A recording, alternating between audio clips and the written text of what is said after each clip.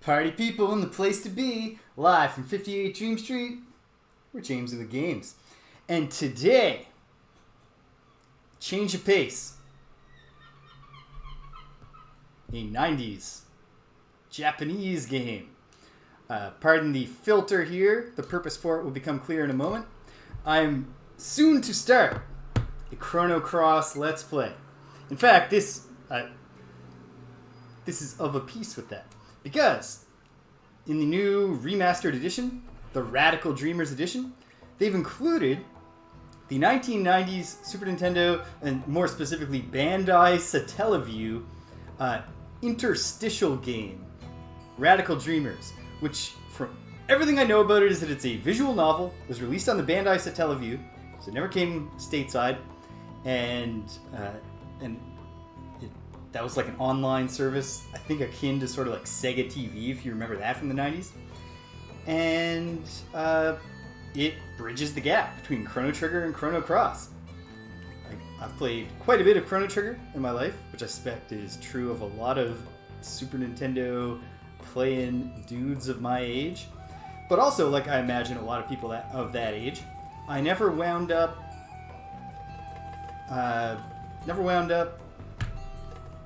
going anywhere with the sequel. I never played Chrono Cross because when it came out, you heard all this. Oh, it's not really a sequel to Chrono Trigger. It's apparently, different in some way or another. So a lot of people were mad about that. And then when you hear like, oh, it's not even really a sequel to Chrono Trigger,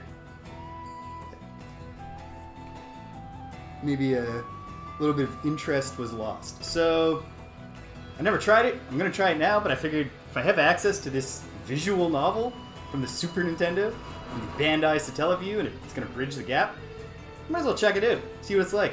So here we go. This is I'm pushing the bounds, even beyond playing like the Ultima games. How far can you take it with just absolutely, antithetical to Twitch content? We're going to do a visual novel. So here we go. I have no idea what to expect here, again, besides some kind of vague connection to Chrono Trigger and Chrono Cross. It all began with a notebook my mother handed me. She told me she found it while cleaning up the closet. This old notebook, covered with mold, was a diary that belonged to my grandfather, who passed away years ago. It contained his distant memories.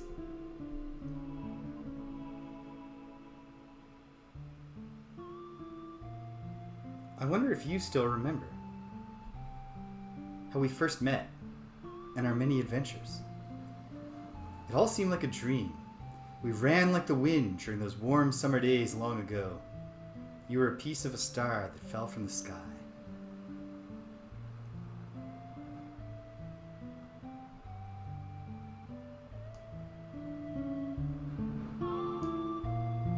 I can still relive the memories of those days long past, just by closing my eyes like so, and whispering your name into the desolate night. Kid. Kid.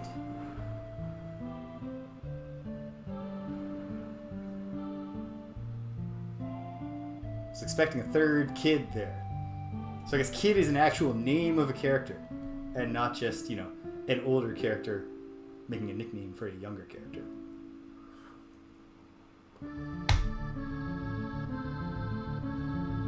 Ooh. Kid. Hey, Kid!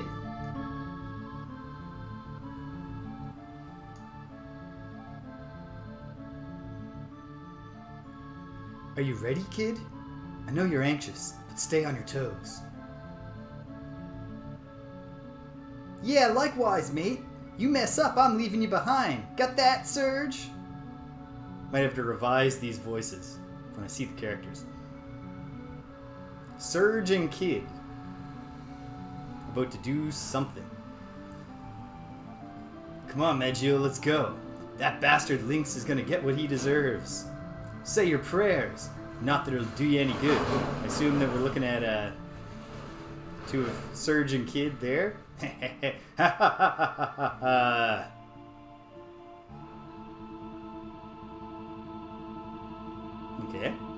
Oh, a falling star. Followed by some stardust. Alright. Radical Dreamers. Le Trésor Interdit.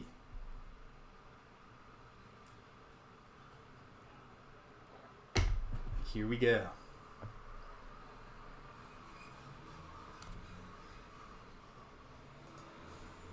A 1996 game, of course. It all began with a notebook my mother handed me. She told me she found it while cleaning out the closet. This old notebook, covered with mold, was a diary that belonged to my Wait a minute, we just read all this. This is a... Okay, it's not a game that dives right in. I was just reading the opening thing. Okay, controller controls. Alright, I need to take the filter off for a moment, which is going to look terrible. I gotta read all this, of course. Alright, let's see. Arrow keys to change selection. Confirm, cancel. X for the menu. Okay. No, I don't think I actually needed to read that at all. This is pretty straightforward stuff. Enter a name. I'll just be Surge.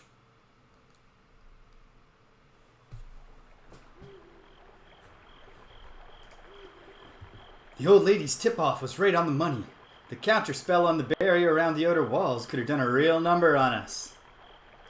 One sec, let me get enough. I'm going to put this in a full screen for myself. There we go.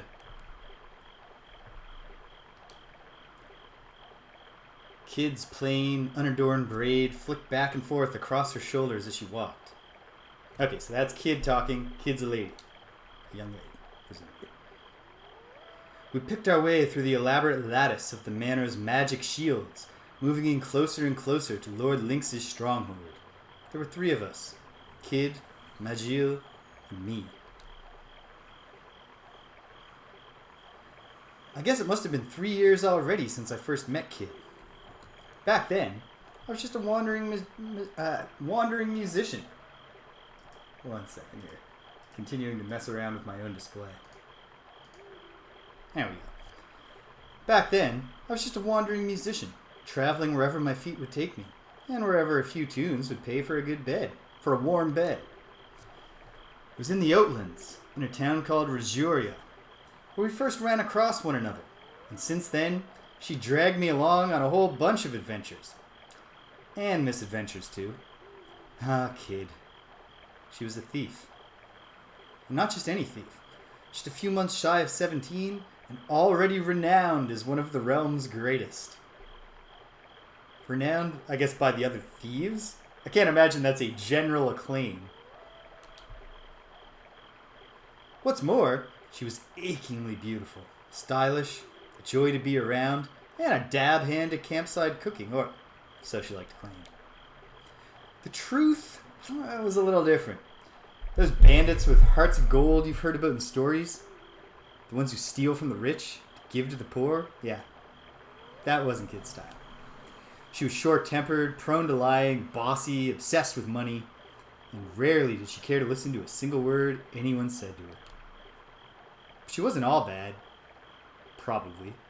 Maybe. Sometimes. She had her moments, anyway. I glanced over my shoulder to see a shadow hovering behind us, blending into the darkness like smoke. Majil. Also known as Majil the Shade, presumably because he can blend into the darkness like smoke. He was Kid's partner, but even after 3 years, I still knew hardly anything about him. All I knew was that he was around 30 years old and not much of a talker. He was one heck of a mage. So I think we've got I'm going to assume Surge is the fighter. We've got a fighter, a rogue, and a mage here. Will this game have RPG elements like combat? I don't know. I heard that he and Kid had started working together way before I met her. He always covered the top half of his face with a mask, and I had never seen what he looked like underneath. He was a man so mysterious that it sometimes seemed like he was an interloper from another world. It wasn't like Kid was exactly big on details about her past, but Majil? You might as well not had one. Kid didn't seem to know much about her partner in crime either. What kind of man he was, what kind of life he lived before. Nothing. You might ask how exactly I wound up being part of this merry band. Well, it's complicated. I guess you could say that life doesn't always turn out the way you think it will. Kid, who was heading up our little raiding party, suddenly stopped dead. Look lively, boys. We've got company. We glanced around warily as cold, cruel eyes emerged from the darkness. Whoa! I heard a low growl. Dark shadows prowled through the night, surrounding us. A pack of wildcats. There must have been about 10 of them. A thrill of fear ran down my spine. Flustered, I pulled my knife from my belt. Kid calmly shifted into a fighting stance. Watch yourselves! I don't reckon these buggers been treated for rabies. Yeah, probably not. The wildcats snarled and growled as they slowly closed in on us, drawing the noose tighter and tighter. To be honest, surrounded by 10 aggressive wildcats, I would have more immediate concerns than rabies.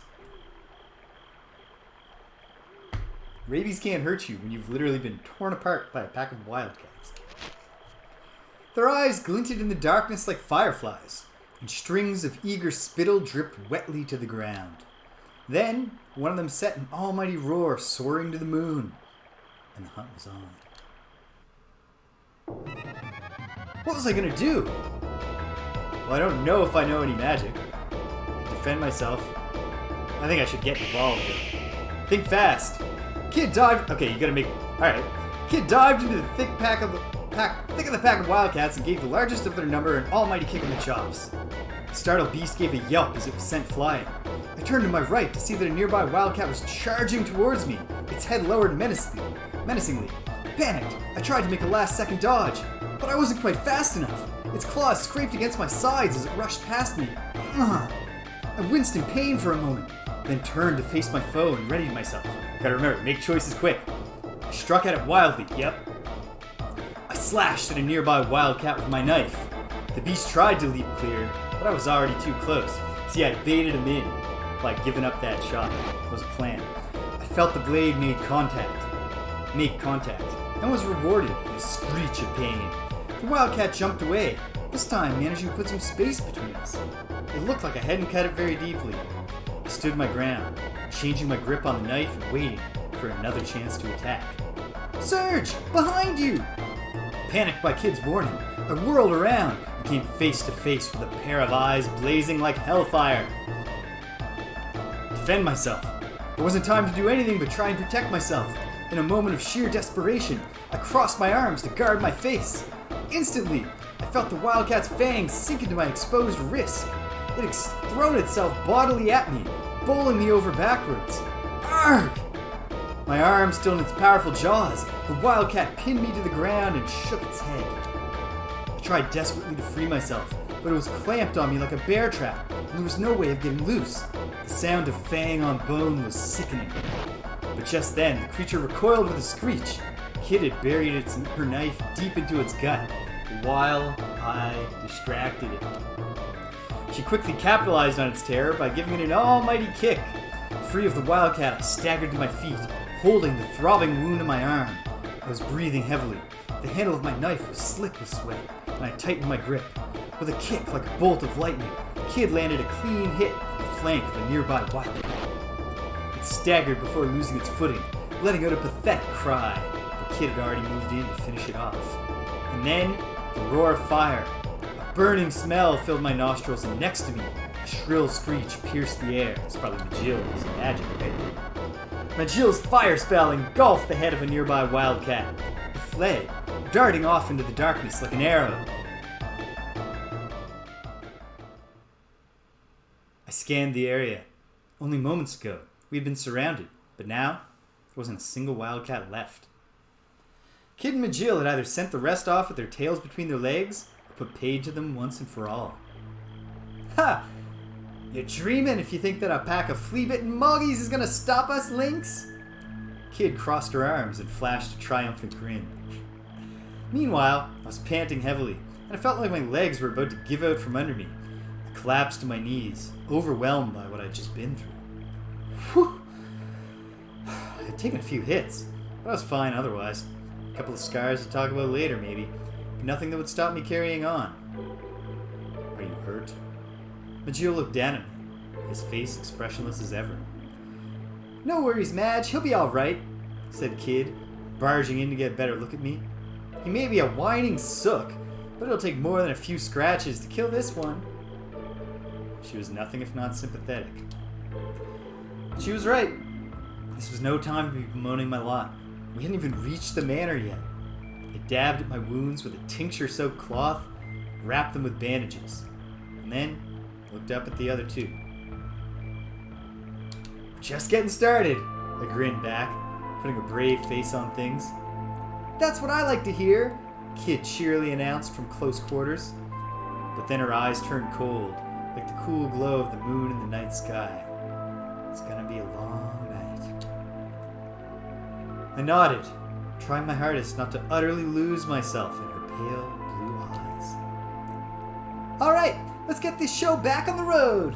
She turned away and marched off deeper into the trees without looking behind to see if me and Majil were following her. Majil, of course, was already right behind her, his unhurried gait making it seem as though nothing much had happened at all. I jumped back to my feet to chase after them. I'd be in even more trouble than I bargained for if I got separated from them. Okay. The dark forest inside the manor's perimeter seemed to go on forever, a labyrinth of trees and boulders. The manor itself loomed in the distance, glowering over the vast grounds, and hidden within was a veritable mountain of treasure just waiting for us. Lord Lynx was the noble who ruled the remote territory of Rejoria. He was also Kid's mortal enemy. We were there that night to steal a certain jewel he kept locked away in his most closely guarded vault. The Frozen Flame. The Frozen Flame was veiled in mystery. It was said to be imbued with an uncanny energy and possessed of a beauty and clarity that made it a priceless treasure. Countless thieves had tried to steal it. Not one of them had come close to succeeding. Nor had any of them escaped the manor alive. And now it was our turn to try to sneak into this place of death. Led by a girl who had the ambition to make the impossible possible, a hunger for vengeance that drove her onward, and a desire for riches that could never be satisfied. As we pressed on through the tree-filled darkness, the shadows gave way at last, revealing the true extent of the vast mansion. Just the headphones there.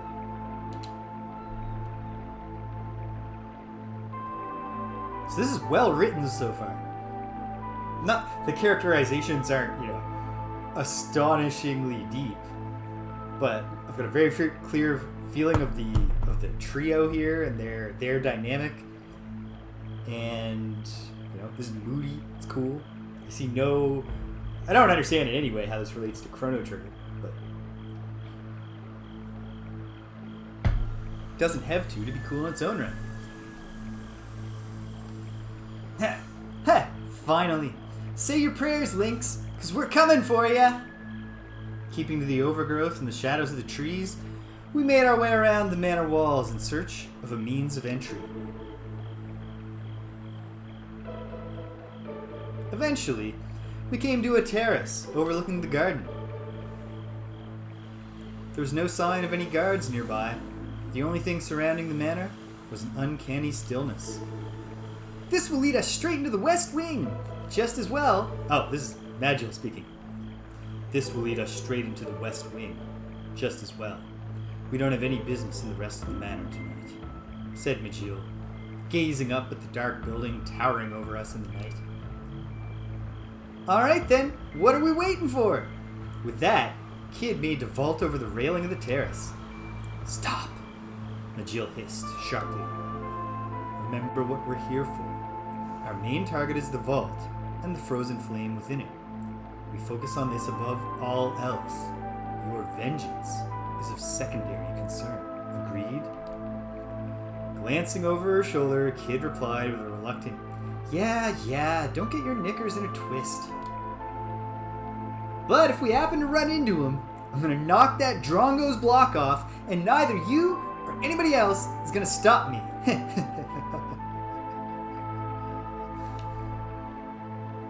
I guess Kid was gonna get her way, whether we liked it or not. Let's go, boys. The night is young. She cleared the railing with a sprightly hop and vanished inside the manor. I glanced towards Majil and nodded in silence. By the way, I've never seen sprightly spelled with a GH. We followed Kid's lead and were soon inside Lord Lynx's lair. The darkness swallowed us whole.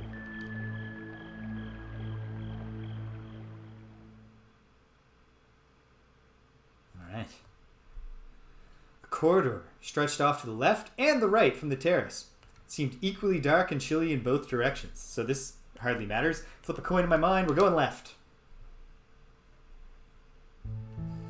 We pressed on through the darkness, down corridors that turned and twisted snake-like, this way and that. Everything around us was still and silent, and it felt strangely like we were being watched. It was as if countless eyes were staring. We continued, creeping cautiously down the corridors. Kid moved proudly and stealthily like a cat stalking its prey, while in the shadows, Majil followed. Gliding swiftly and silently like a sinister breeze, we pressed on into the embrace of the Weaver of Fate. Okay, so during cutscenes, it's just gonna go, and I just gotta keep up with the reading. Missed a line there, but I bet I'll still be able to follow the plot. Suddenly, Kid stopped in her tracks. Something's there. I quickly looked around to see what it was. There was nothing behind us or in front of us. Where could it be? And then, just as I was trying to figure it out, the wall began moving. A rectangular section opened up and swung around, revealing two enormous goblins clinging to the back. It's like something from one of those stories about assassins sneaking around in old castles. So I'm assuming these are like the little goblins that are all over the place in the Renaissance or the medieval eras in Chrono Trigger, but who knows?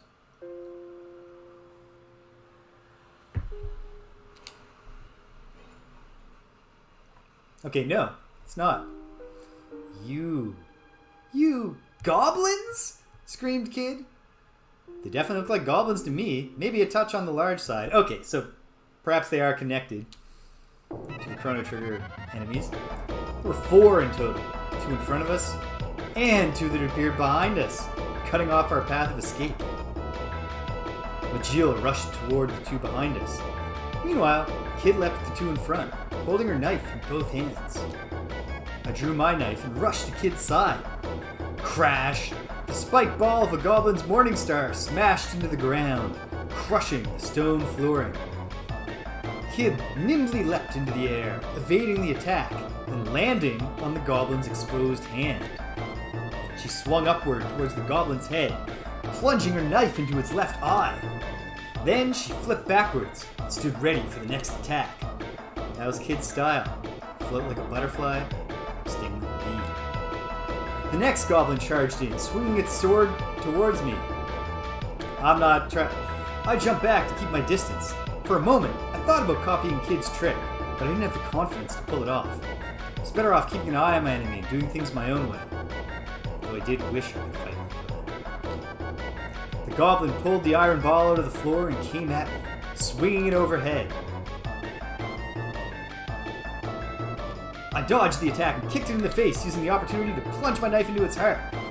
I deflected the goblin's driving strike up toward the ceiling, aimed an almighty blow at its face with my foot. My momentum unbroken, I turned full circle in the air and landed perfectly back on my feet, immediately moving to thrust my dagger deep into its chest. Shunk! The blade sank in up to the hilt. What the hell? What the hell? I leapt backward, trying to get some space. The goblin grabbed me by the scruff of the neck and threw me bodily across the room. I love this adjective, bodily, for actions. It's weird. I slammed into the wall, then slid unceremoniously to the floor, the wind completely knocked out of me. I was still gasping for air when the creature's enormous form crashed unexpectedly to the ground beside me. Well, If you're gonna do that, why didn't you do it sooner? I thought through the pain. I thanked Majil for his timely intervention. So did Surge stabbing this thing in the chest have nothing to do with its death? Struth, you're a gutless wonder, Surge. Oh, that's Kid. Struth, you're a gutless wonder, Surge, grumbled Kid. Business as usual had resumed, it seemed. Sometimes I really did despair. Would it hurt her to offer a, "You hurt me?" just once in a while, if only to mix things up a bit? I'm a grown man, you know. I have feelings. But as ever, I said it only to myself. I like this music. Trying to tell her that for real would have been a swift route to an early grave and nothing else. This music might be a little high in the mix. Let me adjust a little. Okay. But as ever, I said it. So I let her words wash over me. Did my best to stay strong. So we got a real lovesick hanger-on thing with Surge here. He wants Kid to one day just realize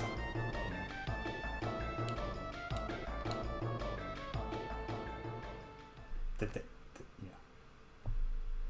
there's a connection. Whew. I'd taken a few knocks, but I was alright. A scrape or two wouldn't stop me. Hopefully at some point Surge could do something heroic in a fight, or at least come out of the fight without just being like, well, they saved me and I only have a few new wounds.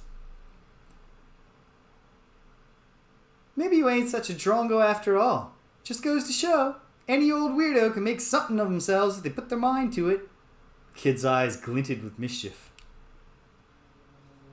We took the corridor leading from the left-hand side of the terrace, eventually arriving at an intersection with some stairs. One moment here.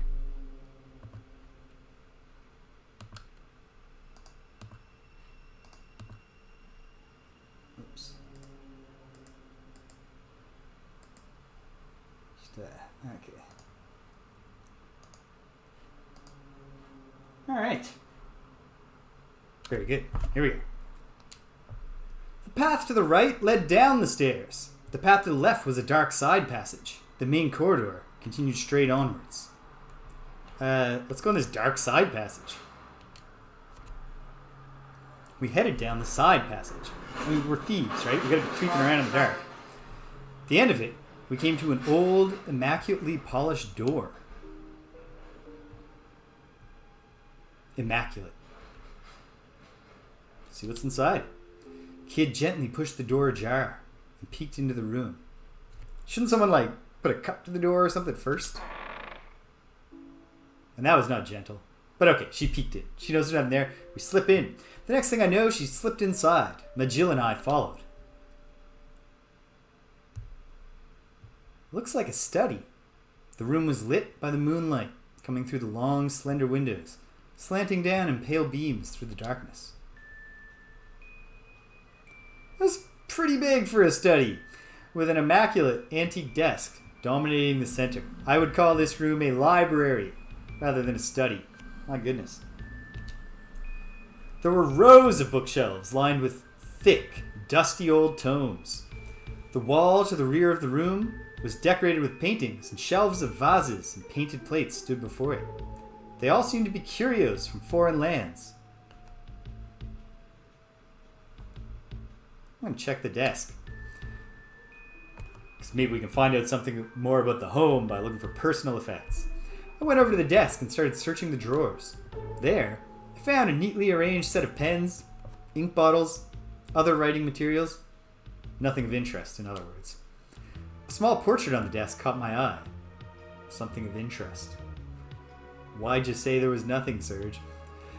It was a picture of a young girl, with a gentle smile on her lips. Who was she? Is it young Kid? Is there a past between Lord Lynx and Kid? That's the girl Lynx adopted. If you ask me, it wasn't because he was looking to help the needy, said Kid, peering over my shoulder. She wrinkled her nose in distaste.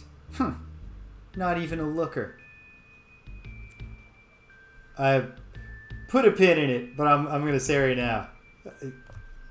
Kid is this adopted daughter, right? Or it's like her sister or something. She's playing it off like it's no big deal. Dismissing she doesn't want me looking at the picture, thinking about it too much. Suddenly, there's a knock at the door. One of the servants or something? Why would somebody knock? In Lord Lynx's own home. We're the intruders. It wasn't a loud knock, but in the bottomless silence of the night, it might as well have been a thunderclap. Kid and I stood bolt upright and turned toward it. Majil, meanwhile, hid in the shadows, drifting away like smoke.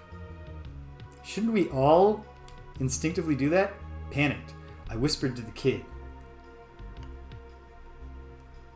Hide under the desk. You what? There's no time. I shoved Kid under the desk and then darted under it with her. Ooh. Maybe who knows? Oof. It was more cramped than I thought it would be. I backed myself in as best I could, but Kid and I found ourselves in an awkward tangle of legs and arms. Oh, Serge. Serge is trying his very... just trying to think of, calming thoughts right now. Slowly, the door opened. Still, like, how much room is there for two people behind the door that is opening? Flickering candlelight spread from the doorway with a warm glow. A shadowy figure appeared at the threshold. I tried to pack myself into the space under the desk just a little tighter. It stilled my breath. I looked down for a moment. My heart skipped a beat. Kid's lips were right there. This is not the time, Serge. For a moment, everything else seemed to drift away. The pink bow of her mouth was so soft, so perfectly formed. This is not the time for this, Serge. Suddenly, my heart was beating so loud I thought my chest would burst. I tore my eyes away and squeezed them tightly shut. That's probably the right call. But it seemed that whoever it was didn't mean to come in. They simply stood there. Strange. Well, I thought I heard something, but the lord of the manor is away, of course. Why would there be anyone in here? I'm assuming this is like a butler or something. I have to get over my nerves. Everything was fine until I heard the news that Porre was on the move. The figure quietly closed the door, plunging the room back into darkness. The voice trailed off to a whisper. We remained motionless, keeping our ears pricked for any sign of an unwelcome return. All we heard were footsteps moving away. As I stayed hidden, listening for trouble, a thought began to cross my mind. Kid sure does smell nice. Oi, Serge! Okay, so Kid is supposed to have like some kind of British accent here, isn't she? Oi, Serge! You gonna move your ass or what? She whispered into my ear, her breath tickling as she spoke. Huh? Sorry. I rushed to my feet in a panic, smacking my head right into the top of the desk, revealing a secret compartment. Ow! Cradling my head in my hands, I crawled out from underneath. Oh, that stings. Just another scar, though. It's okay. It's not going to stop me. Kid followed right after and stood up, looking down at me on the floor. Not your most heroic moment. You all right? Yeah. I'll live. Was it not heroic, though, Kid, when I found a hiding place for it? She took a look around the room. No sign of that dirtbag Lynx. Lucky for him, she snorted. So Porre has made his move. Majil emerged from the shadows, contemplating the news we'd overheard. Hopefully now Serge will give us some backstory narration. Maybe after this conversation. But you gotta tell me who this guy is. Kid, if the rumors are true, we might well be about to find ourselves in a very difficult situation. This seemed to set her thinking too. Porre was a powerful nation that ruled the southern continent. That's important information, not a person. I'd heard it was a prosperous land whose recent and sudden development had pushed it far ahead of its neighbors, which made me wonder, what would its inhabitants want here, out in the sticks? They couldn't be after the frozen flame, too, could they? Well, I don't know, Serge. As valuable as it might be, a jewel is just a jewel in the grand scheme of things. I couldn't imagine it being an item of national interest. I mean, ultimately, it's just a pretty rock, right? Yes, the mysterious gem called the Frozen Flame in this world of magic that everyone's obsessed with, apparently. Surely it's just a really nice rock. Aye, Serge. You're not the brightest, are you? Humph. Let them do what they want. If everyone's busy playing soldiers, they won't be bothering us. Come on, we've got things to do.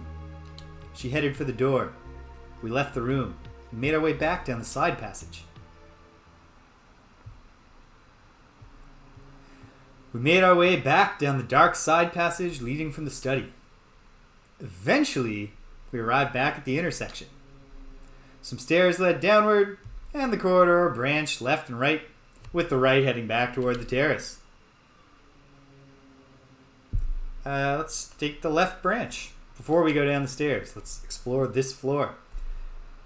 We continued onward, past where the stairs and the side passage emerged into the main corridor. We found ourselves in front of some ornate double doors. Very skinny doors.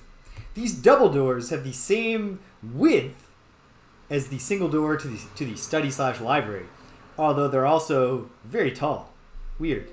I mean, we're never going to find out what's in there if we don't go in. Kid gently pushed the heavy doors open and peeked inside. Doesn't look like anyone's in there.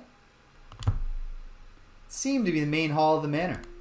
There was a massive table, beautiful decorations on the walls, and thick columns decorated with sculptures of birds and beasts. Fixed to the wall in the back towered a tremendous pipe organ, like a burnished black mountain. Dozens of candles provided a dim, flickering light, setting the corners of the room dancing in and out of shadow. Several enormous portraits glowed down from on high on the wall. Were these members of Lynx's family? I was busy staring at a painting depicting a young husband and wife when I realized that their eyes had turned to look right at me. Okay, they hadn't. Don't worry, this isn't about to turn into some ghost story. Dumb ghost story. It just looked that way because of the flickering light of the candles reflecting against the glossy oil paints. Obviously. Probably. This place gives me the creeps. And get a load of all those ugly mugs. There's nothing for us here. Oh, this is clearly supposed to be kid speaking. Because it started out cowardly with the creeps thing, I thought it was Serge. This place gives me the creeps. And get a load of all those ugly mugs. There's nothing for us here. Let's look somewhere else. Neither Majil or I had any objections. We left the hall and returned to the corridor. We left the hall and returned to the corridor. Just to be... really want to hit that point, to be clear. Eventually, it led us to an intersection. There were some stairs going down and to the right, a dark side passage. That's, of course, back to the library. If we kept going straight, we'd arrive back at the terrace. Let's go on back down the stairs. Slow animation. Slowly, we crept down the staircase, descending deeper into blackness as we went. At the bottom, the path split. The way to the left continued on to an atrium that resembled a sort of plaza, while the path to the right was a winding passageway that trailed off into darkness. Pardon me. Let's go to the atrium for a moment. Kid poked her head through the arch-shaped door and took a look around. Ah, it's big in here.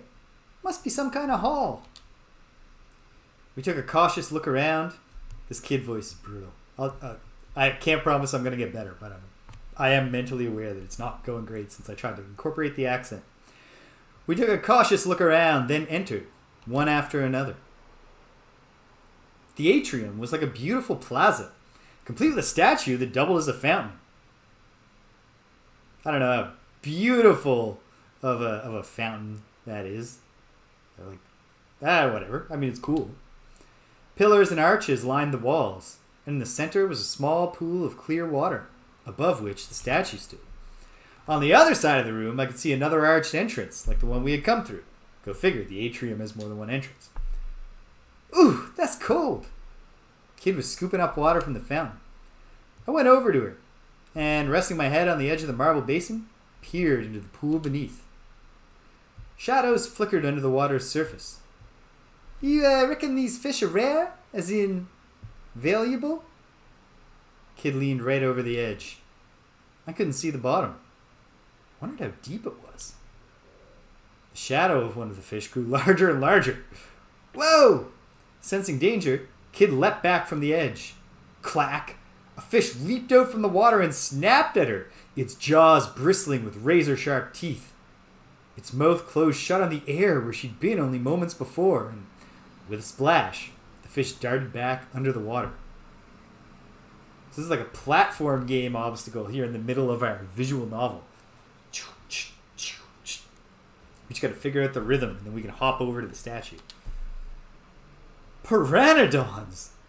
Deadly, carnivorous fish with razor-sharp teeth and powerful jaws that could snap a monster's horn in half. Staring in horror, I watched as dark shadows began to gather in what little of the pool I could make out. The pteranodons must have detected prey. Soon, the room was filled with the sound of splashing and snapping as the fish teemed at the water's surface. Bloody hell! Even Kid was uneasy. She took another step back. How many pteranodons were in the pool? The thought of what would happen if they all leapt clear of the water and attacked at once crossed my mind. A bead of cold sweat rolled down my forehead. Suddenly, the water coming from the statue turned crimson and shot out in a powerful jet that nearly touched the ceiling. Kid jumped back. I just stood in shock, watching the torrent of water erupting from the statue. This mansion. It's got some stuff going on. The scarlet waters continued to gush out of the fountain. The pool grew redder and redder and started to overflow. We looked on, entranced. But the spell was soon broken, I was going to say, when we realized that the water was starting to flow faster and faster over the rim of the basin. Go figure. So yeah, this is not good. The pteranodons began to jump and snap at the water's surface with bloodthirsty glee. I was brought to my senses by the dull slapping sound of pteranodons hitting the floor. Should we deal with them? Once again, I failed to make a choice. Arrgh! A bolt of pain shot up my calf and I came close to fainting. I gotta remember, whenever something exciting is happening, you have to choose quickly. I stood my ground as best I could, flicking away the pteranodon that had bitten me. But soon, a horrible ring of shadows began to circle the water around me. I was surrounded! What was I gonna do? Fight him! Deal with the fish! What? You want to try and pick off this little lot, one by one? Kid glared back at me, her face a picture of exasperated disbelief. Don't be a bloody idiot, Serge! You want to die here? I'm just trying to impress you, girl! While I stood there, my mouth agape, a pteranodon sank its teeth into my foot. A jolt of pain surged up my leg, making me jump. What was I gonna do? Let's get to the exit on the other side. We have to get to the other side! We desperately tried to wade towards the exit opposite us. The water was already up to my waist. A strange smell like warm meat rose from the water's surface. Arrgh! I yelped as my left thigh and my right ankle simultaneously erupted with pain. It was still a long way to the exit on the opposite side. What was I gonna do? Just keep rushing! That's right. Those fish weren't gonna stop me. We desperately tried to wade toward the exit opposite us. The water was already up to my waist. A strange smell like warm meat rose from the surface. Countless pteranodons were tearing at my legs. The bites burned like fire. It was still a long way to the exit on the opposite side. What was I gonna do? We gotta go back the way we came in, obviously. Kid, let's get out of here! In a panic, we splashed back through the water. Back to the corridor where we came from. The fangs of the pteranodon snapped at my legs, and I felt searing pain. But I had to endure it if I had any hope of reaching the entrance. Breathing heavily, I finally found myself back in the corridor outside. Well, so far, I'm really bad at choosing options. Whew, that was a close call. Let's go to the menu for a moment. It occurred to me. There's probably no autosave. So I should throw down a save. I should have saved much earlier than this. Woo! That was a close call! Hail, Waffle Syrup! Welcome! How are you? I'm doing the most aggressive anti-content I've ever done. Radical Dreamers, the visual novel. I'm back from the go-away part of my vacation, but I'm still on vacation. Hence, I'm streaming in the middle of the day on a weekday. It's awesome. I cannot recommend taking vacations enough. So that whole thing was a trap, eh? Talk about twisted. Lynx is even more of a sick bastard than I thought. I was about to say he wouldn't have to be if he didn't have to guard against people like her breaking into his home, but I thought better of it. Oh ho! Cool!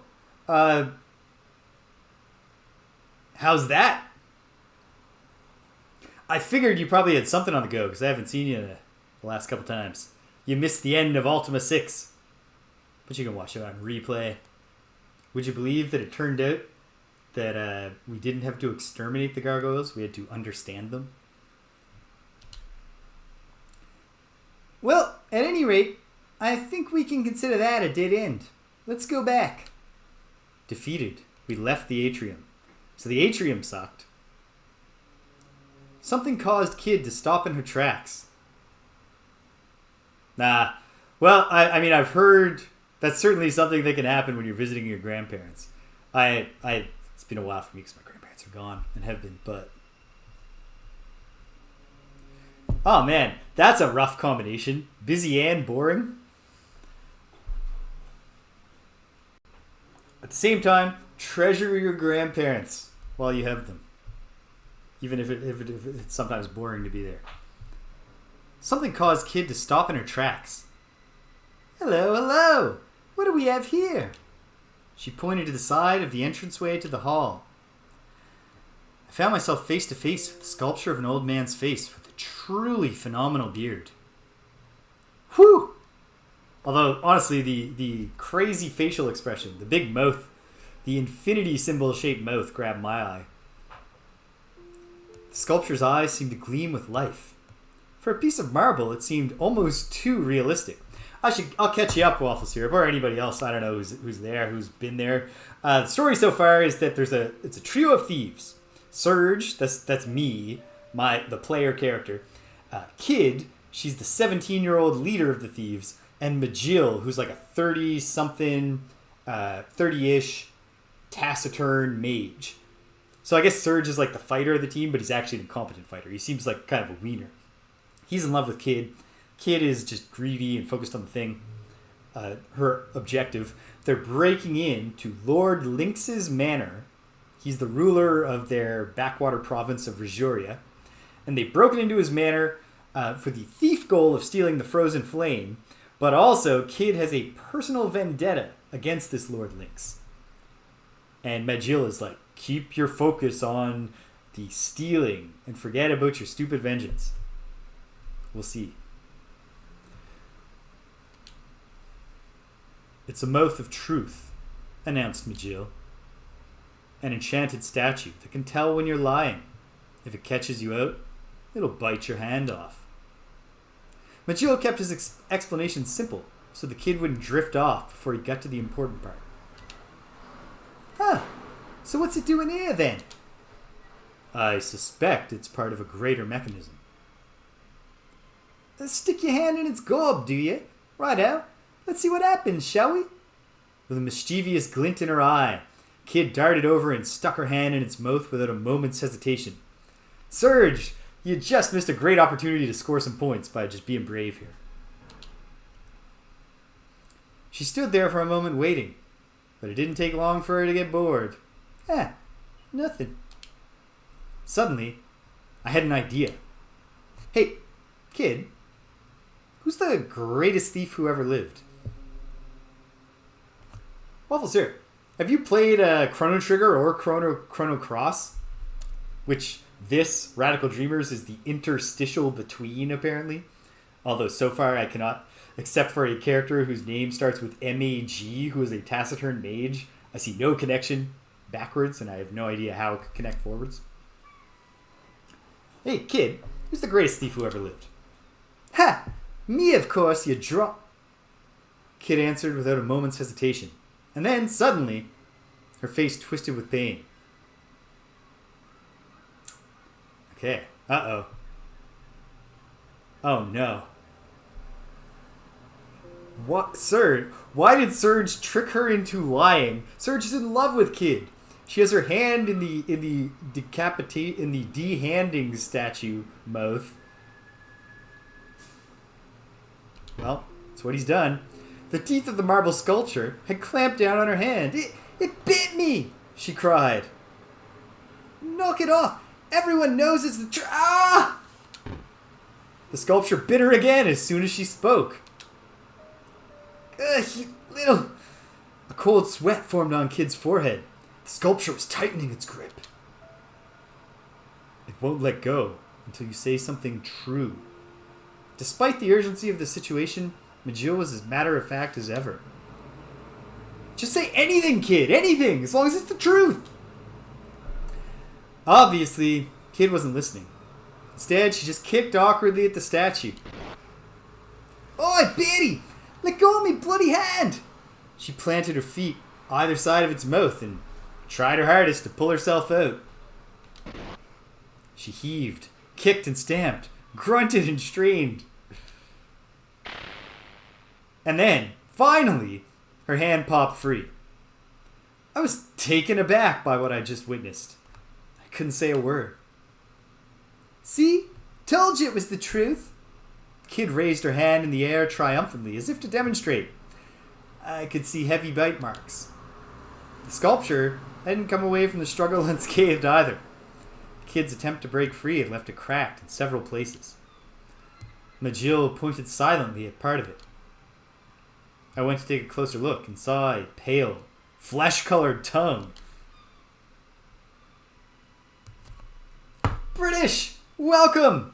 What is going on, my friend, is vacation.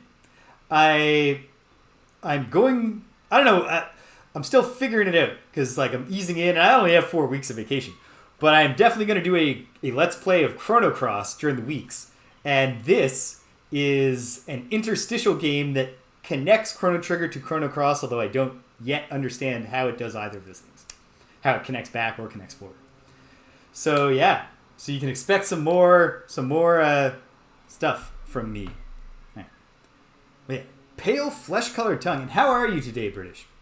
I expect we're supposed to put something there, commented Majil. Something? What exactly? I replied. Kid stood there for a moment, lost in thought. And then she started to unload all the knickknacks she'd been carrying.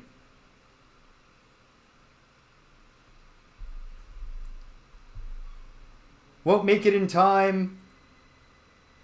Oh, because to daytime, afternoon here, evening there, late evening or mid-evening or whatever streams. Don't worry, I won't be doing that. I won't do Ultima 7, for instance, in a time slot that won't work for you. I promise that. And were you? I know you said hello at the start of the stream where I finally beat Ultima 6. But I think you might have got pulled away by something. But I beat Ultima 6 on Sunday. I'm going to go back very briefly on Sunday before I start Quest for Glory. I'm going to go back to Ultima 6 because I never did find the other Gargoyle Farmer. And I'd really love, the one who is kind towards the wingless. And I'd love to get that full picture of Gargoyle Society. Ah, so you were there, in not even just in spirit. In fact, not in spirit, but in form, in substance. All right, Kid's breaking out her knickknacks. It was a strange collection of odds and ends, pulled out from her pockets, her boots, even from her braid. All right, Serge, now it's your turn to have a go at that stupid statue. Kid grinned at me, holding her assortment of knickknacks out in the palms of both hands. I guess she decided that whatever further horrors the statue had in store, she'd rather not face them herself. Nice, Kid. Real nice. Grumbling to myself, I reached out to pick an item. I chose a mirror, a file, a centipede, lipstick, dried grapes. Let's try grapes. Maybe the statue literally wants to eat. I don't know. I took a small bag of dried grapes. Dried grapes. Raisins. One by one, I fed them into the sculpture's marble maw. If the sculpture's anything like me, it's not happy with this. Munch, munch. Ugh. It actually ate them. Okay, so Serge is the one who's like me. Or he's disgusted that the statue eats. I'm going to choose to think he's like, the statue like, why is it raisins? That's enough, Serge. Those are my emergency rations you're wasting. Kid snatched the bag from my hands. I still had the last grape, though. So I popped it into my mouth. Okay, so Serge is disgusted that the statue eats. He doesn't have a raisin thing. It was absolutely delicious. They're not for you either, sunshine, growled Kid, glaring at me. You gotta take this seriously, Serge. Or should I leave you alone with Beardy here? She was clearly annoyed, but I hadn't worn her patience completely thin just yet. I decided to try something else. I chose... Okay. Let's try thread. Maybe we can feed the thread down, catch something? I took the piece of thread, a length of very finely spun silk. Didn't seem like a good idea to just shove it in, so I tried dangling it into the statue's mouth. How true, Julius, or Caesar. Your greatness, your majesty, whatever his imperial title was. Of course, one could say, for example, Caesar believed in the wish that he could make himself dictator for life and end the Roman Republic and then still hang out with all his senator buddies. Maybe he should have thought about his own advice a little. I tried dangling it into the statue's mouth. Watch yourself, that stuff ain't cheap. It's made by royal silkworms, I'll have you know. Kid, why'd you give me a bunch of things? Just give me the ones that you're okay with me putting... This is working.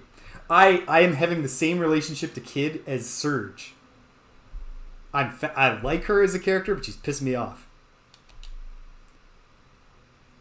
The thread slipped deeper and deeper into the mouth of truth. And then I felt a slight tug. I tried winding it carefully back around my finger. At the end of it was a small piece of paper. So there you go, Kid. Not only did I find something, but you got all your string back, so... Nice one, Serge. That's gotta be a clue. Kid's eyes lit up with delight. The note says, try again. We stood in stunned silence. Ya licky, tricky piece... Ugh! Kid ripped up the paper in a rage and threw it away, then started kicking the mouth of truth. Majil was leaning against the wall, watching the spectacle in silence. I'm guessing that wasn't the one then. What next? I chose... Can we hoist this thing with our petard? I picked up the sizable petard. I can't visualize a petard right now. Excuse me a moment. Googling the word petard. A small bomb made of metal or wooden box filled with power. Kind of firework that explodes with a sharp report. I was not thinking clearly about what a petard is. I may have made a grave mistake here, gang, by putting a bomb inside of this thing. Let's see. Anxiously, I shoved it inside the mouth of truth. Nothing happened. Let the professionals handle this, Serge. Kid shoved me aside. She was holding a match. Yeah, here's the thing, Waffle Syrup. I had been picturing... I thought... naively, because I'm only familiar with the word petard through its use in the hoist by your own petard. The hoisting I was picturing being a pulling up, so I thought it was like, part of a flag raising mechanism or a pulley or something. I wasn't picturing the hoist being a from below force when your bomb explodes on you. She's holding a match, so we're gonna light the bomb. Wait a second, you can't be serious. All the blood drained from my face. Diddly serious, mate. Before I could say another word, Kid lit the fuse. An explosion followed, accompanied by a puff of white smoke. When the smoke had cleared, the mouth of truth came into view once more. Still intact, but now very badly cracked indeed. Not quite enough oomph to knock its block off, eh? Should have brought a bigger one. Kid stood there with her arms folded, calmly commenting on the mayhem she just caused. What do you think you're doing? I can't believe you just set that thing off like that. Kid shot me a look. What do you mean? What else are you going to do with the bomb? She was a complete and utter liability. Well, any more ideas, Serge? Asked Kid breezily. I chose... Okay. A mirror, a file, a centipede, lipstick, a scroll? What if the scroll has something true written on it? I picked up the peculiar piece of parchment. Bracing myself, I shoved it into the mouth of truth. We'll try the mirror next. Waffle syrup, unless I've solved it. Shoved it into the mouth of truth. Ha ha ha! Nice one, Mr. Master Thief. You think it's a magic scroll or something? Kid doubled over with laughter. Guess that didn't work. With a sheepish chuckle, I pulled it out again.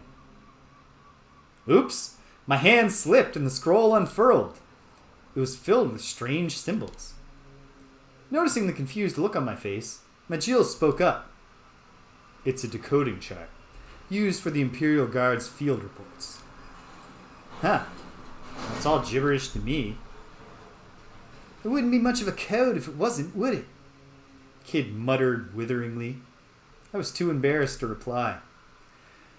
Once I'd clawed back some of my pride, I attempted a recovery. You'll, have to walk me through it sometime. She just pouted and looked away. Oh, so you can't read it either. Boy, can I pick my moments. Fine. If you're not going to take this seriously, we're leaving you behind. Sometimes she could be cold as ice. I had really done it now. She made to leave, but I grabbed her gently by the shoulder. Look, I'm not messing around. I'm sure this next idea is going to work. I'll believe it when I bloody well see it. Kid didn't seem convinced. The stakes were high. I looked again at her collection of knickknacks and I chose... The stakes are high, Waffle Syrup. And whatever happens, it's on you. Small silver mirror. I took the small silver mirror. The sculpture stared impassively, its marble beard still commanding my attention. I stuffed the mirror into its mouth. It didn't seem to be the right item for the job. Don't see any cavities. Yeah, very funny. Now give me my favorite mirror back before that thing chomps it to pieces. Kid. Why did she give... She said she was getting knickknacks. It turns out she took almost entirely things that are precious to her. It's a rather nice mirror. I pictured her gazing into it as she braided her hair. Do you want to try something else? Asked Majil dryly. I chose. Do we think that there's a right answer, gang? Or do we think that just, I'll try everything, they'll make fun of me, and we'll move on? Something alive? Something mouth appropriate? Something sharp? Those are our options that are left. Let's try the centipede. Oh, that is just... What are you doing walking around with a centipede in your pockets? I reeled back in disgust. This isn't your pet or something, is it? Don't be thick, Serge. It's a toy, not a pet. Yeah, we might as well, waffle syrup. Who knows? Like, maybe it turns out later on, like, oh no, look, this is an adventure game, right? It could be you wasted so much time on the thing that now you get the bad ending or something. But whatever. I don't care if I get the bad ending. It's a toy, not a pet. A toy? You gotta pick something nicer. It is nice. Nice for giving people nasty surprises. She seemed to think this was an entirely reasonable attitude. Entirely reasonable to her, maybe. Serge is obviously a young man because he's got the whole I'm in love with kid, I want to impress her, I will follow her, I will do whatever. I need her approval, I want her love. But he also seems to recognize that she's terrible. What was she doing with all this stuff? I reached for the rubber centipede. Trying not to think too hard about what I was doing. It's rubber, dude, chill out. I stuck it into the mouth of truth. Only for it to fall down the back of its throat. Serge, you'll pay for this, growled kid, staring daggers at me. Yikes! I'll get it back, I promise. Stealing my nerve, I reached into the mouth of truth. Well, I mean, we haven't tried the put your hand in there and tell the truth idea. Suddenly, my hair stood on end. It was licking my hand. The giant, uncanny tongue slopped back and forth across my fingers like I was a lollipop. Oh, I'm gonna puke. Keep it together, Serge. Do it for the centipede. Kids' support didn't do much to help me, but I somehow managed to pinch the centipede with the tips of my fingers and pull it out. You must really love this thing. No, she doesn't. Nah, not really. I just hate to see stuff go to waste. Sorry, what? Why did I even bother? Because you'll do anything for those pale blue eyes, Serge. You're a sap. Well, no luck there either. Want to try something else? Asked Kid. Almost like this was a game. I just wanted this to be over with. I reached out for the next item and chose... Let's try the lipstick. I don't think that any of these objects is going to solve the thing. I picked up the small, lacquered tube of lipstick, and without knowing quite why, smeared it all over the statue's mouth. What are you... Lippy! Kid exploded with fury at the sight of the mouth of truth's bright red lips. What are you getting so mad about? You don't even wear makeup. It's for marking our path to make sure we don't get lost. Well, now if we come back here, kid, we'll see the red lips and we'll know we were here. Huh. I didn't realize, but guess that would explain why you brought it with you. And what exactly is that supposed to mean? What's so funny about me having lipstick anyhow? Nothing at all. It didn't take much to tell this was the calm before the storm. You'd better buy me some more when we're done here. Yep, she was mad, all right. Okay, I'm sorry. Let's just try something else. Kid gave me a doting glare in response to my apology. Take this seriously or I'm through with you. I gulped and nodded in panic. Reached out for the next item. I chose... Well, if it turns out to be the file... It seems... Actually, you know what? It seems like a very real possibility. That we go somewhere else in the mansion and we figure it out and we come back. As opposed to just this being a totally pointless aside. But I do not think the file is going to be the right item. But let's see. I took the file. Placed it inside the mouth of the marble sculpture. Whoops.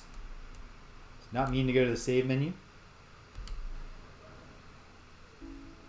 Didn't seem to be the right item for the job. Crunch, crunch, crunch. I was stunned. The mouth of truth had started chewing on the file. It was eating it.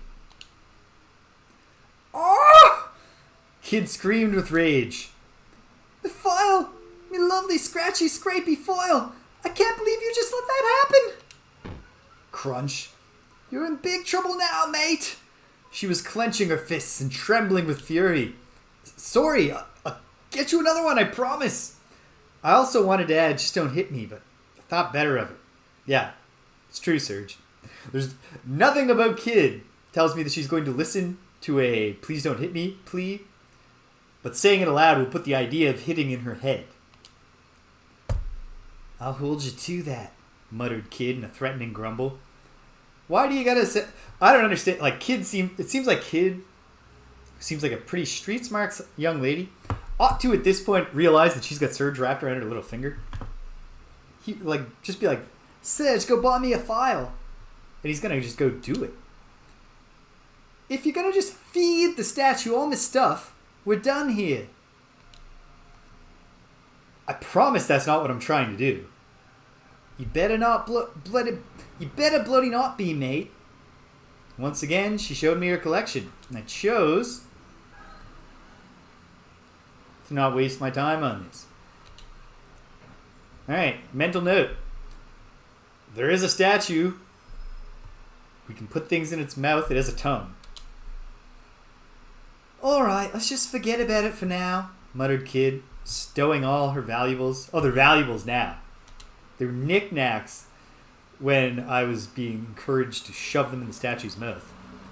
I was sure we'd find a use for this stuff. Whatever. Let's get moving, eh? Defeated, we left the atrium behind us.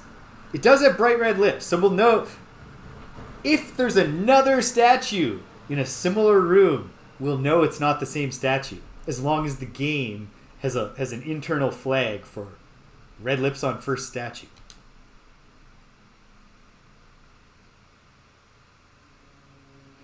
Leaving the atrium behind us, we immediately found ourselves at a fork in the path. To the right was a passage to some stairs leading upward. A dark passageway continued on directly ahead of where we stood. Well, we just came down the stairs, so let's go down the path.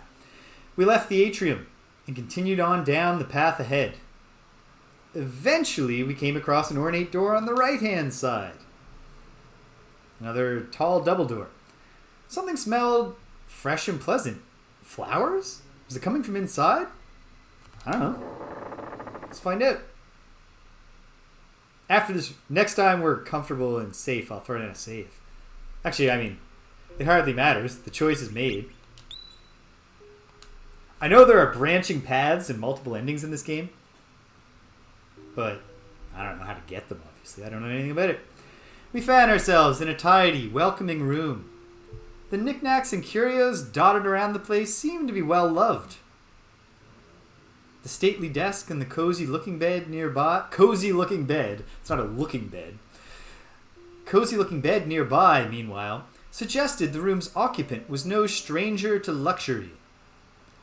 Though the room was richly furnished, somehow it still felt awfully lonely.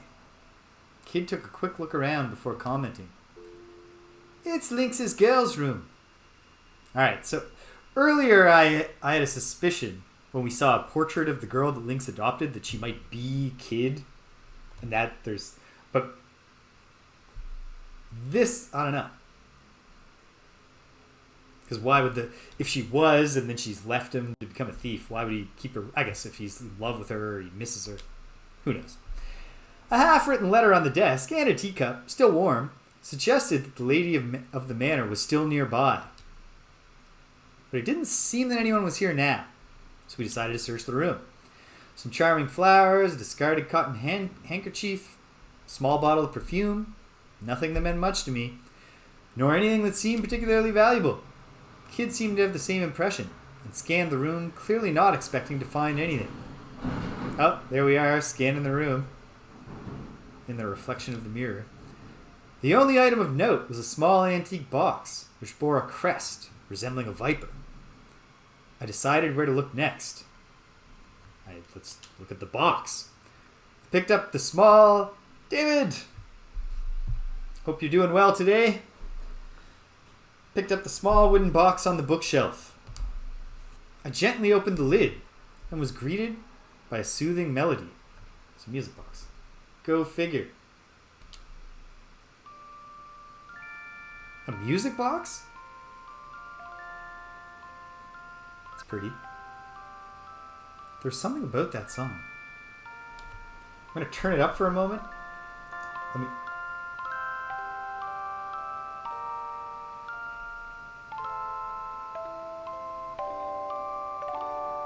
Yeah.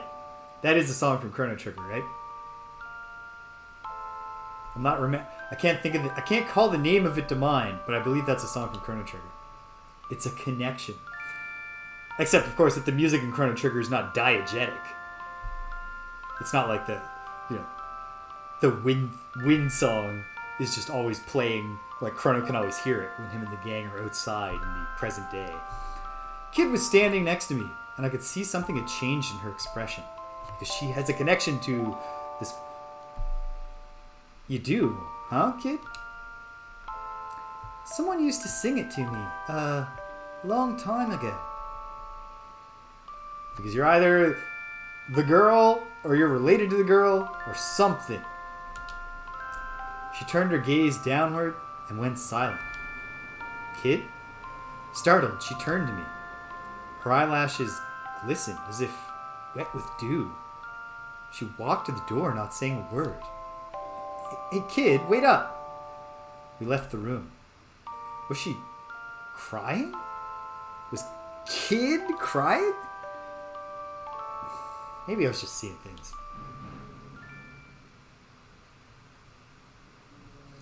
The passage outside the room continued to our left and right. The path to the right led deeper into the darkness of the manor.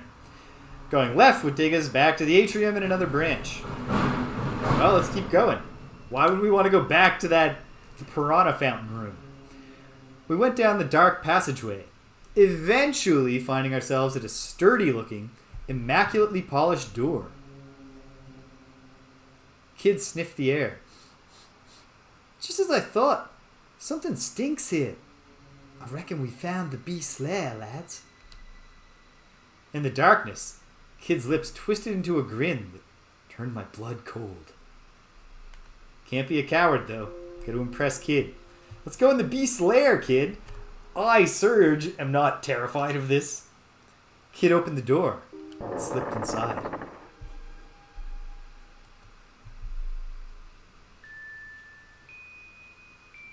It was Lynx's room, but he didn't seem to be around. Oh, the beast is the Lord, not an actual beast chamber. Heh, the bugger's going and scarpered because he heard I was coming. There was something deeply unpleasant about the room. There wasn't anything unusual about the furniture and fittings, not how they looked or how they were made, but taken as a whole, it all felt discordant. Was this a reflection of Lynx? A seemingly ordinary facade that hid a disturbing truth only some could see? Let's see what we can find. The desk drawers, the paintings on the wall, the vase on top of the side table. We left no stone unturned. There didn't seem to be anything suspicious. But as I scanned the room, something unusual caught my eye. There was a pedestal in one corner, with a significant-looking scarlet cloth drawn over it. I slowly raised my hand toward it. Be careful what you touch in here, warned Majil. I pulled my hand back timidly. But then, the cloth flipped back with a flutter without me having laid a finger on it. Did that thing just move by itself? Exclaimed Kid, her eyes wide open with surprise. Gripped by curiosity, we moved in to see what it had been hiding. It was a large, antique mirror of an elaborately decorated style I had seen before. It wasn't the kind of thing that would normally seem out of place in an old manor like this, and yet... Pardon me. Wait, something ain't right, said Kid. Meanwhile, I was captivated by the gaze of the statue of Venus reflected in the mirror. Oh, they have the Greek gods in this fantasy world? Wait, did the statue... suddenly the eyes of the statue just shone with light. What's it... What? Oh, it's speaking. That's not very good speaking animation. That looks like the statue's like, feed me. Don't feed the truth, statue. What is your desire?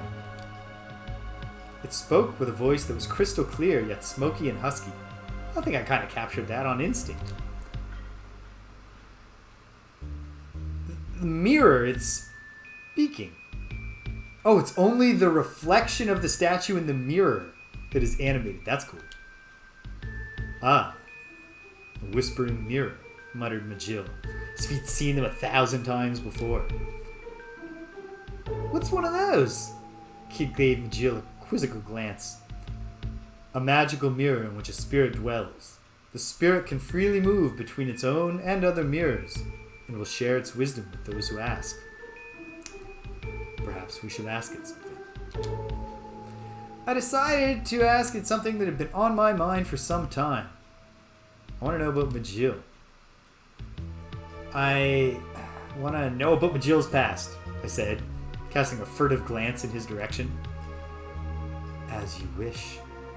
The statue of Venus turned her gaze downward. As she did so, darkness spread across the mirror's surface. But nothing else took its place. There was only unending black. What did it mean? Leave the stupid mirror alone and get back to work, snapped Kid. She was already poking and prodding at other things in the room. I stepped away from the mirror and started searching the room again. So the truth statue was intriguing enough to Kid that she'd stand there while I shoved like thing after thing. But we get a talking mirror that can reveal hidden truths to us. She's like, we don't need to waste time. I guess she's worried I'm going to ask about her past. I have a feeling if I had tried to ask about her past, she would have just like slapped me and stopped it. I don't think we can find out about her past right now. Who knows? Took another look around the room. Huh. I didn't rate our chances of finding much of interest, no matter how hard we looked. What was I going to do? I'm going to trust in Kid's instinct. Not necessarily because I trust her instinct. I want to score points. Hey Kid, you've ransacked a few rooms in your time. Anything at your thieves' intuition? Tingling? Thieves' intuition? Tingling? There we go. She was scrabbling around the stuff on the desk. At the sound of my voice, she immediately turned to face me. In each of her hands was a pen. Prepare to suffer, thanks. Within minutes, the room was covered in scribbles and graffiti. It was everywhere, the furniture, the walls, even the floor. Your mom stinks and your face is like a squished tomato and your breath is like rotten fish. Shocking stuff. And then she descended upon the whispering mirror, whose surface had returned to normal. Ah, please, I beg of you. You mustn't, screamed the mirror helplessly. Phew, that's a load off my chest, said Kid, satisfied. She casually tossed the pens to the floor. What the hell was that all about? Not sure, really. It was fun, though. And with that, she sauntered toward the door, clearly very pleased with herself indeed. I felt bad for the mirror, so I stopped to give it a quick wipe before we left the otherwise completely ruined room. Probably too nice a guy, Serge, to be part of a band of thieves. That might be part of what's holding him back as a thief here. The corridor stretched out beyond the door. We retraced our steps. Eventually, we came across an ornate door on the left-hand side. It was Riddell's room, Lynx's daughter. We were just in here, right? Let's go back in. Found ourselves in a tidy, welcoming room. Knickknacks and curios dotted the place, seemed to be well loved. Stately desk, etc. Still feels lonely, though. Half-written letter on the desk, teacup. Windows open. Fresh air. Was that window open there last time? It seemed that someone had been here only moments ago. I'm assuming that doesn't mean us. Let's come back later. We left Riddell's room for now. We're not alone in this mansion. The passage outside the room continued to our left and our right. Going right would take us back to Lynx's room. Going left would take us towards the atrium and another branch. Well, let's go to the left. We continued around the corridor, down the corridor, until we reached an intersection. There was a left turn in the corridor leading to some stairs going upward, and the corridor also continued straight to a large plaza-like atrium. I guess we go back up the stairs. The passage to the stairway was short. With Kid leading the way, we started to climb the narrow staircase. At the top, we found another intersection. Taking the corridor right would lead us to a dead end with a large door, while the way to the left led to the terrace. The narrow side passage in front of us was open. Let's go back down the side passage to the study and see if we can search it a little. A scream pierced the darkness, turning my blood to ice. I realized that a pair of crazed, blood-red eyes was staring into the depths of my soul. Alright, if exciting things happen, I have to make choices quickly. It was a griffin! In a panic, I tried to slip the knife from my belt. Before I could draw my weapon, the griffin had spread its powerful wings and swooped towards me with an almighty screech. I was knocked back and sent rolling to the ground. I gasped with pain as the wind was knocked out of me. Serge, you okay? Every nerve in my body was screaming with pain. I held back the moans and staggered to my feet. I looked up to see the massive griffin in front of me. Its hellish red eyes stared down its beak. It was going to attack. What could I do? I'm gonna get in close. Almost by reflex, I jumped in close to the griffin's body.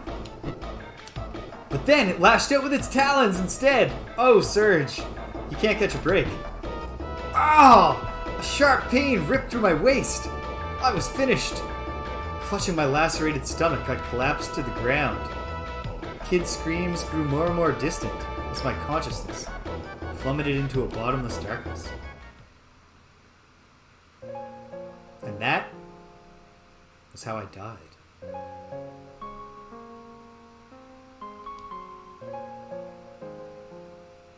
Oops. Okay. The counterintuitive fighting strategy of getting inside on the griffin is not the way to beat the griffin. Noted. Tidy, welcoming room. Knickknacks and curios, well loved. Cozy stuff, richly furnished, feels lonely. She commented, we've seen all this. I can spare myself from reading it. I'll make the same choice. And this time I'll save before I go up those stairs. Where to look next? We want to do the box and make a kid feel weird.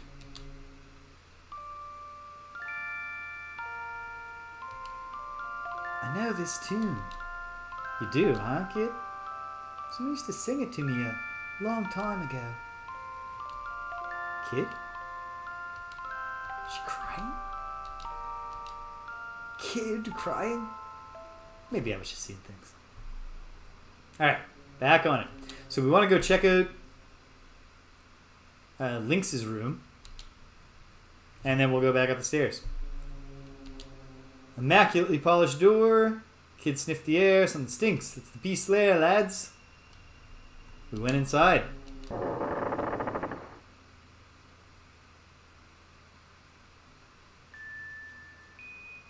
It was Lynx's room, but he didn't seem to be around. Hey, the bugger's going and scarping because he heard I was coming. There's something deeply unpleasant about the room. There wasn't anything unusual about the furniture and fittings. Not a... Spare myself. I'm not going to read this all again. We're in the room. I think I will make some different choices this time.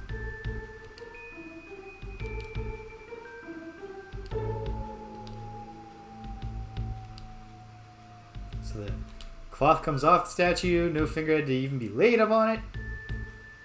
In the mirror, it comes to life. We'll still ask it about Majill's past.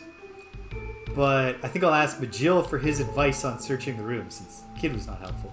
Majill seems more likely to think and say something thoughtful.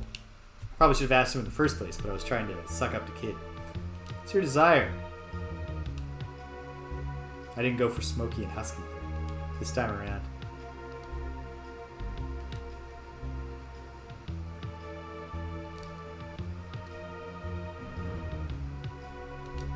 But yeah, so Majill has no past, Is he a creation? Is he from a different... Is coming from a different dimension or timeline? Like, erase your past because you have no past here and now? Chrono Trigger, of course, being a time-traveling game. I don't know. Took another look around. Alright, this time, let's trust in... Actually, you know what? What can you do, Serge? You can't just rely on others all the time. Let's see what we can find. There had to be somewhere where Lynx kept things hidden.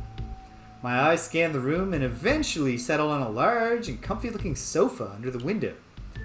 I sat down on it and then, on a whim, decided to fully recline. This is not going to look too kid, Serge, like you are hard at work. Something poked me in the back. There was something hard between the cushions. I pulled out a brown glass bottle filled with some kind of liquid. What's this? Good for what ails you? Best have a glug then, eh? Said Kid. The label on the back says it's good for malnutrition, weak constitutions, poor appetite, insomnia, joint pain, chills, headaches, and back pain. Sounds like snake oil to me. I took a gulp, not expecting much. Whew, but my whole body was filled with a pleasing warmth. I thought I could feel my circulation improving. How do you feel? I guess Serge has naturally cold hands and his hands are warming up or something. I don't usually go around feeling like I have a strong sense of how my circulation's doing. Will? I guess I feel less tired. Good, because we're leaving. We won't find much else in here. And with that, we left Lynx's room. What makes Kid so confident that we're not going to find anything in the Lord's bedroom? Perhaps because she used to live here? I don't know. Corridor stretched out beyond the door. We retraced our steps. We threw down a save. In case Serge gets gutted by disemboweled by a griffin again. And we're not going in there right now, so... you know what? We better go in again. Just in case. Making slightly different decisions has changed what'll happen here. The room is tidy, it's welcoming.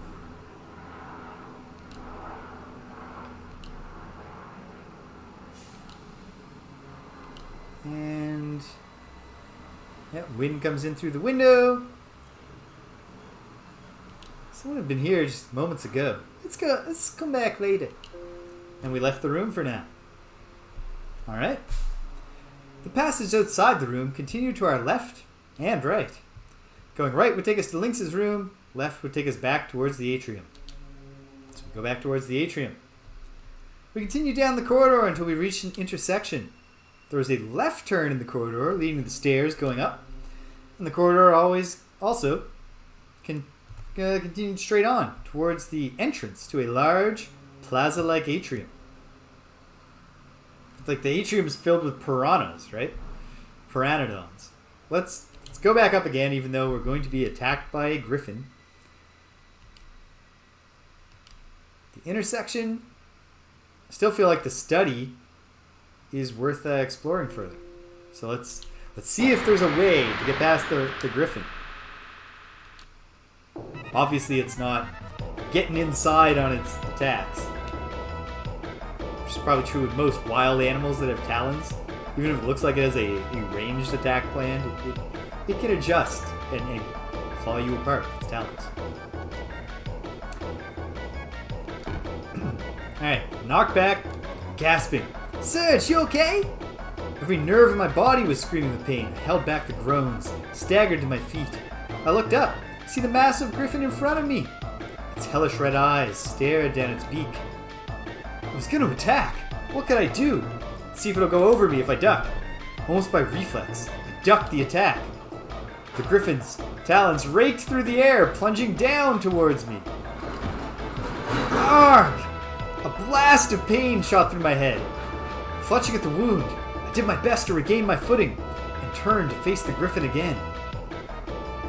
As the beast's mad red eyes glared at me, I desperately tightened my grip on my knife. Attack! I reversed my grip on the knife and plunged it into the griffin's neck with all my might. but it somehow managed to turn its head aside, knocking my hand back at the last moment. So he didn't plunge it into, he plunged it towards the griffin's neck. Ah! The impact sent me rolling to the floor. I tried desperately to keep a tight grip on my knife so I wouldn't lose it.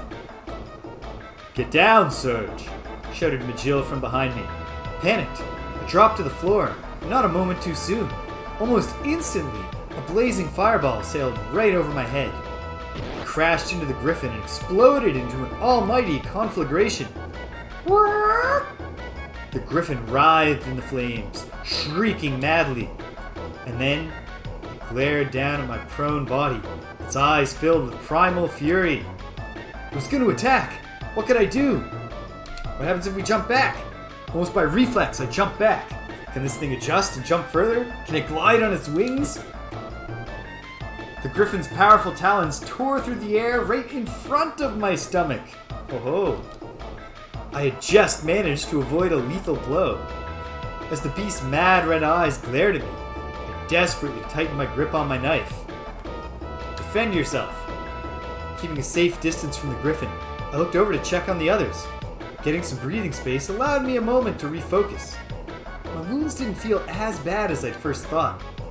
"Oi, Sedge! This ain't a spectator sport!" shouted Kid as she gracefully dodged an attack.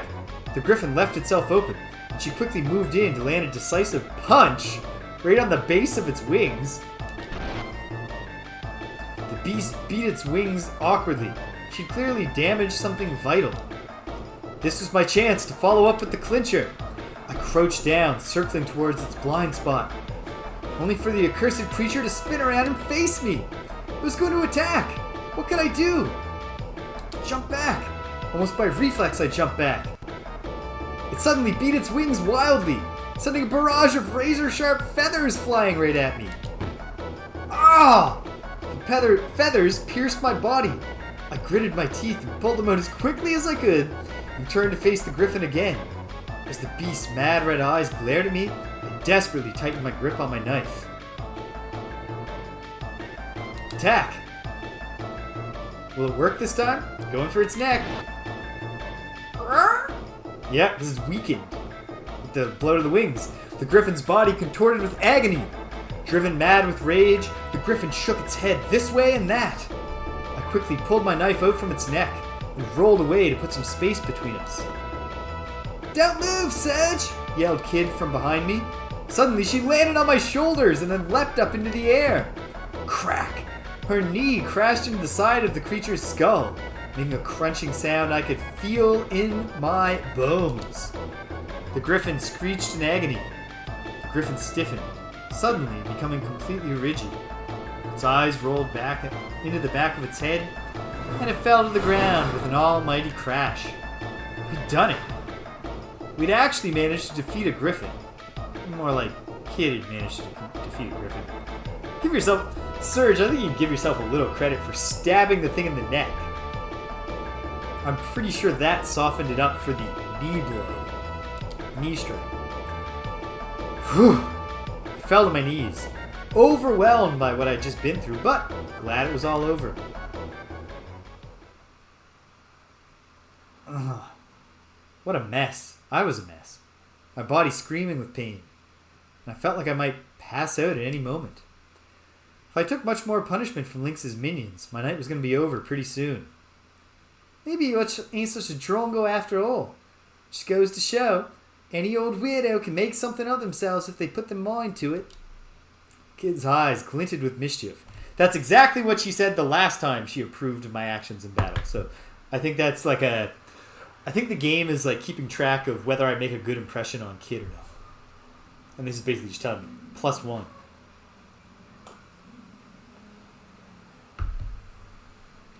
My goal, of course, as Serge, is to truly convince her that I'm not a drongo. We headed down the side passage. At the end of it, we came to an old, immaculately polished door. This was the study. We went inside. Serge, we don't have time for this. We're not going to magically find something useful by trying the same bloody room over and over again. Let's go someplace else. There was a tinge of annoyance in Kid's voice, but she wasn't being unreasonable. Without some kind of lead, we'd waste all night trying to find something. We left the room and retraced our steps. We made our way back down the dark side passage leading from the study. Eventually, we arrived back at the intersection.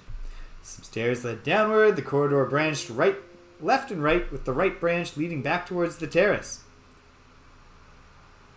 Do you want to go to the main hall? Let's throw a save down. Now that we've made it through the Griffin fight. And let's take a look at this main hall. But we've already been there. Or have we? Back into the main corridor, ornate double doors. This was the main hall of the manor. Maybe we haven't been here? Good enough. Kid gently pushed the heavy doors open and peeked inside.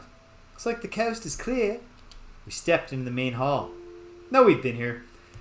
Dozens of candles provided a dim, flickering light, sending the corners of the room dancing in and out of shadow. The portraits. Were these members of Lynx's family? I'm staring at them, the eyes widen. Oh! Last time, he was looking at the portrait, I think, of a couple, and he thought their eyes were following them. But that's an effect that paintings can have if you position the pupils correctly in the eyes. The tongue thing is not commonly achieved by paintings in the real world. No. I was just seeing things again.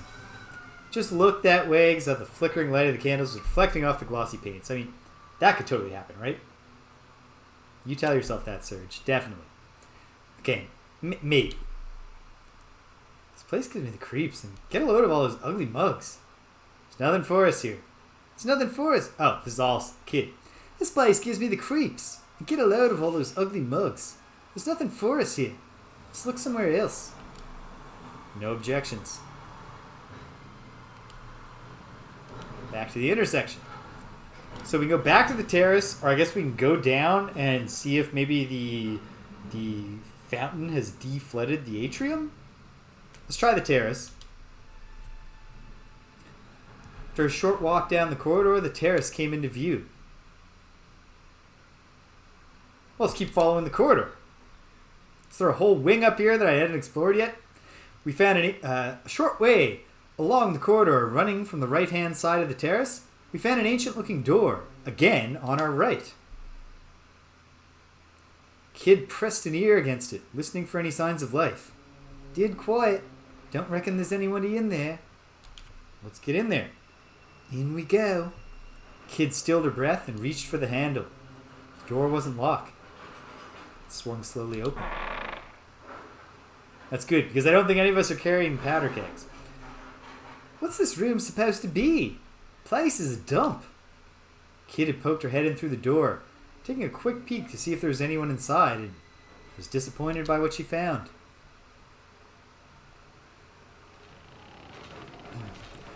The room was large and littered with peculiar-looking machinery and knickknacks, all of which were covered in dust and had seemingly been dumped there haphazardly. Everything looked like it had been there rusting for a very long time. The ends of the room were completely dark, and it was impossible to tell just how big it was, or even what the walls and floor looked like. It seemed the manor's inhabitants had turned the old clock tower into a makeshift storage space some time ago. I stepped warily inside. Leave that alone. I looked over towards Majil and saw a kid trying to pull something from the shadows. It was a huge sword that appeared to be very old indeed. You don't need that old bludgeon. It'll only get in the way. And as much of an antique as it is, it won't fetch much on the market in that condition. Yeah? Reckon it might, you know. There's plenty of collectors who just love old bits of junk. Well, some old bits of junk. Podin. Kid left the sword where she stood. At least she put it back down gently. It was then that we heard a voice from the shadows.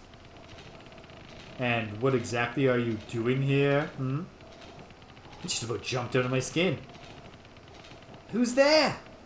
Kid and Majil turned to face the voice, ready for a fight. A wizened crone emerging from the shadows. She was hunched over and wore a hood draped over her face.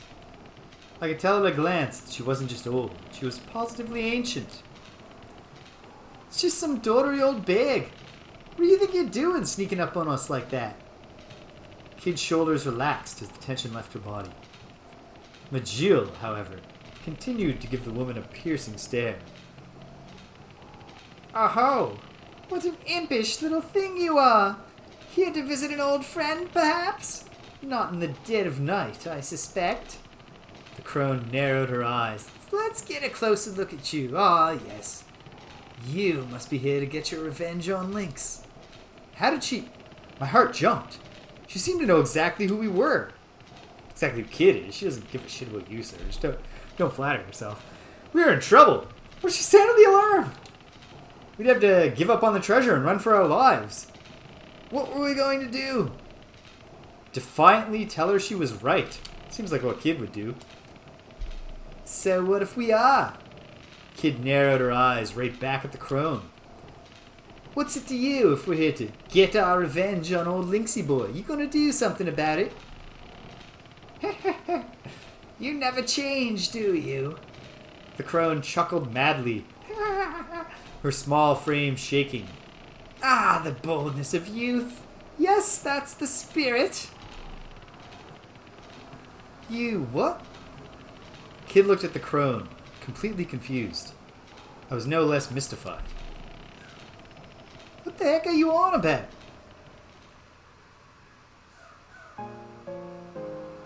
Oh, it must have been 4 or 5 years ago. Yes, it was around then that an innocent young thief stole into the manor, looking to singe Lord Lynx's whiskers. She couldn't have been much older than 10, now I think of it. Shocked, my gaze turned to Kid. A wet glint had appeared in Kid's eyes, but her glare was like ice. Kid's got a lot of suppressed emotions related to this manor.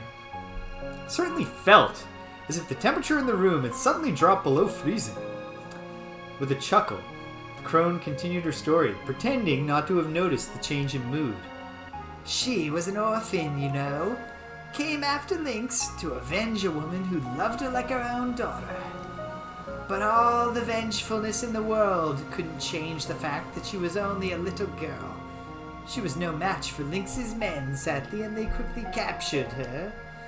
Lynx is the kind of man one would fear to have for an ally, never mind a foe. Had it not been for the timely assistance of a friend of hers, the girl would have certainly been executed. The way people in the manor told it, the very shadows pitied the girl and rushed in to spirit her away. I wonder how much of the tale could be true. I have nothing but sympathy for those who know failure, of course. You can't win all the time, and sometimes against all the odds, fate really can be foiled, and the clockwork of history sent into disarray. No, the ones I have no patience for are those who do not recognize their failure, or who fail, and choose to give up as a result. The crone looked up from under her hood, stared Kid directly in the face, and grinned. Kid's anger faded, giving way to a dumbfounded expression. If you wish to steal the jewel from Lynx, if you truly wish to triumph, you will have to let go of a treasure of your own, Kid. For as long as you cling on to it, the hands of your clock will never move. They'll stay exactly where they came to rest all those years ago. Who are you? Oh, me? Why, I'm just an old bag, like you said. I do apologize. I must have taken up a lot of your time with all my babbling. I'll leave you in peace. Oh, but before I go, the crone turned to face me. You seem to be injured, young man. If you wish, I can take a look at your wounds. With all the attention suddenly turned towards me, I panicked a little, but please do. What? Alright then. Please do. The crone muttered a few words as her bony fingers drew sigils in the air. Pale, gentle light began to surround my body, filling me with a strange warmth. Strike a light! That's no ordinary spell. The kid was impressed. I felt my wounds healing. I heard a nostalgic melody. It soothed the wounds in my heart. Before I realized it, the Crono was gone. Hey! Hey, lady! Kid strained her eyes, scanning the darkness. There was no one to be seen, and her calls went unanswered. Who the bloody heck was that? Kid looked like she'd just woken up on the floor of the Laughing Pig after a few too many. And what did it... Oh, and what did she mean about you having to let go of a treasure? Well, we won't... Oh, well, we won't find answers here. Time to move on. Majil brought us back down to earth, motionless as always. It almost seemed as if he thought nothing had happened at all. Yeah, I guess you're right. Kid walked quickly to the door, keen to move on. Hold it, you. Just as I was about to follow Kid out of the room, she jabbed me in the side with her elbow. You stingy little bugger, Serge. Why didn't you tell her to share some of that healing magic with the rest of us? Because I'm... Well, I guess your hand's all fucked up because of the statue. Classic Kid. Well, no, Serge. A battle. A scream pierced the darkness, turning my blood to ice. I realized then that a pair of crazed, blood-red eyes was staring into the depths of my soul. It's a griffin! Okay, well, we know how to fight a griffin. First, it gets to hit me. But it only knocks the wind out of me. Serge, you okay? Every nerve in my body was screaming with pain. I held back the groans and staggered to my feet. I looked up to see the massive griffin in front of me. Its hellish red eyes stared down its beak. It was going to attack. What could I do? I'm going to jump back. That worked before. Almost by reflex, I jumped back. The griffin's powerful talons tore through the air right in front of my stomach. So these are like RPG random battles. Done all in text. Weird. I just managed to avoid a lethal blow. As the beast's mad red eyes glared at me, I desperately tightened my grip on my knife. Defend yourself. Keeping a safe distance from the griffin, I looked over to check on the others. Getting some breathing space allowed me a moment to refocus. My wounds didn't feel as bad as I'd first thought. Oi, Serge! This ain't a spectator sport! Shouted Kid. She gracefully dodged an attack. She punches it in the wings. Now it's vulnerable. She damaged something vital. Well, this is a different griffin. This place is crawling with griffins, waffle syrup. Time to follow up with the clincher. Circle to its blind spot, but it turns and it faces me. It's going to attack. What do I do? I'll jump back and get... No, let me get in close. Well, no. I'm not doing that. Almost by reflex, I jump back. Razor sharp feathers. Arrgh! They pierced my body. I gritted my teeth. I pulled them out. I turned to face the griffin again. I should have tried getting in close while it was weakened. If I have to fight one a third time, that's what I'll do. But here we go. Into the neck. Got it. Boom, I rolled out. Put space between us. Get down, Serge, shouted Majil from behind me. Dropped to the floor. Blazing fireball. So now it's neck stab before being set aflame, right? Glared down at my prone body. Its eyes filled with primal fury. It was going to attack. What could I do? Jump back. Okay. Attack, kid. Surge, I mean. Like kid as in Surge, you kid, not that character. Agony! And it's stiffened, becoming completely rigid. Oh! Surge is getting the kill this time. We'd done it! We'd actually defeated a griffin. Whew! I fell to my knees, overwhelmed by what I'd just been through, but glad that it was all over.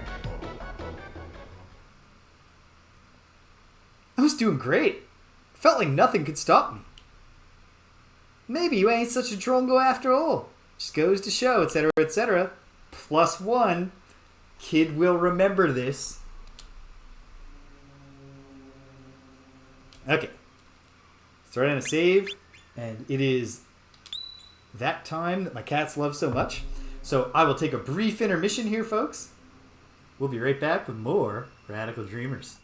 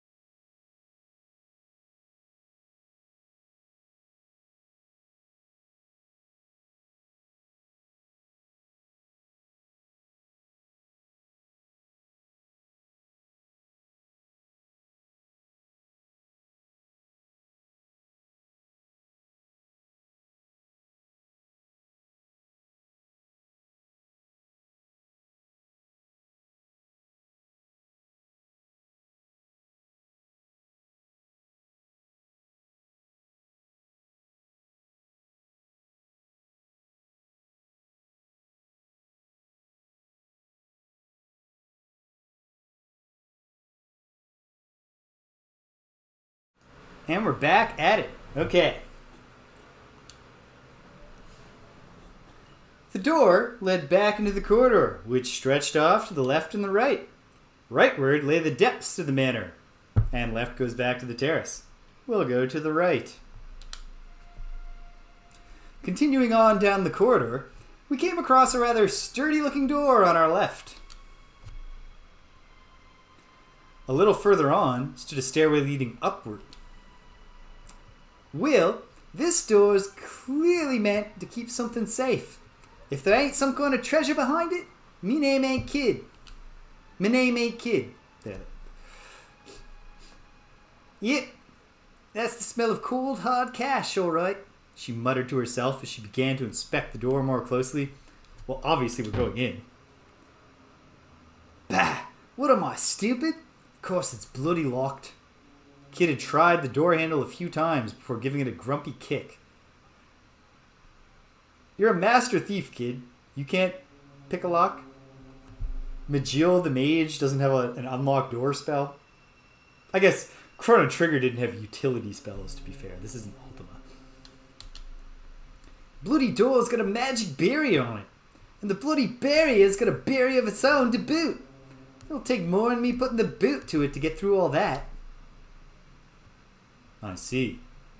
Then unless we find the key, we don't have a hope of getting inside. Reckon I can handle a key hunt, especially if it's that idiot Lynx who's hidden it. If we can find his room, I'll sniff it out in 2 seconds flat. You just watch. There was little more we could do here, so we decided to look elsewhere.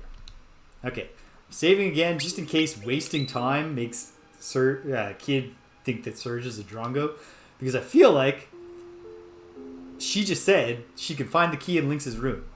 So do we get new text there? It's only one way to find out. Back to the terrace.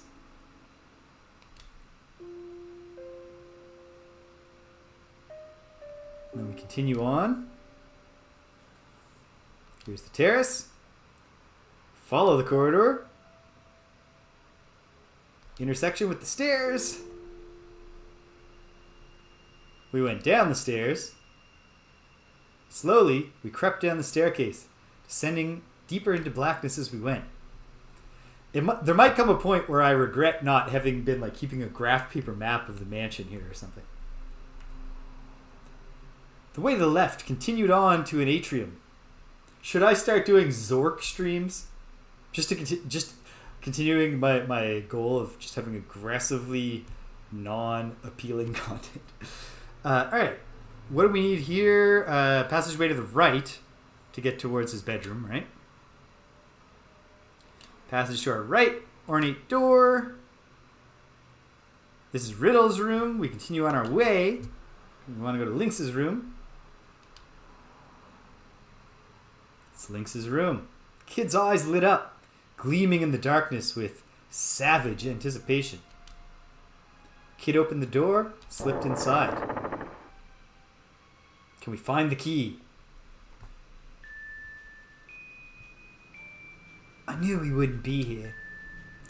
We started looking for any signs of the key to the vault. Maybe she can help, said Kid, thrusting her chin towards the mirror. So the game, it knows we've been here before. I wonder if there's alternate text if this is the first time. Or at least that you don't get this, maybe she can help until the statue reveals itself. I gently pulled the soft cloth from the mirror and stared into the glass. It was dark, like the surface of a lake at night. What is your desire?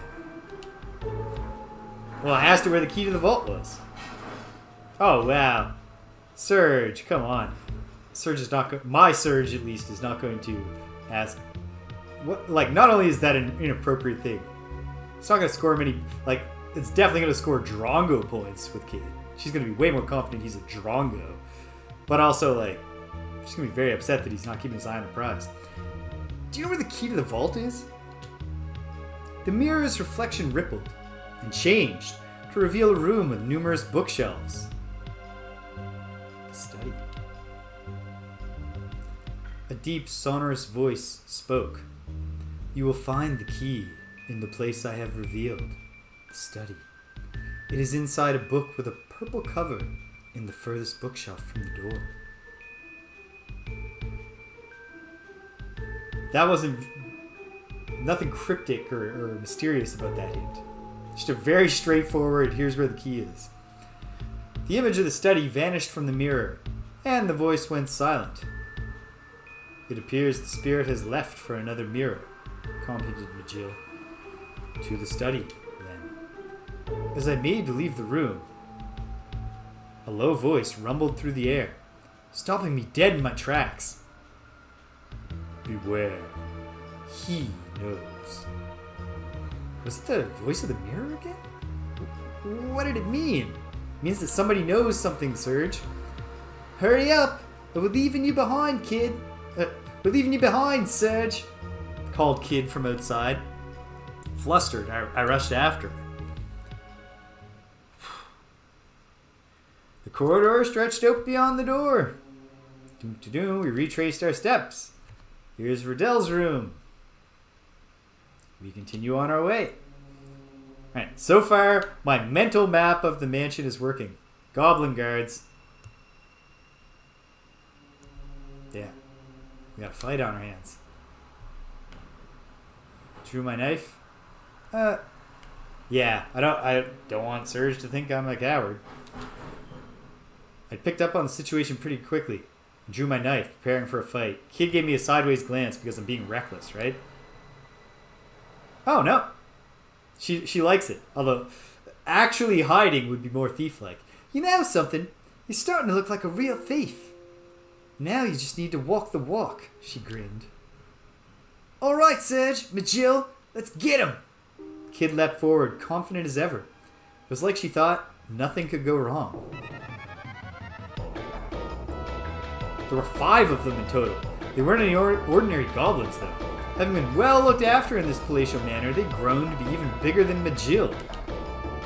Each of them was carrying the Manor Goblin's trademark, a morning star consisting of a rod and a heavy spiked iron ball on a chain. I do not believe that's an accurate description of the weapon Morning Star. I think in real life a Morning Star is specifically a spiked mace just on a thing. I don't believe it was a flail. Wait, or is it a flail? I could never remember. It's a flail, Serge, I promise. I'm very confident about this. And I didn't have time to think much more about it. A goblin came rushing at me, swinging its spiked ball and chain. I evade. The iron ball crashed into the stone tile I was standing on only moments before, crushing it. Had I tried to stop it with my knife, I would have been lucky to escape with a fractured skull. I'm going to stab its hand. Having missed me, the goblin lost its balance. I plunged my knife through the back of its weapon hand. The goblin's face contorted with pain as it dropped its morning star. I knew that going for its hand would be more effective than trying to land a good hit on its fleshy, porcine body. Yeah, the last time I fought a goblin, I stabbed it right in the chest, and it just kept fighting. So I learned. And then... yeah, let's just get a mace. I threw the knife at the goblin's face. By reflex, it immediately raised its buckler to catch the blow. I took the opportunity to swiftly free the goblin's mace from its belt and slip behind its back.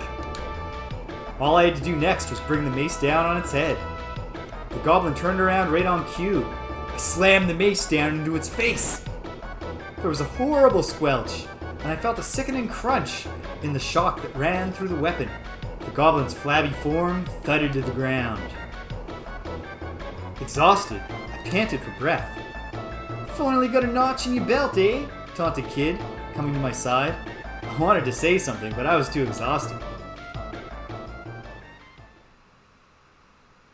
I was doing great. Look, they each killed 2, but I got 1, and I'm just riding high. Not bad, Serge. Not bad at all. Didn't know you had it in you. So I wonder if this is like, if the text is climbing, like I've scored enough points in Serge's and Kid's estimation that she no longer goes, maybe you're not such a drongo, or if it's just different. Who knows? I'm gonna hope that I'm climbing the meter in Kid's estimation. Kid. Oh my goodness. There was a mischievous glint in Kid's eye as she rewarded me with a few rare words of praise. We continue down the corridor till we reach an intersection. Well, let's save. Not just because we survived a fight, but because we're scoring points. The girl of our dreams. Of our radical dreams? Intersection. Left turn leading to the stairs up.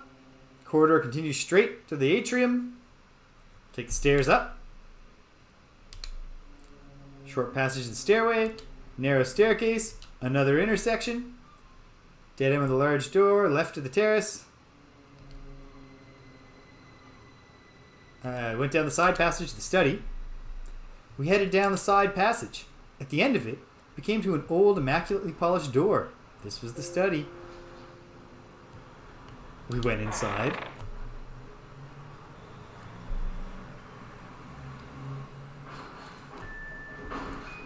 Right, let's find this key. Light on her feet as always, Kid moved into the center of the room.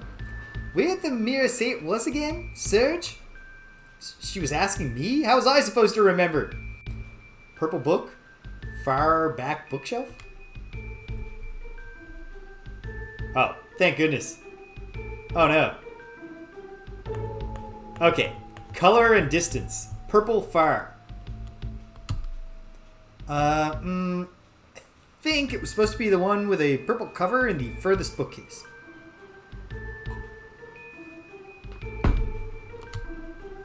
Alright, let's see. Seeming to take my word for it, Kid made for the case in question. Right, this is the one. Purple cover, ha! This has got to be it. Kid pulled out a book from the bottom shelf. Jill and I watched as she opened it. The pages were hollowed out, and hidden inside was an old key decorated with strange symbols. Nailed it! Nice one, Serge! Kid snatched the key from inside of the book. Right, time to finally get a look at this treasure. Having got what we came for, we left the study. Cool. We made our way back down this dark side passage leading from the study. Eventually, we arrived back at the intersection. Some stairs led downward, and a corridor branched left and right, with the far right branch leading back toward the terrace. Well, we want to now get back to the locked door. We're back down to the corridor. We follow the corridor. Suddenly, Kid stopped in her tracks. Something's there. I quickly looked around to see what it was. There's nothing behind us or in front of us. What could it be? It's a goblin ambush, isn't it? The wall began moving. Yeah. I've had this fight before. These are random battles selected from a pool, just like in a regular RPG, except that they're like text adventures. 4 in total, 2 in front, 2 behind. Can we defeat them with the same strategy? I drew my knife and rushed the Kid's side. Boom. So Kid does this, but when I didn't try to copy her trick the previous time, Serge was like, I should not. It's good that I didn't try to copy her trick. I would have messed up. So, what can I do? Next goblin charged. Jump back. I did wish I could fight like her, but I can't. Boom. Pulled it out of the floor. Comes at me, swinging it overhead. And then I will threw my knife at the goblin's face. There was a squelch as it sank into the creature's right eye. Okay, with the other goblin, it was defending its eye that opened it up. But if you don't defend your eye from a projectile weapon, that also makes you vulnerable to someone slipping around behind you. Got its mace, I turned, I heaved the weapon right into its face, crunch and a squelch as the mace shattered the goblin's skull and buried itself deeper within. I looked away as the creature collapsed to the floor.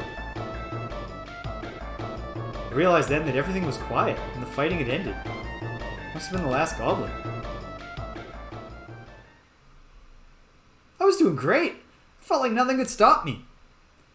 I'm betting that first line probably changes to keep you up to date on Serge's like wounded status in the absence of a hit points meter. Not bad, Serge. Not bad at all. Didn't know you had it in you. And based on what I just said about what I think the first line is, I'm more convinced that how Kid reacts to me indicates where I am on some meter of kids' estimation. Mischievous glint. You know she's got it. Ancient looking door, again on our right. Every time I do a battle right, I'll save. It looked like this was the way into the clock tower.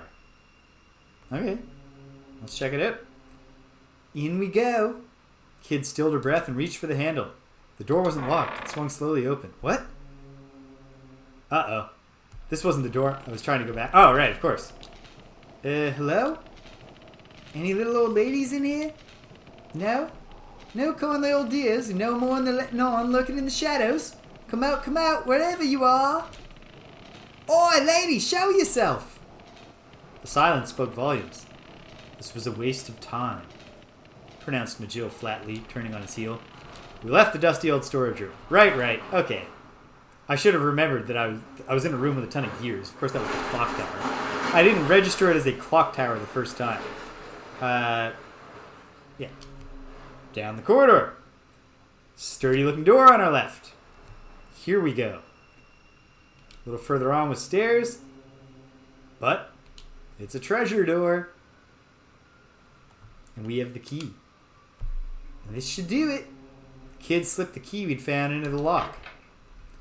Lines of magical light flashed across the surface of the door and vanished as various magical barriers were dispelled. Whoa. Up, down, left, right, blue, red, green. Every color under the sun. To a human who has 3 sets of cones in their eyes, at least. And then all was quiet. And the darkness of the manor returned. Right, we're in. With a creak, the heavy door gently swung open. As soon as I saw what was inside, I gave a gasp. Kid stepped inside. Whoa! We've hit the motherlode!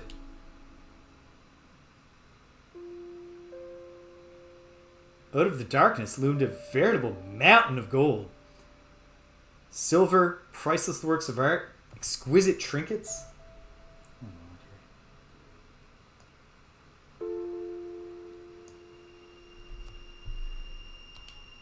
Kid looked as if she were on the verge of drooling at the sight of it all, but what thief wouldn't have been?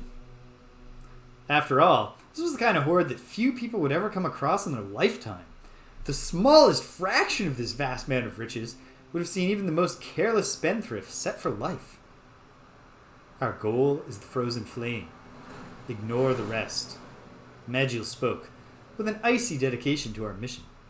He had not even batted an eyelid at the sight that greeted us. Yeah, I know. She was disappointed, of course. But she soon set about scanning the room for the object of our hunt. Wait, is that it? Look on that pedestal over there. I turned to see what Kid was pointing at.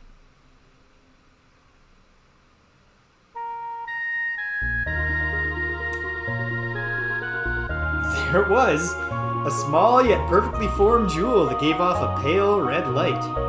A jewel that looked like a flickering flame suspended in time. Perhaps even frozen in time? Although I will say that, how is it flickering if it's suspended in time? The frozen flame! Silently, Majil walked towards the pedestal. I called out. Wait, we gotta be careful. You're right. This is Lynx we're dealing with after all. It may very well be trapped. We should be on our guard. We need to be quick about this, but fine, have it your way, grumbled Kid, looking away. Majil examined the pedestal for a short while, then paused. We were right to be cautious. Placing his left hand on the base of the pedestal, he muttered an incantation, drawing quick sigils in the air with his right hand. Some glyphs appeared on its smooth surface, and for a moment, blazed brightly. There. Now we can proceed. Majil calmly reached out and grabbed a hold of the red jewel. Dun dun da da! Surge and friends obtained the frozen flame! The end. Probably not. Phew! We'd managed to get what we came for without anything horrible happening to us. Breathed a sigh of relief and turned again to Majil. He was staring straightly silently at the jewel in his hands. Majil, we did it! Let's get out! Before I could finish, the frozen flame crumbled to dust. This flame was a fake. Lynx must be keeping the real one somewhere safe. What? The magically sealed vault with the multiple traps isn't safe enough? Suddenly, a siren rang out. The room was flooded with light, and metal bars slammed down in front of the door. I turned with a gasp to see Kid frozen, an ornate crown in her hands, and a wide-eyed look of awkward shock on her face. Dun-da-da-da! Kid and friends obtained a golden crown, too. Hooray! Except probably that triggered an alarm. You're kidding me, right? You had to go and... You complete bonehead! I let rip with a stream of choice in my head, that is. Metallic parrots in the four corners of the room suddenly came to life, flapping their wings and screeching. Thieves! Thieves! We're in trouble. These things are going nowhere, said Jill, inspecting the bars covering the door. Although to look at them, you wouldn't have thought there was anything wrong. Which way? Which way? The parrots, to the vault, the vault. We heard voices in the... Oh, none of that is key. Which way? Which way? The parrots, to the vault, the vault. We heard voices in the distance. The men or guards were coming. Kid dived behind a pile of gold coins. Find somewhere to hide! In a panic, I looked around the room. There was a large chest sitting wide open next to a pillar. I rushed to empty it out, then plunged in head first and closed the lid.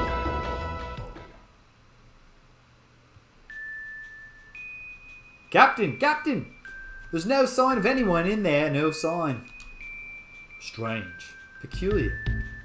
No one has ever escaped before. None have ever fled the Mousetrap's clutches. None. I gently pushed up the lid of the chest and peeked through the gap. There were 5 goblins wearing suits of armor unlocking the gate and about to make their way inside. We've killed 5 goblins before, haven't we? One of the goblins looked around the room, jerking his neck as he peered into the shadows. Captain, what if it actually was a mouse this time? Chef was grumbling about mouses the other day, Captain. A mouse, a rodent, a rat. Would a teeny tiny little thing like that have really sprung the trap? Replied a stocky, plump-looking goblin who must have been the captain. He didn't seem convinced. That was when I heard a strange but oddly familiar sound from the corner of the room. Squeak! Squeak! It was coming from where a kid was hiding. Startled, the troop of goblins stopped and looked at each other. For a moment, none of them spoke. Eventually, the goblin captain rubbed his chin through his jowls and offered his thoughts. Mouses. Oh, I'm sure Chef was complaining about cats.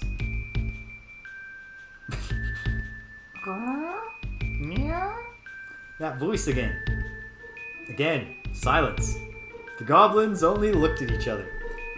Funny you should say that, Captain. Way I heard it, it weren't mouse or cats. It was a heckran. Are the goblins messing with Kid? I'd be surprised, but this feels like a bit. An awkward silence followed. Yeah, good. I don't know how to do a heckran sound. In my mind's eye, I could see Kid racking her brains to work out what a heckran was. Oh, I smell a rat. By which I mean a thief. Following the captain's lead, the guards reached for their weapons, and then...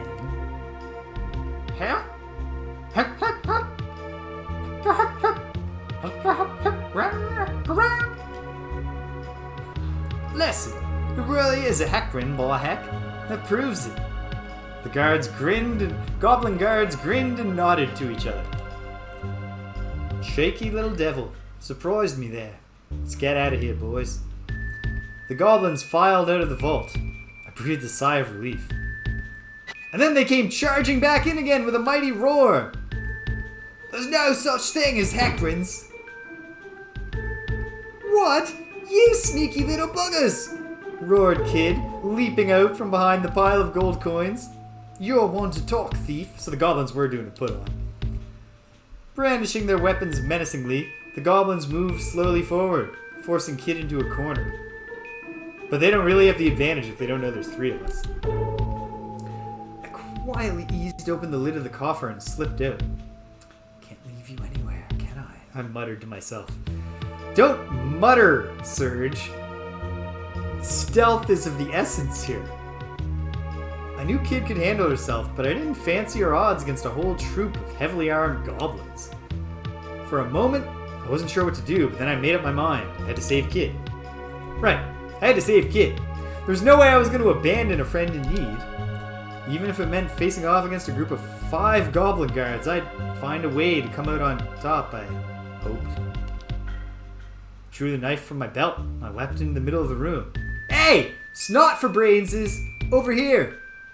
The goblins all turned to look at me at the same time. 10 beady, cruel little eyes all staring daggers at me. Fool! In a hurry to die, are we? I gulped. I wondered if making a run for it might have been a better plan of action after all. Oh, humans are so stupid! The goblin captain chuckled and licked his teeth.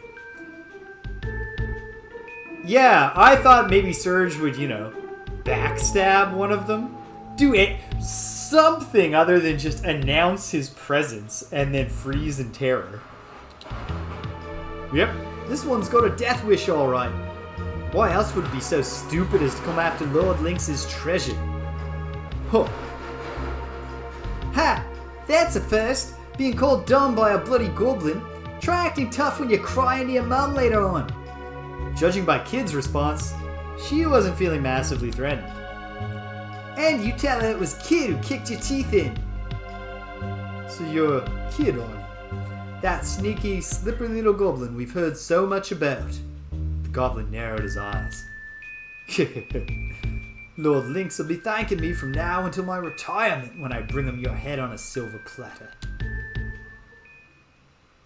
Blimey. The goblin captain pulled his morning star from his waist and started swinging. I was actually just recently reading a historical essay, and one thing it commented on was flails, which is what this guy is using, not a morning star. Although some historical examples of flails exist, there's not a lot of evidence that they've ever been used in combat by elite warriors. Because when you think about it, they're a weapon that just invites you being open to attack, or you accidentally slugging your ally behind you. But as we're seeing in every fight we've had so far, they bring up these morning stars and we just have to dodge them and then kill them. You don't know who you're messing with. We ain't no ordinary goblins, sweetheart. We're Lord Lynx's elite guard. The goblins that gobble are the goblins, that's right. The Gorb Squad! Oh, quit shooting your mouth off and let me stick a boot in it. And with that, Kid launched into a lightning-fast, spinning kick. Her boot connected with the side of a goblin's head with a crack, sending the creature tumbling to the ground. Get him, lads! The boy looks scrawny, start with him! Oh, sorry, no, that's not Kid. Get him, lads! That boy looks scrawny, start with him! The goblin captain spun the heavy metal ball of his morning star in the air. Glorious Gorb Strike! Oi, oi! The goblins charged across the room in response to their captain's command. This would be a great time for Majil to uncork some kind of chain lightning spell. Gorb Strike incoming! I gotta dodge. I can't parry this. I swiftly dodged the attack. The morning star brushed past my cheek. Maybe I'll have a cool scar now. I don't know how, but I managed to escape unscathed. Lost my balance though. Fell clumsily to the floor. Here we go. Here he is. Pulling his weight. Majil conjured up... Speak of the devil, officer. Conjured up a black wind which surged forth like a shearing tempest. How does a human know a spell like that? Who are you? Is Majil literally magus? Who knows? The goblin was quickly silenced as the rushing winds tore through it, and it collapsed to the floor with a final shriek. Majil looked down at his victim, his expression unchanged. Another goblin flew down from overhead. Bombs away! With a growl, it sent its Morningstar swinging from above. I counterattack. I was better off attacking than trying for a clumsy dodge. I tackled the goblin head on and bounced helplessly off its enormous rock-like body, smashing headfirst into the floor. Ugh! The shock of the impact jolted through my body. Another of the goblins hesitated for just a moment, only to be run through by a spear of pure lightning conjured up by Majil. That's 2 down. The captain and 2 more to go. The goblin let out a blood-curdling howl as electricity coursed through its body. It clutched awkwardly at its chest where it had been struck, and its face contorted with agony and horror. Majil's cape fluttered, and his piercing eyes stared coldly at his victim. Now, these guys are supposed to be elite, but I'm going to say, the captain made the wrong call here.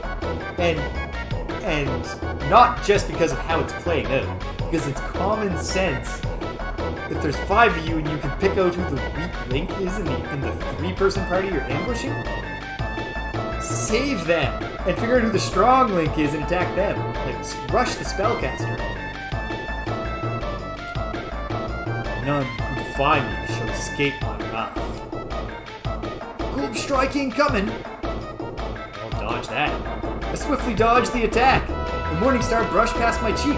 I don't know how, but I managed to escape unscathed, so if another one does the cannonball, I will dodge it this time. Lost my balance though and fell clumsily to the floor, but boom, black-winded. Why this guy should have been paying more attention to what happened to his friend just now. He wouldn't be so shocked. Silenced. Dead. Alright, bombs away. Can dodging work? Let's find out. I rolled across the floor, dodging the attack. The Morningstar crashed into the flagstones, sending sparks flying. That was a close shave. I made good my escape by rolling further, clumsily putting some distance between myself and my attacker. Globe strike incoming! Dodge it.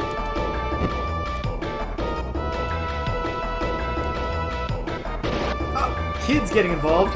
Lightning fast kick. There's more where that came from. Please have mercy. The stricken goblin collapsed to the floor, its eyes wide with fear. This isn't a game, Serge. Watch yourself, will you? Yeah, that's why I dodged the attack, kid. Long live Lord Lynx. Glory to the Gorb Squad. With these final words, the goblin collapsed. And that was the last of it. Was it? I guess some stuff happened that Serge didn't catch. We made it.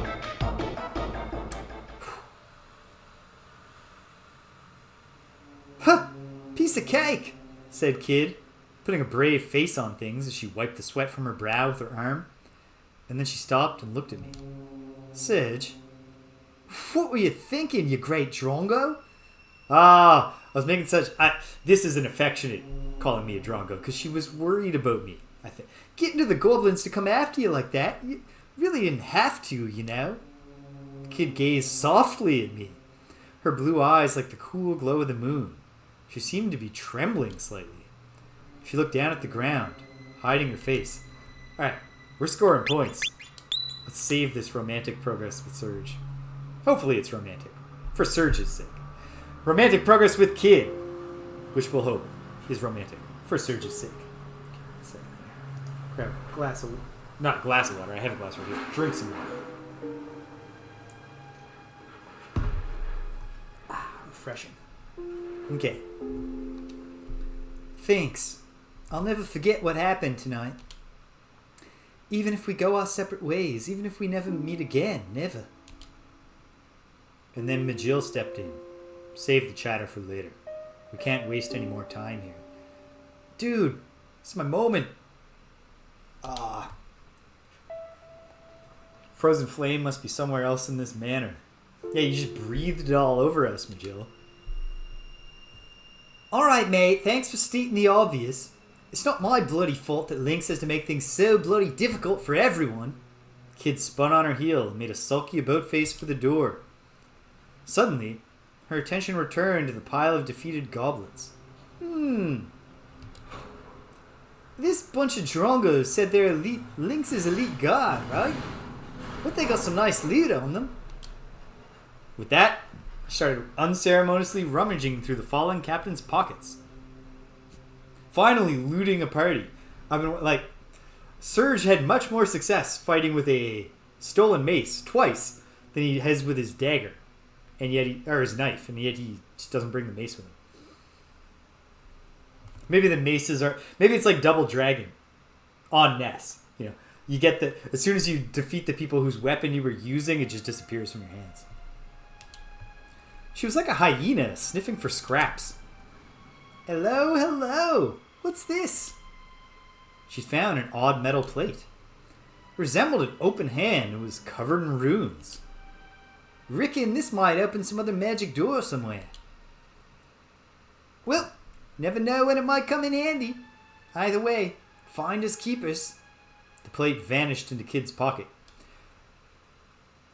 Is that a mouth-sized plate? It's like there's nothing else worth taking. Unless you count pocket lint and bits of string. She rose to her feet and looked around the room. You know, it's a real shame to leave the rest of all this loot just sitting here unloved. Suppose we can come back for it whenever. Kid turned to face us and flashed a grin. Alright lads, get a move on. It ain't gonna be dark forever. That hand-shaped plate is our only clue for now. Hand-shaped plate? We gotta go back to the Moth statue, muttered Majil seemingly to himself. And with that, we left the vault in search of the real Frozen Flame. Okay. We gotta go back downstairs, right? Because I didn't really need to save just because I read a conversation. We want to go back downstairs near the atrium, but not in the atrium where the Pteranodons will lead us. Because that's where we found the truth statue, right? So first, back to this. In this one particular example, the misspelled staircase. Yeah, get the statue licking something else, and maybe while it's distracted. But anyway, obviously the statue likes licking hands, so we should use this magic hand we found on the hand licker statue. Down the terrace. Continued on. So that's the clock tower. Here's the terrace. Kept following it. Here's the intersection. We went downstairs. Deeper into blackness. At the bottom, the path split. We go towards the atrium on the left. You've got to be kidding me, shouted Kid, glaring at me. Are you telling me to swim through a bloody lake of pteranodons? You can count me out, mate. How am I supposed to charm me victims with big chunks spitting out of me? I guess she had a point. Here's a better plan. Why don't we try going back to Beardy and try sticking something down his gob? Yeah, great plan, Kid. I'll let you have the credit for that. Good idea. Sure enough, she pulled out her bundle of odds and ends. Do I have to? I asked, knowing the answer. Which was probably just as well, since Kid only glared at me in response. My hand hovered for a moment before I finally reached for something. I chose the magic hand we just found. In fact, we don't even have the option of saying this is a waste of time anymore. I took the hand-shaped metal plate we'd found. After taking another look at the runes, I was no closer to working out what they might mean. There goes nothing. I stuck the plate into the mouth of Truth's marble maw. As soon as I did, its eyes rolled upwards, and the wall gave a light judder. A low rumbling sound came from the sculpture's mouth. This, indeed, is the ultimate truth of the universe. Did you hear something? Yeah. I watched the mouth of truth in confusion. Its great marble tongue lolled out, almost like a snake. Pink marble. Weird. It coiled around the plate, seizing it and pulling it deep inside. What's going on? In a panic, I looked at Majil for answers. Seems this ineffable truth of the universe has left even the mouth of truth tongue-tied. Oh ho, a little dry humor from our boy. Majil answered, in his usual deadpan manner. I think he might have even been trying to make a joke. I think you're right, Serge.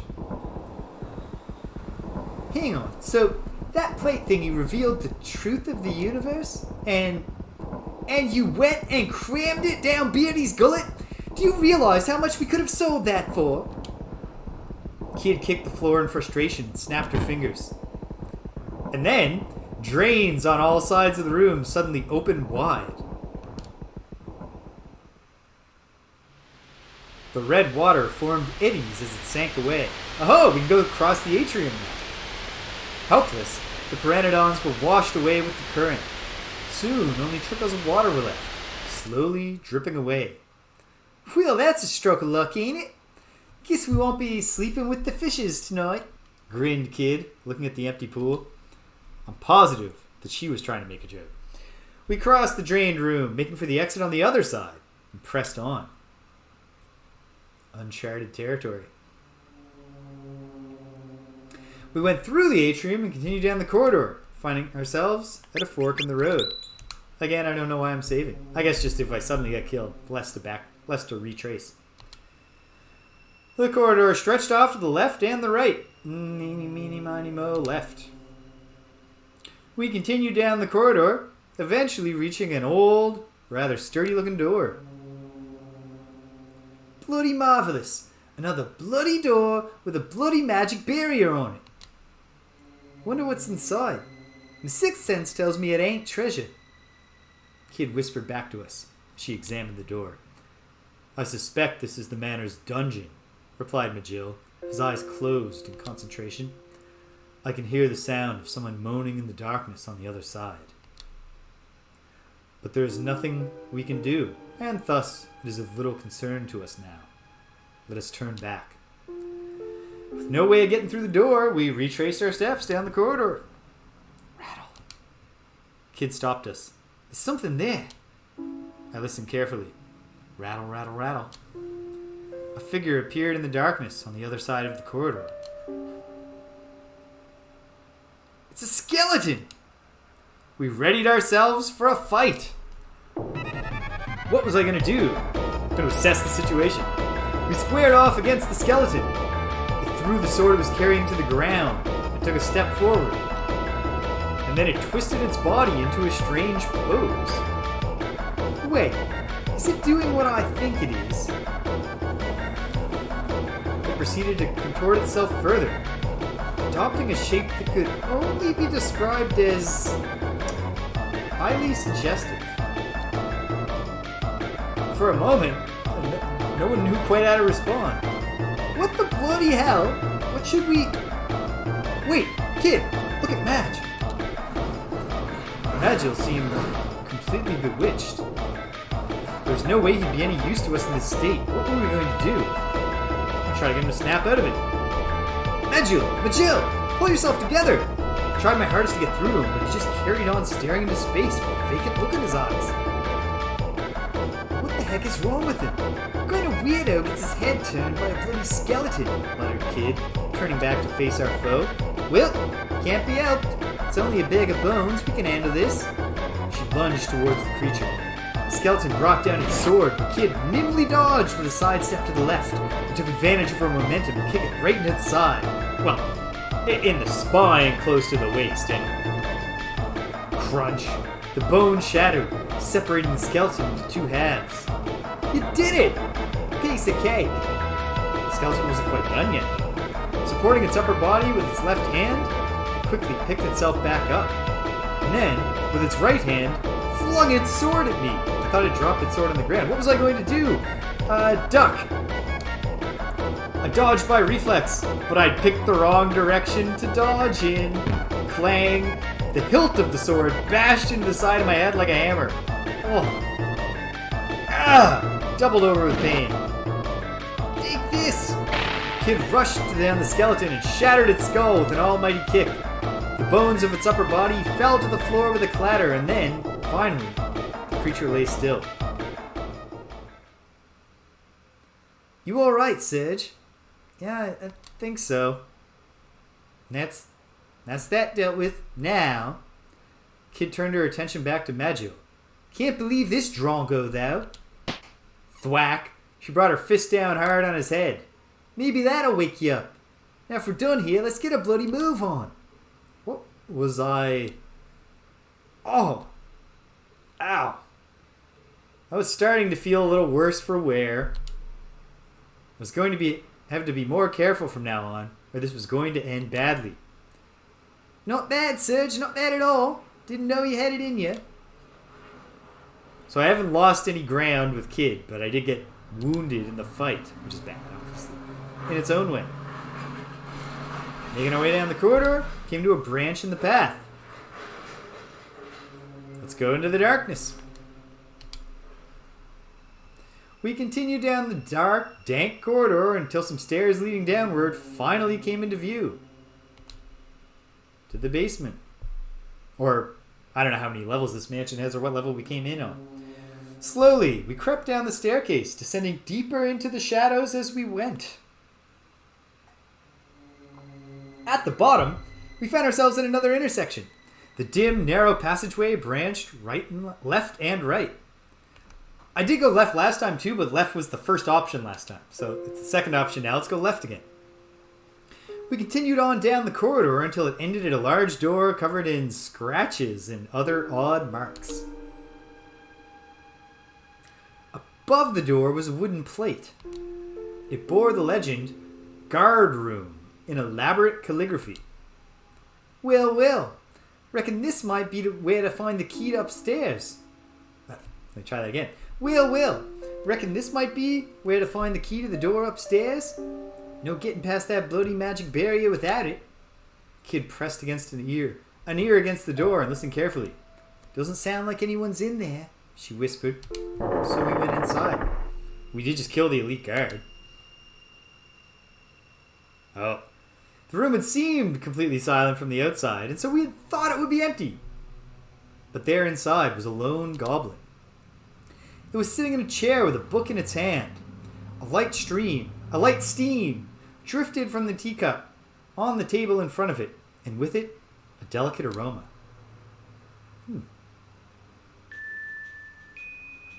The goblin peered at us curiously over its spectacles. There was something different about this one. I could tell that much at a glance. It's the spectacles. Heavens, how rare it is to have guests. Heavens, how well spoken for a goblin. Could only feel dread and suspicion at the sight of him nonetheless. Sorry, mate, we were not your guests. Cough up the key to the dungeon if you want to live. Kid slammed her knife into the table to illustrate her point. But the goblin didn't so much as flinch. Ah, you must be Kid. What a pleasure this is. I have always so wanted to meet you. Why, you're even more ravishing than the rumors would. Before the goblin could finish, Kid's knife flew through the air. With a quick flick of his wrist, the goblin caught the blade with the back of his book, a mere inch from his face. This is the cool goblin. Oh, I see that your approach is as radical as the name of your merry band would suggest, the goblin said, pulling the knife free and handing it back to Kid. So I guess we're actually called the Radical Dreamers. That's the title of the game. Okay. She took it without a word. But her gaze had changed. She was like a cat, cautiously studying its prey. And I was just getting to the good part, too. Ah, well. I suppose I shall have to give up on ever finishing it now. Or, I guess the backwater province of Rogier doesn't have any good, public libraries. The goblin casually flung the book over his shoulder and into a nearby bin. Allow me to introduce myself, if I may. I am Grismeld, and I am the guard on watch. No need to stand. Please, do. Take a seat. You're welcome to tea, of course. The goblin beckoned us to sit down. Did he mean to poison us? If I may. Majil calmly took a seat, ignoring the obvious suspicion in the air. I'm gonna look to Kid. Confused by how at home Majil seemed, I looked to Kid. She remained where she stood, seemingly unsure what to make of the goblin, but apparently quite sure she wasn't going to sit down. I decided to stay standing as well. The goblin poured 3 cups of tea. Here you are. Without the slightest hint of hesitation, Maggio took his teacup and lifted it to his lips. He sipped and placed the cup back on its saucer. Humilian tea. Not a blend I'd expect to find here. What a pleasure it is to encounter a fellow connoisseur. Yes, it's a rare blend, and one mainly enjoyed by the noble classes. I couldn't believe the conversation I was having. But I also couldn't help wondering what this rare tea might taste like. My eyes rested on the cup that had been poured for me. And I drank the tea. I took a seat, picked up the teacup. Oh, this is cold now, but for a fact. This is great! I blurted out. I never had such a delicious brew in my entire life. My aches and pains faded away, that blow to the head from the hilt of the skeleton sword. I glanced over at Kid, who was blowing manically at the liquid in her cup. She's not worried about poison, she just doesn't want to burn her tongue. I'd forgotten that she was paranoid about burning her mouth on things. It's healing tea, though. If you burn your mouth but swallow it fast enough, presumably the healing can heal your tongue before it gets reburned. You just don't swish it around in your mouth. Now that we're comfortable, let's get down to brass tacks, as they say.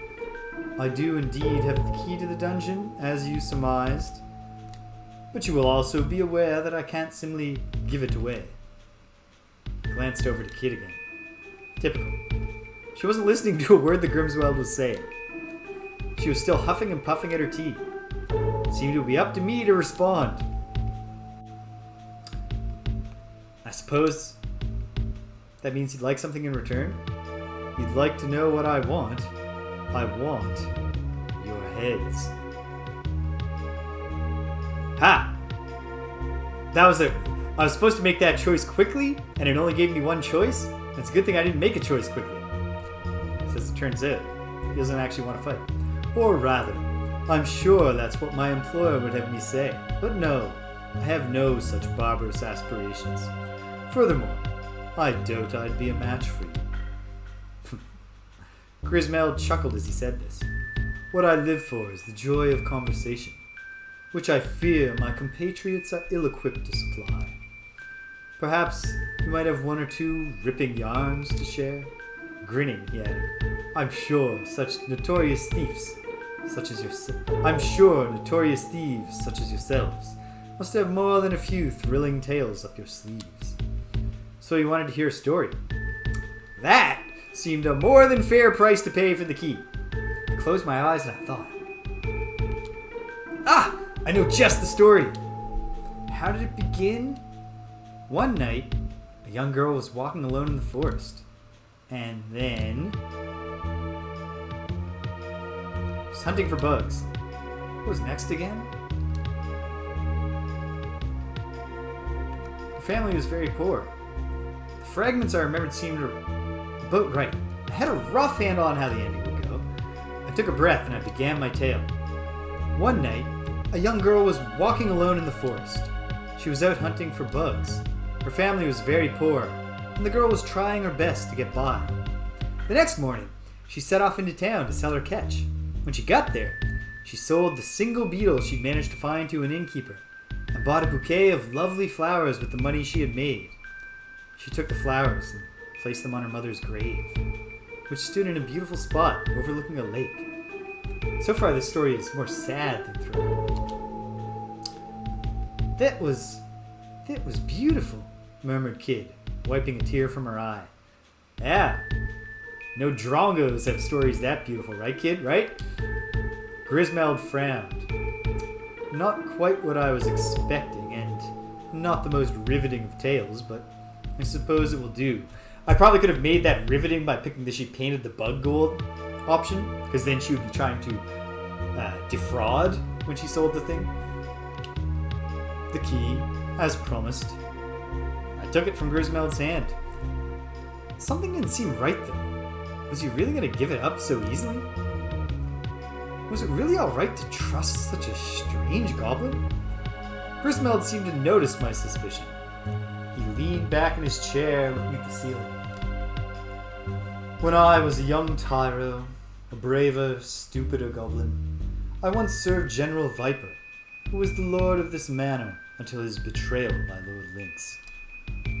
Despite my boorishness, Lady Riddell always saw something in me worthy of praise. Wait, Riddell? What's Lynx's adopted daughter got to do with anything? Oh, you didn't know? Riddell's real father was none other than General Viper himself. What? Lord Lynx spared Lady Riddell's life so as to not snuff out that of the frozen flame. It's an uncanny stone, you see. It has a life of its own, and some kind of spiritual bond with Lady Riddell. If only there was some way that I could free Milady from this manor. Alas, I alone am powerless to do any such thing. Of course, I would have no qualms if, say, you were to topple the usurper. I assume you intend to? Slay the old beast, I mean? It's a strange inquiry to make so casually. Well, if it comes to it. I was more than a little taken aback by the directness of Grismeld's question. I never expected to find one of Lynx's own guards asking me something like that. Suddenly, I was shoved aside. Not if it comes to it. We're gonna kill him tonight, and kill him good. This kid, of course. And, in exchange, I'll have some more of that tea to take with us.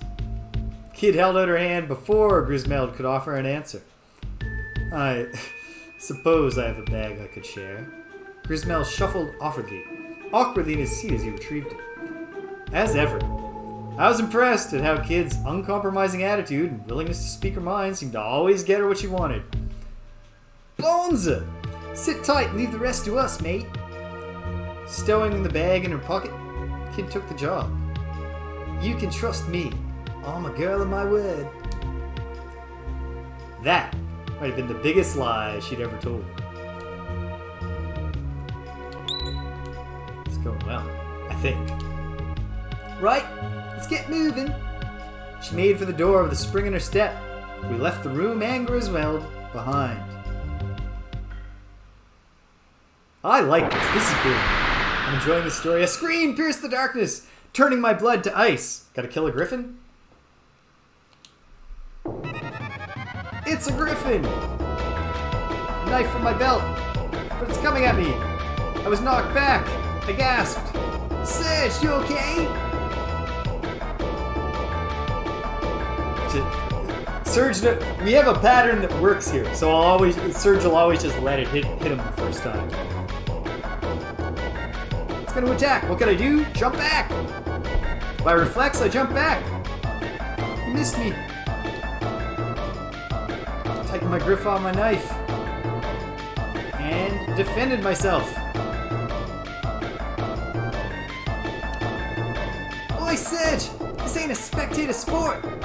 But she punches it right in between the wings. Now, I, Serge, am capable of stabbing it properly. It's gonna attack. I jump back. Majul will jump in now. Griffin's talons were soon followed by its head. Oh no! A sharp pain ripped through my waist. Clutching my wounded stomach, I did my best to regain my footing and I turned to face the griffin again. As the beast's mad red eyes glared at me, I desperately tightened my grip on the knife. Attack? I reversed my grip on the knife and plunged into the griffin's neck with all my might, but somehow managed to turn its head aside, knocking my hand back at the last moment. This is going differently. Ah! The impact sent me rolling to the floor. I tried desperately to keep a tight grip on my knife so I wouldn't lose it. Get down, Serge! Shouted Magiel from behind me. Panicked, I dropped to the floor, and not a moment too soon. Almost instantly, a blazing fireball sailed right over my head. It crashed into the griffin and exploded into an almighty conflagration. The griffin writhed in flames, shrieking madly. It glared down at my prone body, its eyes filled with primal fury. Jump back. Feathers. Right, after it's set on fire, I'm probably supposed to close on it. I'll try that next time. But at least okay. Can't get the killing blow until it's been stabbed in the neck. This one's tough, though. Keep fighting.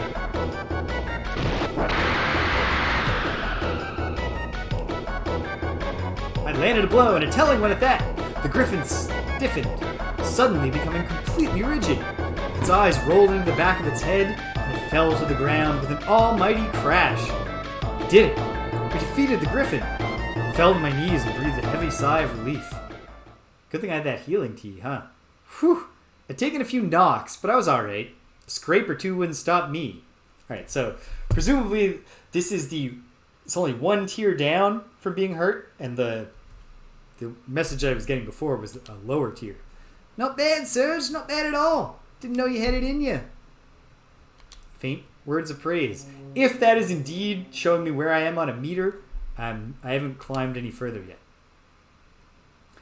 And down the hall to an intersection. The way to the right, and into the staircase going up. And that's where we want to go, right?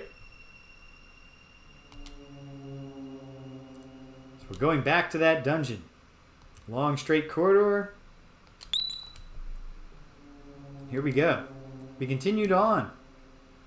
We followed the corridor, eventually reaching a fork in the path. The path left would take us to the atrium with the fountain. Going right would take us to the old sturdy door.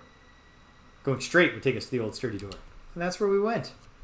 We continued down the corridor, eventually reaching an old, rather sturdy looking door. Right. The key we got from that creepy old goblin should do the trick. Kid slipped the key into the lock. The heavy door groaned slightly as it slowly swung open. Clammy air rose up around our feet, as if crawling blindly through the darkness. The air is crawling... whatever. This didn't seem like the kind of place anyone in their right mind would visit voluntarily.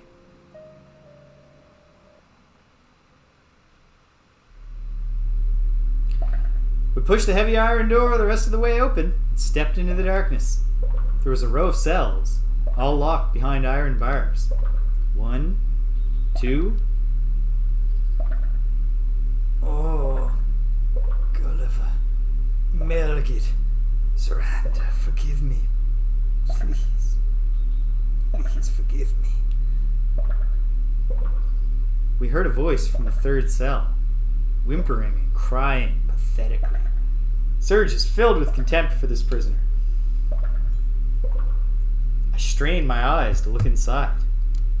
Faintly, in the darkness, I could see something that looked like a man sitting on the floor. So this was the source of the voice. Oi! You alright, mate? Kid called out to the figure. Forgive me. It's all my fault. It's my fault. The Dragoons never deserved this. General, Lady Riddell, oh, forgive me, I beg of you. So, this guy, I guess, has been in prison since Lord Lynx killed the general and took over. The old man didn't seem to respond to us at all. He only sat, facing the wall, begging forgiveness for who knows what.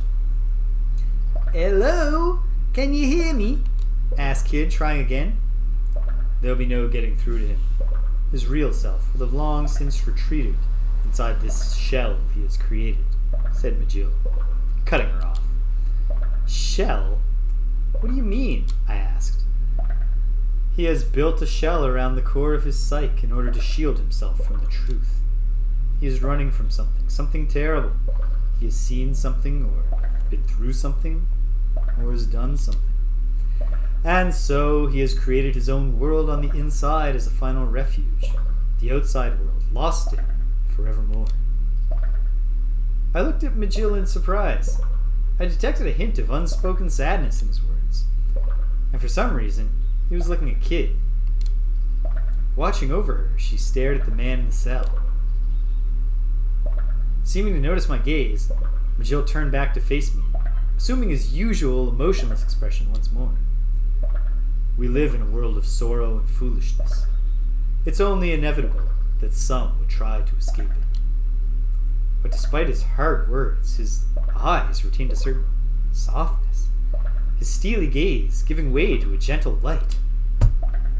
Do you understand? I think so.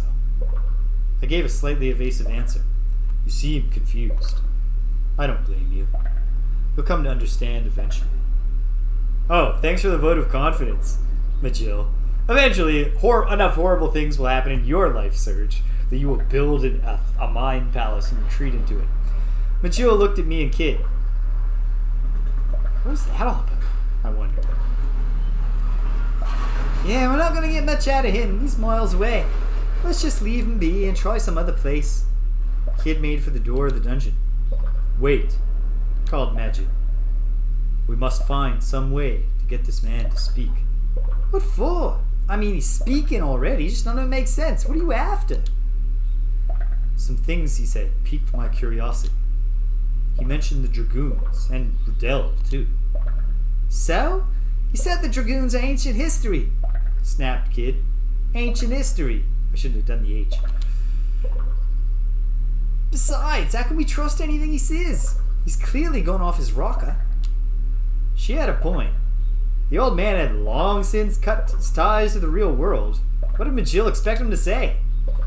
Without missing a beat, Majil replied, We simply have to bring him back to reality. And how are we going to do that? You want me to do a little dance for him? See if that gets his motor going? I knew if I said anything, I'd get nothing but the earful of a lifetime in return. So I clamped my hands over my mouth to save myself. Oh, don't even lie, Serge. You didn't want to discourage her from trying the alluring dance. What are you playing at, Serge? Kid seemed unimpressed. That was a close one. I don't think that would work, said Majil dryly. Kid's fist flew straight towards his face, but Majil shifted his weight effortlessly, avoiding the attack, and continued. We must break through the shell he has created and drag him back to the real world. And in order to do that, we'll need some kind of key, something that will reach him, even through the barrier he has erected. Yeah? And where are we going to find this key? Asked Kid suspiciously. I don't know, came Majil's simple reply. But there is someone in this manor who can tell us. You don't mean... You're not talking about Riddell, are you? I am, Majil replied with a nod. Alright, fine. Don't know what the heck you expect her to tell us, though. Kid turned on her heel and made for the door. We left the gibbering old man in the dungeon, alone with his sorrow. I followed Kid and Majil back out into the corridor. After making our way down the dark corridor, we came to a branch in the path. Alright, so back to Riddell's room, I guess. See if she's in there this time. So we want to go back to the atrium.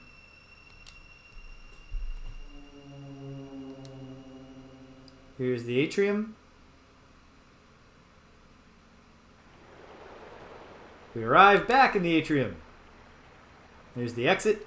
We continued on. Nothing left to do in the fountain room.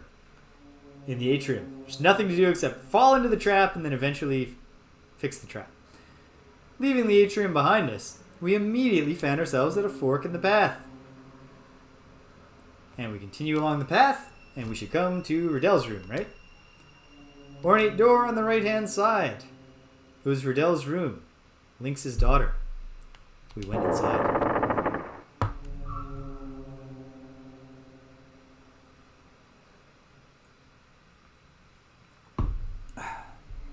We found ourselves in a tidy, welcoming room. The knickknacks and curios dotted around the place seemed to be well loved. The stately desk and the cozy-looking bed nearby, meanwhile, suggested the room's occupant was no stranger to luxury. Though the room was richly furnished, somehow it still felt awfully lonely.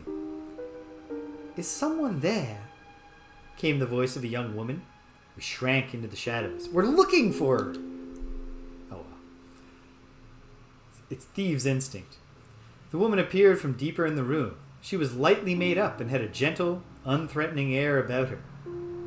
We can take her then, 3-on-1. It was Lynx's daughter. Strange. I'm sure I heard someone.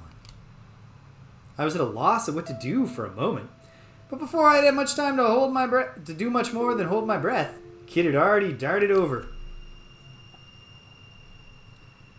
and thrust her knife out, stopping the blade only a hair's breadth from the woman's neck. Where's the frozen flame? Answer me!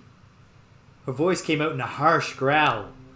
I rushed in to hold Kid back before she hurt the poor woman. Kid, do we really have to do it this way? Shut your trap, Serge! Riddell couldn't help but giggle as she watched us bickering. What are you laughing at? Kid shot Riddell a harsh look.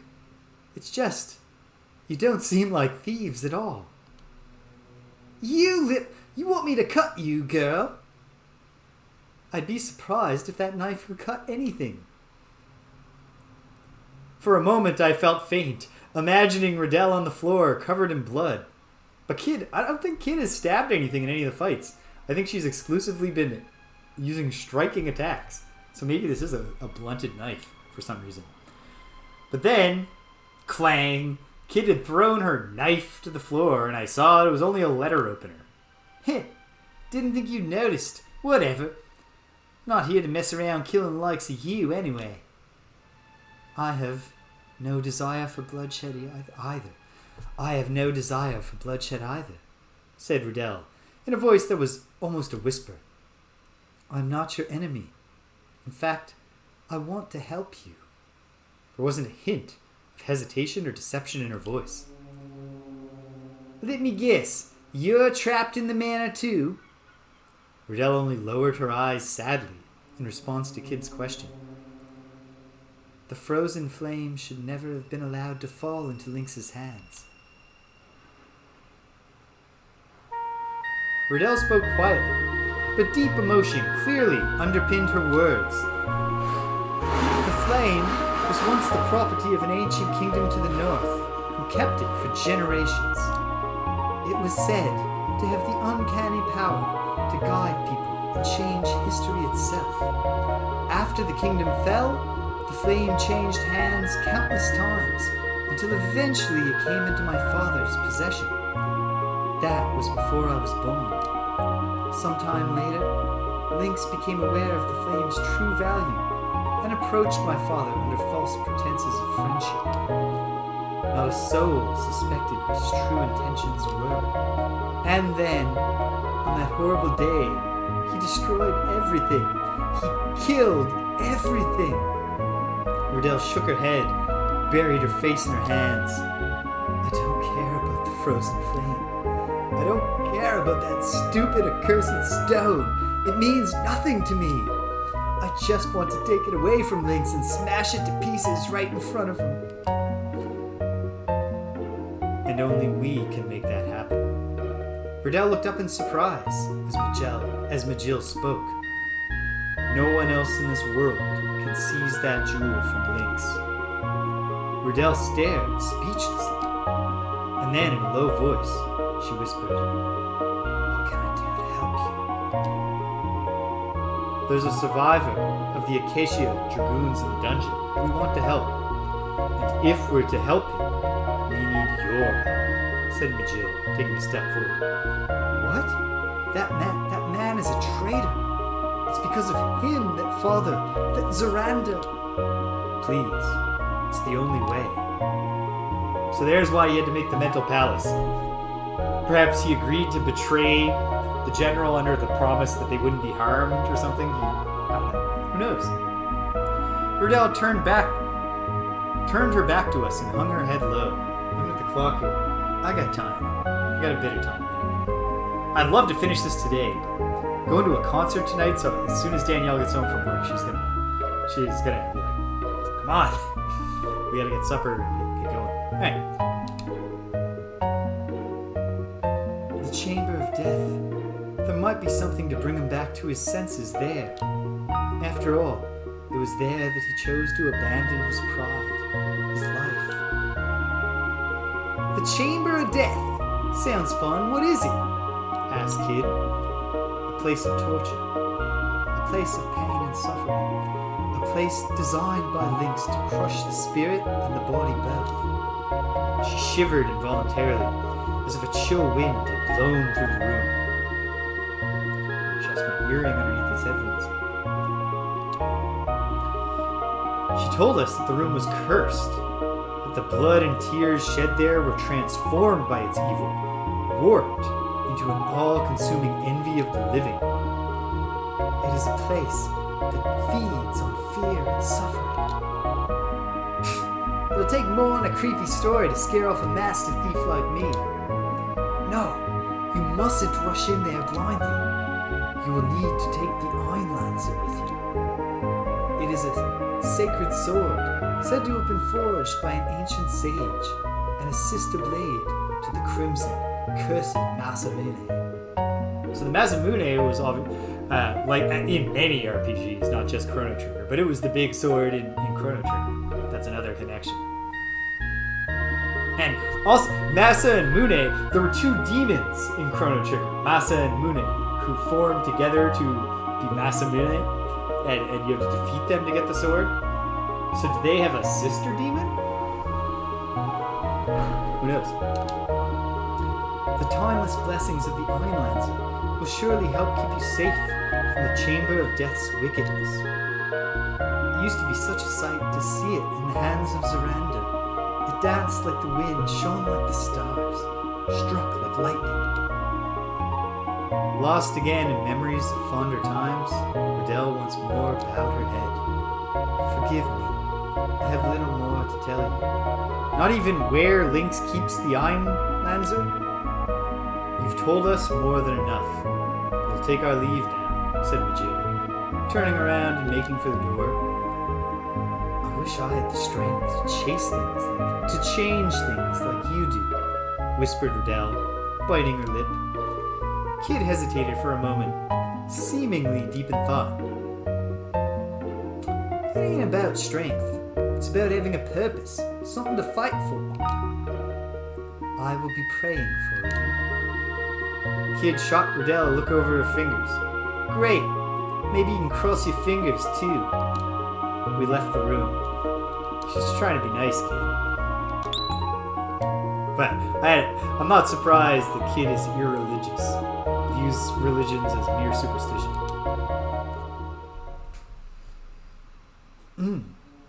The passage outside the room continued to our left and our right. Now there was a point where Kid was messing around with some big sword. Where was that though?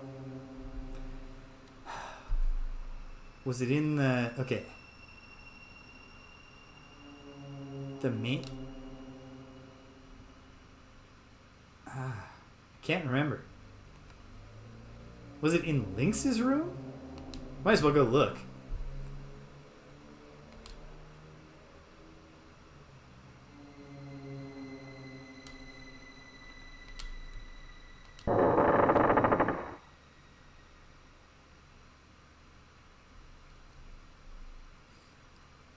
So this is where you've been hiding, Lynx? Yelled Kid as she barged into the room.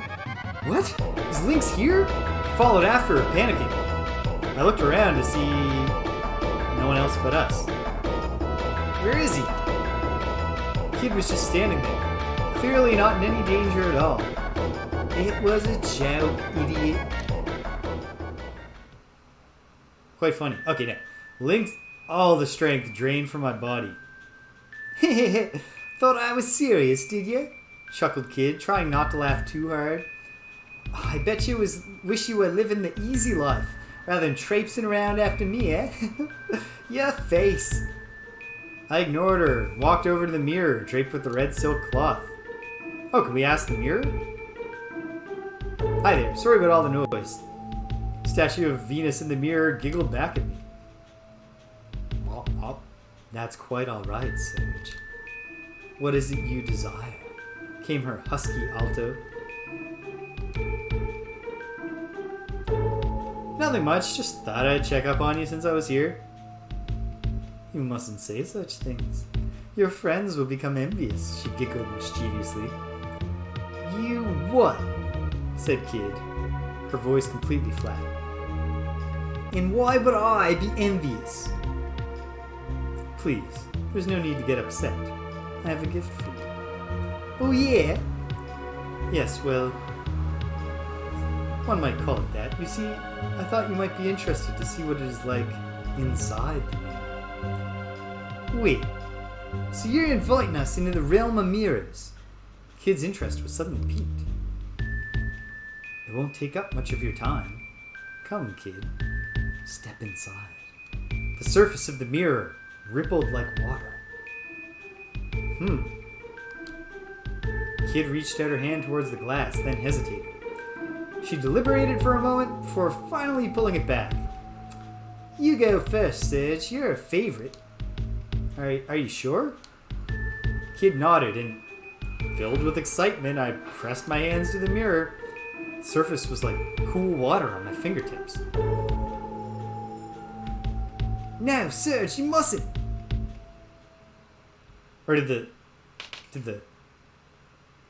Oh, that was the mirror saying you mustn't. Suddenly, cracks formed in the glass. I gasped. What's happening? The statue in the mirror was weeping. I wish you weren't so trusting. You forget that I serve Lynx. What? I blurted out. I meant to trap you and your friends. The cracks in the mirror grew bigger, splintering off into more and smaller cracks. And that is not all. I foresaw your coming long ago and warned Lynx of it. But why? You were imprisoned here by Lynx, weren't you? Sighed Majil. The statue of Venus nodded mournfully. He sealed the path to mirrors beyond, preventing me from leaving the manor. Were someone to shatter all the mirrors within the manor's walls, I would be doomed. I would vanish, separated from my siblings forever. Eventually, the statue raised its head. But I cannot stand to be at his mercy anymore. The cracks deepened further, and shards of glass began to fall to the floor. Stop! I can't let you do this, I yelled, grabbing the mirror frame with both hands. Kid, get your mirror out. Can Kid get her mirror out? Can we carry the thing around? This is what I want. Lynx will not suffer me to live after betraying him, said the image in the mirror, looking at me. But why are you trying to help us? Will that be your final question, Serge? Something in its voice felt like the trace of a smile. Very well. The truth is, But just then, the mirror finally split from top to bottom. The image's lips moved gently, but no words came. I tried to scream, but I could do little more than whimper.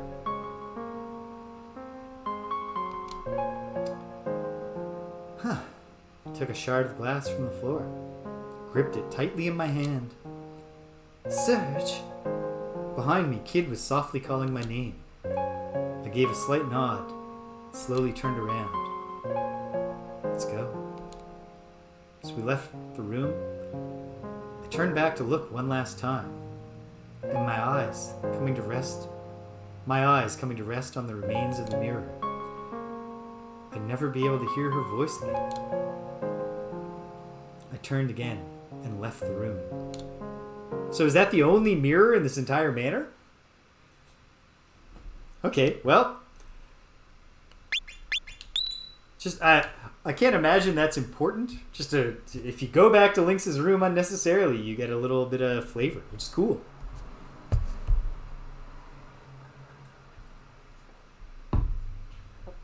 One moment. Okay.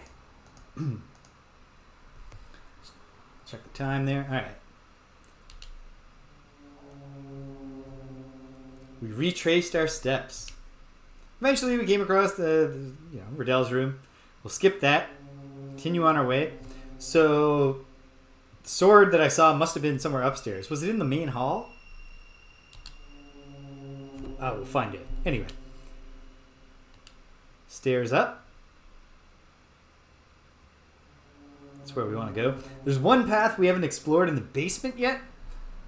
Or at the lowest level that we've reached. But I kind of feel like that might be where the Chamber of Death is. We don't want to go there yet. We want this magic sword. Intersection. Alright, let's go to the main hall. We continued onward, past where the stairs and the side passage emerged in the main corridor. We found ourselves in front of some unique double doors. This is the main hall of the manor. We went inside. Kid gently pushed the heavy doors open and peeked inside. Looks like the coast is clear. We stepped into the main hall. Dozens of candles provided a dim, flickering light. Shadows, portraits. Are they Lynx's family members? I'm staring at the thing. I think that the painting sticks its tongue out at me, but no, I'm just seeing things again. Just look that way because of the flickering, right? It's totally, that could happen. The flickering could make it happen, right? Definitely. Okay, maybe.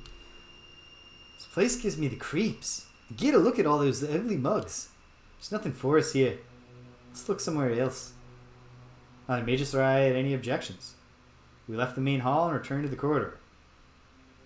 That was not where the sword I remember from before was, or the sword that I remember before was just one-off text, and it won't be found again. But let's keep looking. First, let's we go in the study again. I don't think that's where the sword was. Leading the group as usual, Kid suddenly stopped. What's that? She jabbed her finger at something in the darkness. Straining my eyes, I could see a pale white bundle of something shaking in the shadows. Another skeleton? Huh, that's strange. I moved in front of Kid to try to get a better look. And then suddenly, oh, this is a new thing, the strange presence started crawling across the floor towards us at an unbelievable speed. I didn't have time to brace myself. The white finger reached my foot and then reared up to its full height. Oh, it was a skeleton. The skeleton and I stood face to face, its empty eye sockets staring straight at me, or seeming to at least. What was I going to do? Assess. The skeleton stooped over and leered at me. I was stunned by the strangeness of the gaze coming from the two black pits of its skull. And then it leapt at me before I could react. Arrgh! I let out a scream. Its ribs loomed up in front of me. I shoved hard with both hands, desperately trying to loosen the firm hold it had taken on my head. With both arms, it sent it crashing to the ground. It clattered to the floor in a pile of jumbled bones. But then I noticed its head was nowhere to be seen. Serge, your hood! I reached up with a start to find that the skull had clamped onto my hood with its teeth. What was I gonna do? Tore off my hood. Panicked. I tried to pull off my hood, but my hands refused to cooperate. I could only flap my hands at the skull uselessly. That was when I heard Majil snap at me. Stand still. Crack. My head exploded with stars as Majil's foot slammed into the back of my head. I gasped, and for a moment I thought I was going to pass out. The skull, meanwhile, shattered to pieces like an eggshell. Bits of broken bones scattered down from the top of my head. The rest of the skeleton froze mid-charge and fell apart. The bones lay motionless on the floor. Don't think I'm scoring any points with Kid. Nice one, Madge. Yeah, thanks. You didn't have to kick me in the back of the head, though. We're finished here. Let's get moving. Whew. I'd taken a few knocks, but I was alright. Scrape or two wouldn't stop me. Not bad, Serge. Not bad at all. Didn't know you hit it in ya. Still getting praise. Here's the door. It's the study. Let's go in. I know I saw a sword somewhere. We're done here, ain't we? Let's go somewhere else. Okay, yeah. But it wasn't there.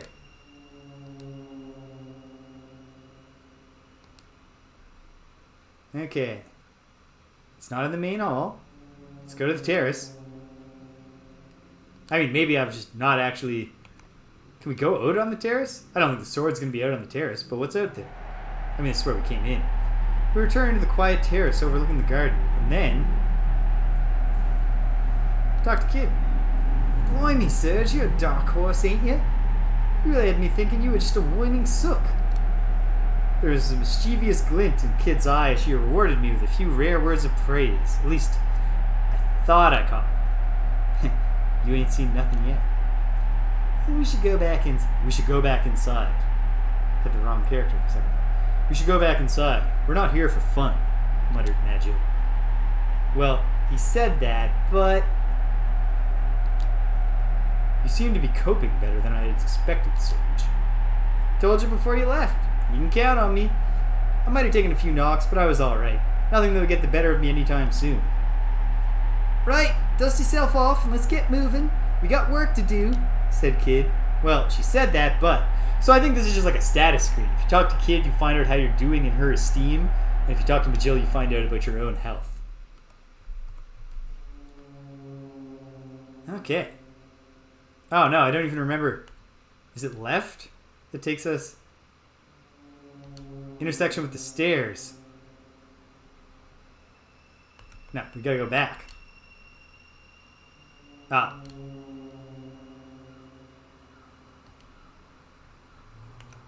Well, let's fight him.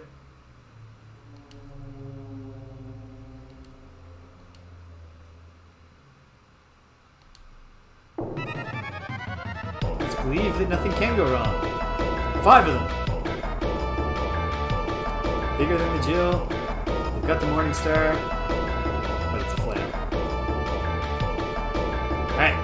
Evade their attacks easily, and then counterattack. Stab it in the hand. Now it's in pain.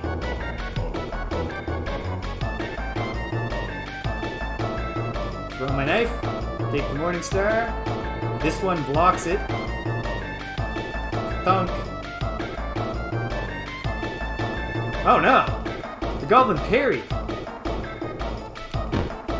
You can't just run a script to win these fights, but like, I don't know what how I'm supposed to know if it's gonna work. Chain was yanked savagely, pulling me off balance, and I was kicked into the air. It felt as if I was falling forever, like an autumn leaf floating gently from a tree. It wasn't the stone floor that broke my fall, but the embrace of a pair of muscular arms. Get back. Jill dropped me to the floor like a sack of potatoes and advanced on the goblin.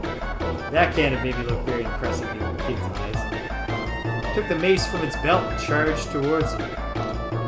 And he lashed out with a kick, sending the mace flying. His foot came down again, this time on the goblin's hideous face. The creature's features crumpled inward, and its body fell to the floor with a heavy thud.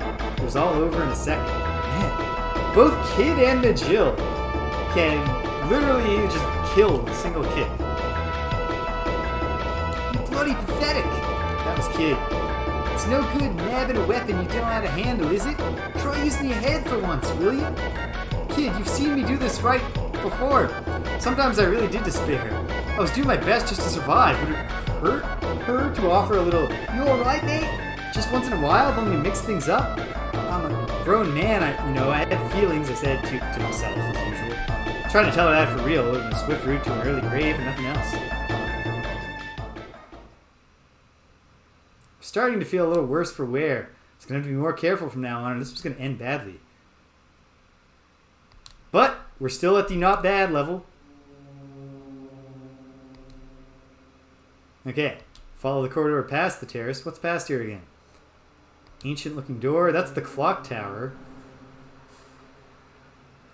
Were we looking at a sword in the clock tower before the old lady came? In we go. I think the most likely result is that that one sword is not the thing. Oh, never mind. There it is. Our ticket to not getting turned into mincemeat. The ancient sword was right where Kid had left it. After pulling it out from the pile of junk, she ran over to where it lay. Looking down at the sword, Majil muttered, 2 ancient blades, the sacred Einlanzer and the cursed Masamune. What are you on about, Madge? You know something about this Master Moon? Majil said nothing. Well, it seems to mean something to you. It does. Uh-huh. Something to do with old friends I don't know about. Not exactly. I'm really getting the feeling that Majil is Magus from Chrono Trigger. An enemy, then? Not exactly. Oh, you're being weird, Madge. Well, whatever. Well, oh, this is still dialogue. Well, whatever. Oh, numbnuts. Grab this thing for me, will you? I was still standing by the doorway when Kid called over to me. It's me, I'm numbnuts. Who, me? Yeah, you. Are we gonna make me lug the bloody thing around all over the place?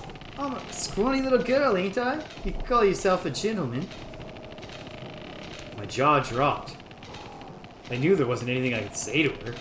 Silently, I walked over to Kid and picked up the sword like I was told. Whoa! I nearly fell over. That thing was heavy. Good boy. When I was reading this medieval history thing that where I learned that little tidbit about the flail, the other thing I learned is that the perception that ancient weapons were all like extraordinarily heavy is actually a misperception. Not that there couldn't have been some heavy weapons, but there's also like swords and stuff not as heavy as like you sometimes hear like swords were incredibly heavy. And apparently the reason for that is that making a stage prop sword that looks like a real sword, that actually requires you to make a heavier weapon than if you were actually making a killing weapon. And so then actors give interviews where they're like, the swords are so much heavier than... Weird stuff. Right, off to the Chamber of Death. Eyes on the prize, lads. Dragging the sword behind me, I followed Kid out of the room. So probably... Okay, so there's a branch we haven't done in the basement. There's a branch we haven't done at the top level. The Chamber of Death strikes me as probably being a basement thing. So let's go left back to the terrace. The terrace, this Kid might call it. Follow the corridor. And we're back to the stairs. Down the stairs.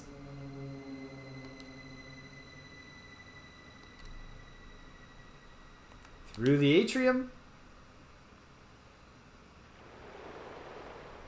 Back at the atrium. We pressed on. We'll pass the jail.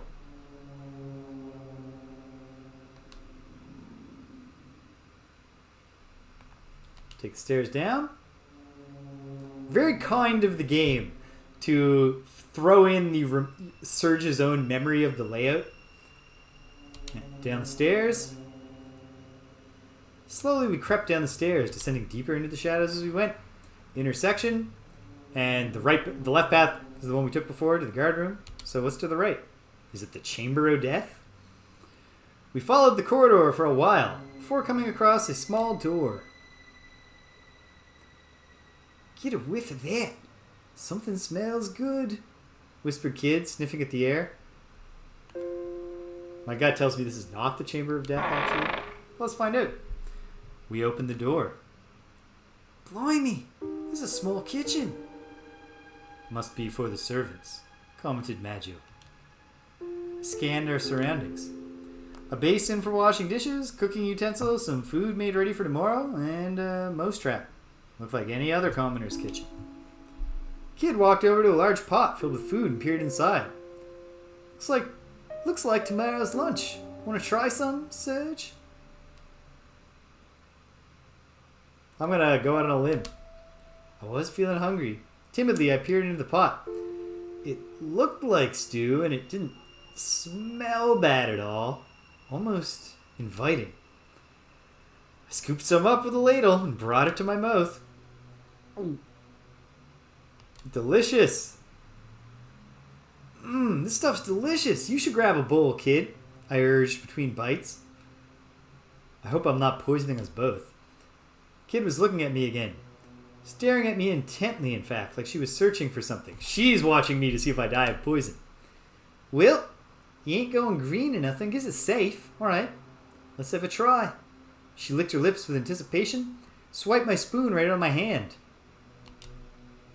Fancy a taste, Madge? No. Kid grabbed a bowl from nearby and began spooning out more. I did the same. We ate our fill. That's what I was hoping for. The stew was still warm. It felt as though the magic of fresh home cooking was easing my wounds somewhat. Suddenly, a little voice ran out. You there?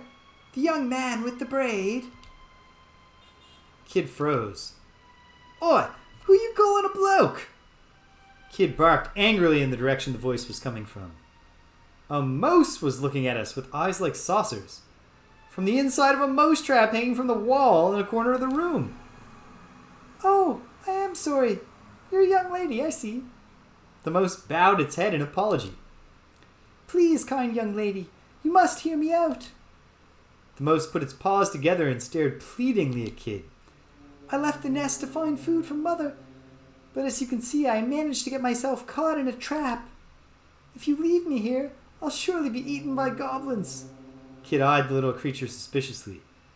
Eaten by goblins? Wait, the stew! Putting two and two together, Kid ran for the sink.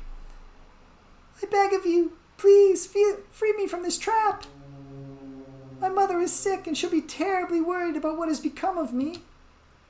The mouse was clearly begging for its life, but there was also an odd little glint in its eye. Meanwhile, Kid was at the sink. Ugh, I'm never gonna get that taste out of my mouth. I'll be buggered if I'm hanging around here any longer. Kid had returned from the sink, only to stamp off towards the door. She was looking very green around the gills. Kindly young lady, I don't suppose you could free me first? You got yourself into this mess. You can sort it out yourself. Kid all but spat on the ground as she left the room. The mouse's eyes welled up as it looked at me. Young man, please. You're my only hope. This feels like a bad idea, and yet I can't. I would have the same problem with a suspicious talking mouse in a trap in real life. This is a place where I am becoming one with Surge, because it's probably a bad idea and I can't do it. Fine. Unable to bear it staring at me anymore with those pleading eyes, I lifted down the cage and opened the door.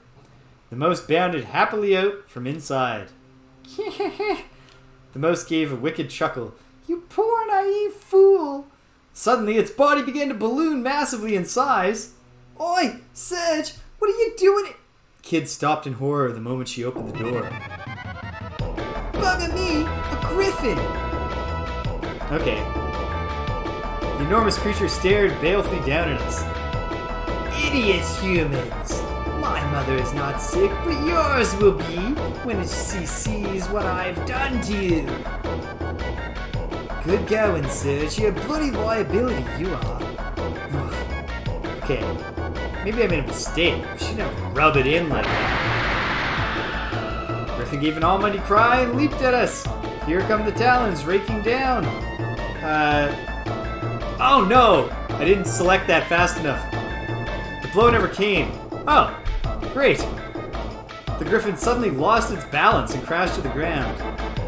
Oh, bother. I'm too hungry to even fight properly. What on earth? Breathed a sigh of relief, running a hand down my chest. Alright, little mouse. Now it's time for the real show to begin. Oh. Alright, little mouse. Now it's time for the real show to begin. Kid walked up to the griffin, cracking her knuckles. Oh, please, kindly young lady, this is a misunderstanding. A terrible misunderstanding. Panicking, the creature leapt to its feet. You can't kill me. I have useful information. If you let me go, I promise I'll tell you everything I know. Everything. Yeah? I know how much a promise from the likes of you is worth. Kid took another step towards the griffin, not skipping a beat. Please! Kid kept coming. The griffin kept on shrinking away. Enough! Majil called for Kid to stop. Let's hear it. Oh, thank you, kind sir. The griffin was beside itself with relief. Spoil my fun, why don't you? Grumbled Kid, pouting as she turned away. Listen well, O merciful savior. I better write this down.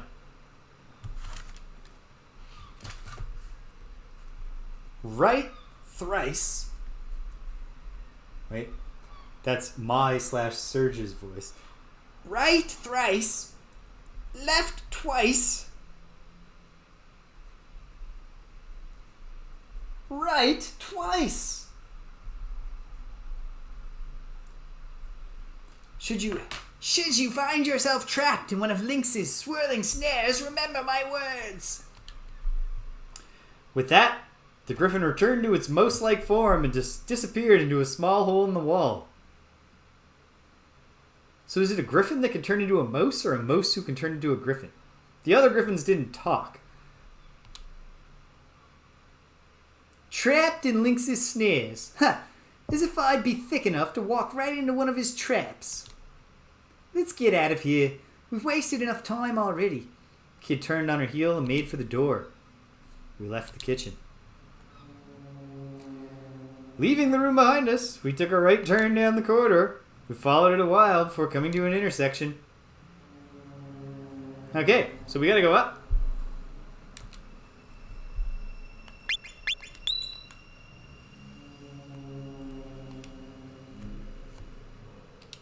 Here we are at the stairs. Kid took the lead up the stairs. We continue down the corridor. Here's the fork. We went to the atrium. But we had to fight first. Goblin guards. Alright. Hopefully, I do better in this fight than I did last time.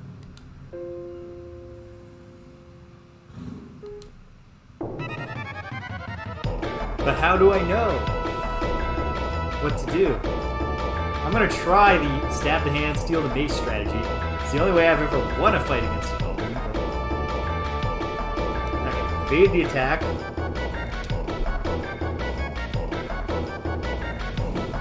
Stab the weapon hand.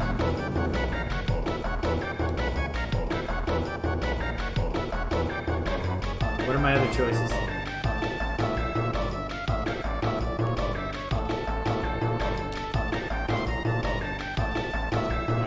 Grabbed the mace, went behind its back. Oh, that's what happened. There are two options, and I picked the one where I tried to get the Morning Star against it last time. Is that what happened?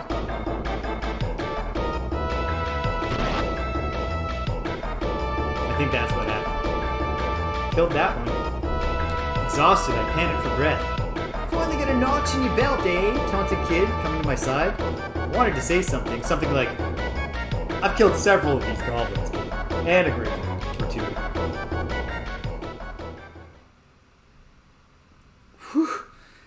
Taking a few knocks, but I was alright. Scrape or two wouldn't stop me. Not bad, Serge. Not bad at all. Didn't know you had it in you. There's a mischievous glint in Kid's eye. She rewarded me with those rare words of praise. That was not a necessary save. Oh well.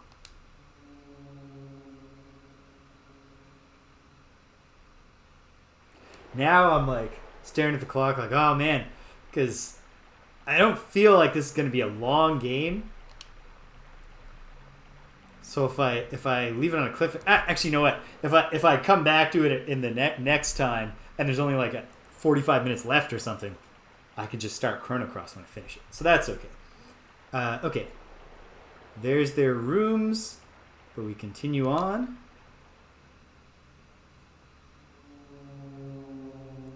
Fork in the path. Going up the stairs.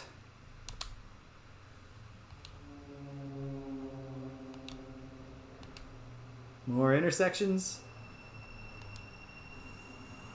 We go to the terrace. So we go past the terrace to get to the next set of options. Following the corridor. There's the clock tower room.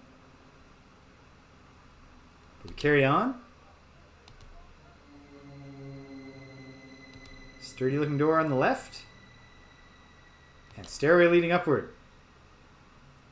We'll continue on, right? It was dark, and the stairwell was narrow. We watched our footing carefully as we climbed. The stone of the steps was worn smooth with age, and I lost count of how many there were as we spiraled onward and upward. Awful sense of foreboding haunted me. I had no idea why, but it felt as though we were marching to the gallows. When we arrived at the top of the stairs, we were greeted by an old, heavy door, looming in the silence. All was deathly silent, and the still, clammy air added to the sense of ominous apprehension. Something's very wrong here, I muttered without thinking. I hear cursed whispers from beyond the door, Majil added, doing nothing to lift my mood. Oh, grow up, will ya? Kid shot back at us derisively. She was already examining the door. Well, it ain't locked and I don't hear anyone inside. Is this the Chamber o' Death? Alright, here goes. Kid tried the handle. The door opened. With a slow, heavy swing, revealed what lay beyond.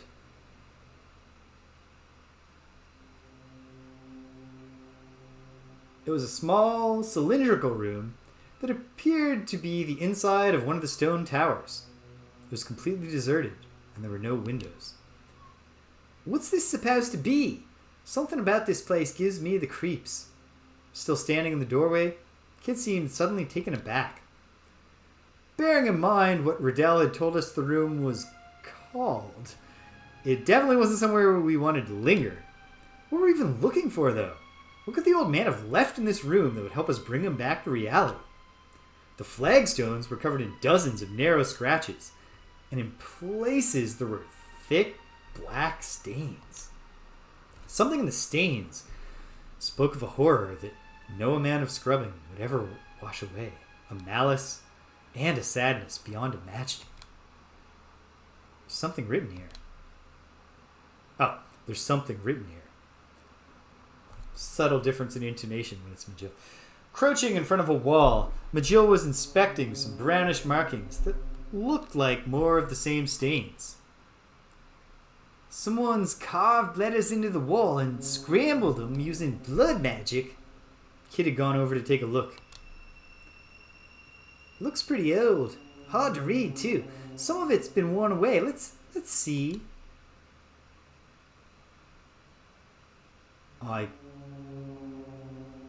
Is Kid reading this? I cannot hold out much longer. No, let's assume that Majil is reading this. I cannot hold out much longer.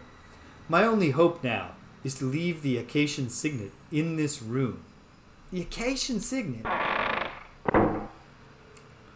Suddenly, the door slammed shut. We jumped to our feet with a start. From above us, we heard an unsettling creaking sound. The walls and floor began to tremble. What the hell's going on? Kid's eyes darted around the room, desperately trying to figure out what was happening. The creaking sound from above continued, and the ceiling moved ominously closer. Up there! Uh-oh.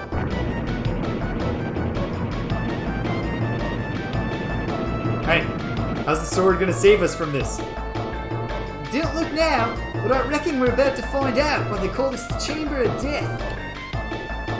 We have to stop it. If we don't deal with the trap, we'll never find what we're looking for, and also we'll be dead. The ceiling sank lower and lower. We ducked our heads, desperately trying to avoid the blades that jutted out from the bottom. Are these blades, perchance, shorter than the special sword? Kid looked at me and screamed, "The sword! Use the Iron Lancer!" What? How do you use a sword? I'm gonna put it in the ground. There! I drove the sword into the floor with all my might. A shock ran through the room. Beams of light scattered from the blade, covering the floor and walls and then racing upward. Okay, so this was much more fancy than my jam the thing, which I suppose I should have known since we weren't told you will need a tall, sturdy object. We needed this special magic sword. I should have seen it coming. The ceiling gave it an almighty judder, then stopped. We made it. I sank to the floor helplessly, my heart racing. Hey, what's that? Kid was pointing at a part of the wall. It's where we'd seen the message written in blood. Guess we found what we were looking for. Part of the wall had collapsed, revealing a cavity behind what had looked like a piece of solid stone. Inside, I could see something glinting faintly in the darkness. Kid reached in with her fingertips, carefully extracting whatever it was from within. It was a slender ring with a delicately engraved design that looked like overlapping ferns. The ring was adorned with several small rubies in a pattern that resembled a bunch of grapes. The crest of acacia. This must be an acacian signet. Kid put the ring on her middle finger. Oh, maybe that was Kid's line? Felt like a major line. She put the ring on her middle finger, where it sat uneasily. Didn't seem to be her size. The rubies gave off an eerie glint. Right, let's not spend any more time in here than we have to. We managed to foil the trap and retrieve the acacian signet. I left the iron lenser where it stood, and we exited the room. Okay. With Kid in the lead, we headed downstairs. We went down the stairs and continued straight ahead, eventually coming across the clock room door. But now we gotta go back down to the dungeon, which I must remind myself is not on the lowest floor. Continued on, past the terrace. Feels like it's going to be tough to make this many moves without triggering a random battle.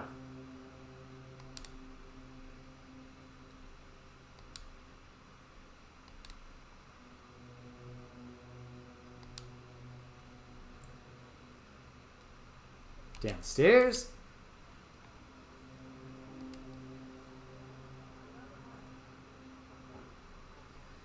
And here we want to go through the atrium, because it's the bedroom hallway. It's the other way.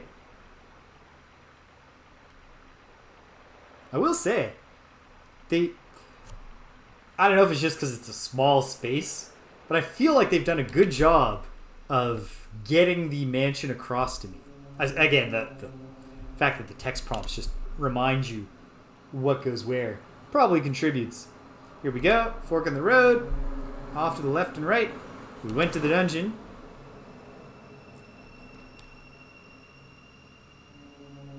This place again. I hope this was the last time I'd have to come here. Probably. Having retrieved the acacian signet, we returned to the old man's cell. As soon as we got there, Majils took a step forward and grabbed onto the bars.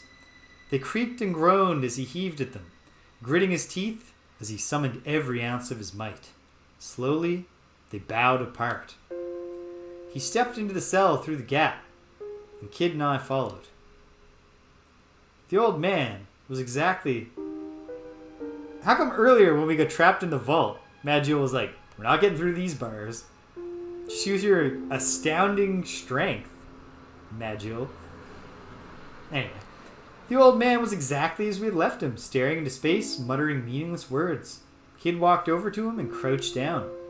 She grabbed him by the collar and yelled at him, "Wakey, wakey, Granddad! Granddad? We got a few questions for you. Here, get an eyeful of this. Ring any bells, hmm?" Kid waved the acacian signet in his face, shaking him roughly all the while. The old man's head lolled as he limply allowed himself to be manhandled. I stepped between them and tried to stop her. Tried to get between Kid and the old man. She glared at me. "You're in the way, Serge. We're here for answers, remember? But if you really want to help him, you can't chicken out now." "But look at him. There's no helping him anymore, surely. This all ended for him long ago." I would not be so certain. This is not over. It still means something. He has simply decided to pretend not to see it. Yeah, but it's not over. Oh, it's not over, you say? Struck by the man's sudden interruption, we all turned to look at him. A faint glimmer of light had returned to his once vacant eyes. That's right. None of this is over until we make Lynx pay. His eyes began to cloud once more. So my former allies have finally come for me. I am to blame. It is because of my indiscretion that the frozen flame was stolen, and that all of the Acacian Dragoons, only I remain here in the manor. But now all is well, for you have returned. O Melgid, Zoranda, where have you been all this time? Did you all return to Lake Stoic? Never mind all that, Granddad. Where's the frozen flame? Give us a clue, anything. Come on, out with it. I couldn't decide if Kid sounded more annoyed or more desperate. The frozen flame. The old man looked momentarily confused, and then a wan smile crossed his face. My word, Lady Riddell. It has been far too long since last I had the pleasure. Why, you need only turn the third candlestick from the left as you enter the main hall. That will open the underground vault, as you know. Kid wrapped her arms around the old man and held him tight. And then, in a trembling voice, she whispered, I'm sorry. I promise we'll get it back. The old man recoiled in horror and began to sob once more.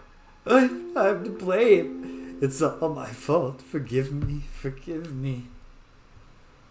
Look, if you want to get out of here, now's the chance. It was no use.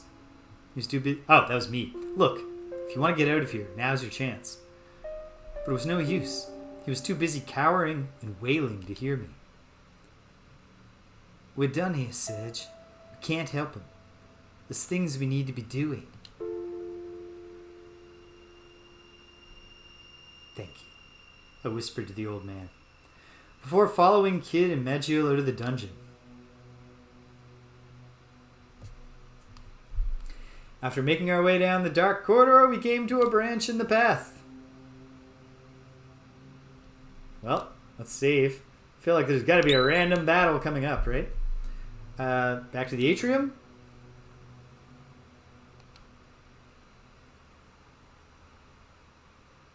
Alright, we're okay so far. Back in the atrium.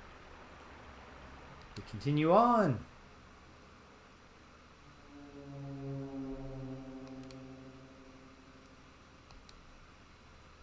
Heading up the stairs. Passage to the stairway was short. Kid led the way. Here we are. Intersection. And we went to the main hall. We continued onward, past where the stairs and the side passage emerged into the main corridor. We found ourselves in front of some ornate double doors. This was the main hall of the manor. We went inside. Kid pushed opened the heavy door as quietly as she could and peered inside. Not even a little bit quiet. You're a master thief, and the most quietly you can push a creaky old door is like thunderous creaking. Looks like the coast is clear. We stepped into the main hall. Dozens of candles provided a dim, flickering light. As we know, heavy silence, unbroken, ticking of a clock. Is it waiting for something? Torches are glaring. We moved through the feeble glow of the candles. Third candlestick from the left, whispered Kid. 1, 2, 3. There. She reached out towards it. I held my breath as I watched. Say your prayers, Lynx. We're coming for you. Kid turned the candlestick. The room trembled with a sudden rhythmic rumbling sound, as if a massive gear was turning. What's that? For a moment I felt a strange sensation, as if I was floating. Because the whole room is turning, right? Do you feel that? I started to stagger. The entire room seems to be moving downward. Oh, it's not turning, it's an elevator. Came the reply from Meji. I couldn't quite believe it, but I also couldn't deny the feeling of downward motion. The main hall was sinking into the earth. And then, another rumble. The room's descent rapidly accelerated. A cold sweat dripped from my back. My heart filled with a mixture of... Sorry, misread that. My heart filled with a mixture of fear and anticipation. What was waiting for us down there? The frozen flame. Our prize at the end of this little adventure. What was it really?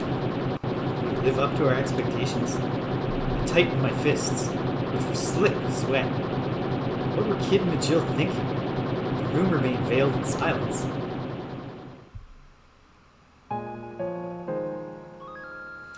As if in response to my thoughts, a quiet voice came next to me. It was Kid. I looked over to see her standing stiffly, staring forward with her hands clenched into fists.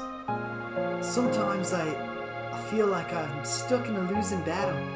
A fight I'll never win no matter what I do. It was a side of her I'd never witnessed before. Even from this angle, I could see fear and doubt flickering across her face. I felt a tender sting in my heart. What are you fighting against? Good question. Fate, maybe? Life, even? Not sure I can put a finger on it exactly. It ain't Link's. I mean, sure, I'm here to fight him, but that's different. It ain't clear cut like that. I feel like there's another me inside me. One that's just sitting there, looking out at how empty and pointless everything I do is. This is the best way I can describe it, anyhow. Listen to me. A load of bloody nonsense, eh? She smiled ruefully. I didn't know exactly what she meant, but I felt like I knew broadly what she was getting at. She may have talked tough, but underneath it all, she felt fear and uncertainty, just like the rest of us. I mean, that was no great revelation in and of itself, but hearing her say it out loud gave me a strange sense of relief. I stole another sidelong glance at her. Her expression was different. More mature, somehow. Sorry, mate. You didn't need to hear that. Not exactly my trademark brand of carefree banter, eh? She stuck out her tongue. Normal service had been resumed. Or so it seemed for a second. Thanks, Serge. And you too, Madge, she said, suddenly serious again. Couldn't have made it this far without you both. Listen, if we don't, after this I mean, if we don't get another chance to... Huh? You know what, forget it. She closed her eyes and forced a smile. I wasn't sure how to respond, so, true to form, I just stared at her some more. I could have sworn I caught a flicker of a grin across Majil's face, too. He was standing just at the edge of my field of vision, arms crossed and eyes closed. But maybe it was just my imagination? A contemplative silence descended as the hall continued its journey down into the bowels of the manor. A crash split the silence, as if we'd collided with something. Screech! A loud metallic scraping filled the air. The room rocked. Finally came to a halt. Looks like the end of the line. All change.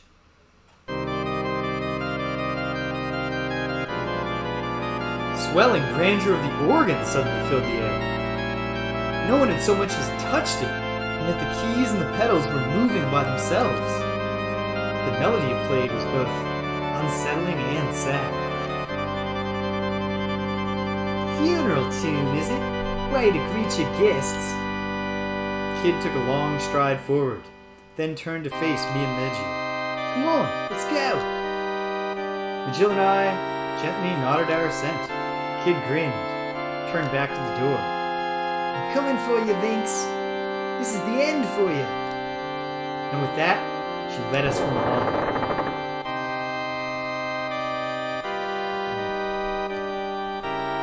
We continued down a long, dark corridor, the walls slick with condensation.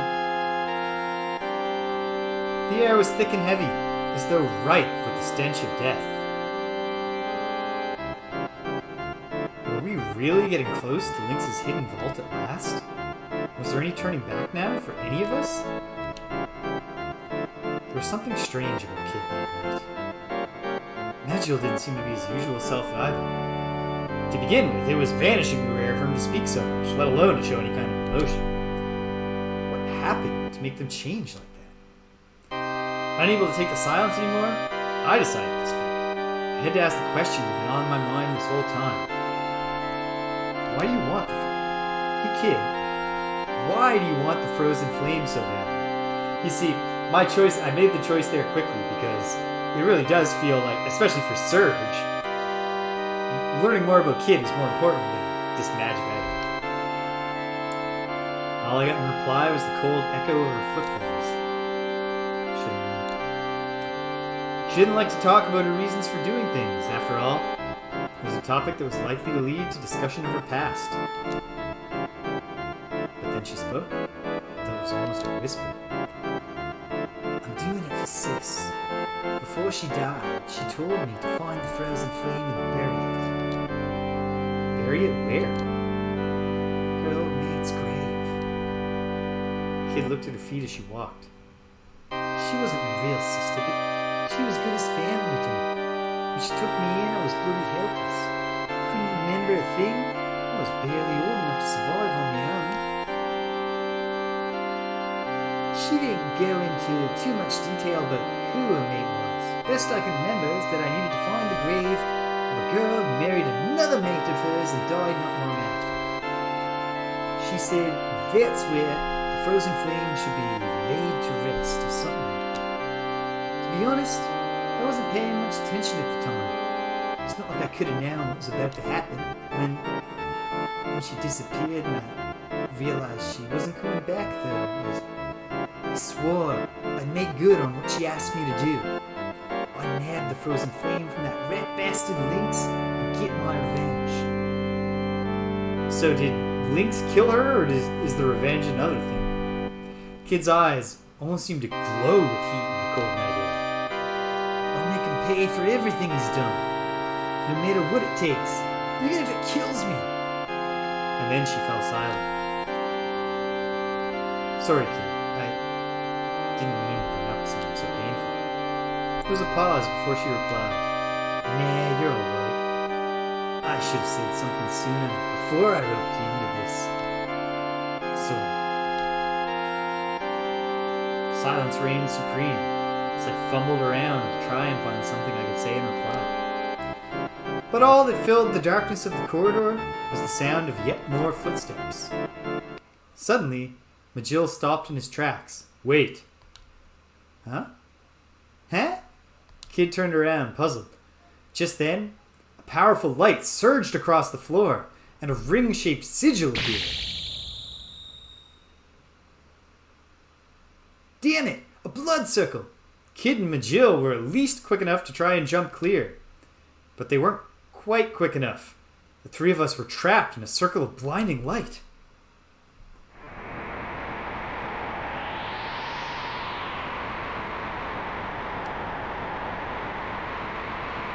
The sigil rotated left and right with us at the center, cutting off all routes of escape. Gah! We're trapped! A wall of heat and wind blew up around us, and swirling lines and spirals of light assailed us wherever we turned. Don't let the light mesmerize you. Cover your eyes, shuddered Majil, raising a hand over his mask. Turn with the light, not against it. There has to be a way out.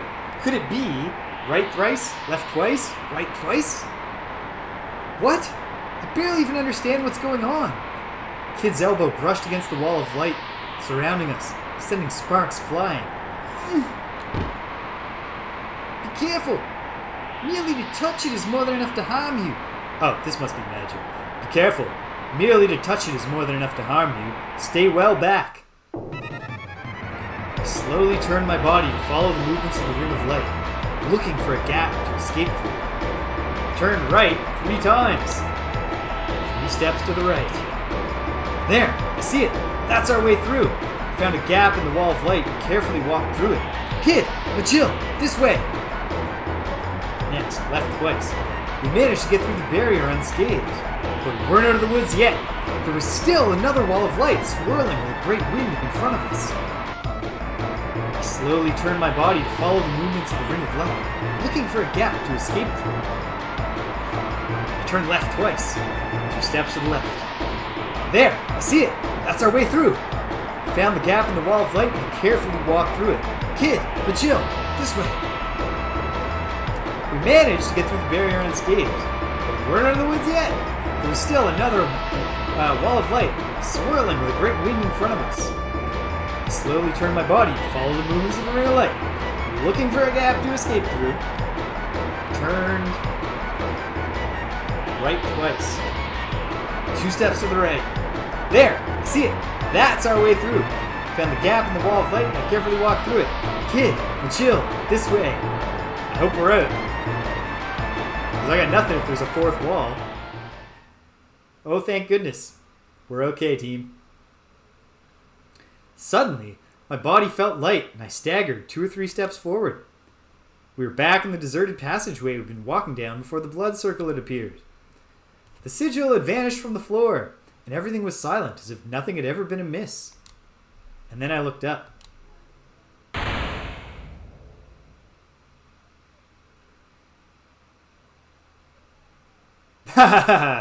No, nothing. Nothing meta in this game. Good wordplay, waffle syrup. Looks like we finally made it, boys. Kid strolled up to the door with a wicked grin on her face. The true frozen flame awaits.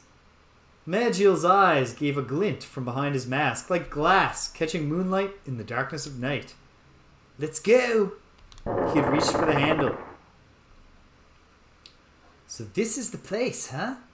Kid narrowed her eyes, straining to see our surroundings in the darkness. Oh, I see him. A vast, pitch-black expanse surrounded us whichever way we looked. It was as if we had entered an impossibly vast cave. Although there's the frozen flame. We were in a place forgotten by time, unknown to the world, hidden deep within the bowels of night. A gentle crimson light hovered in the darkness. The frozen flame! Alright, now it's ours! The light of the flame ebbed and waned gently, as if responding to Kid's voice. What the heck is this place? There's mountains of bloody rubble everywhere.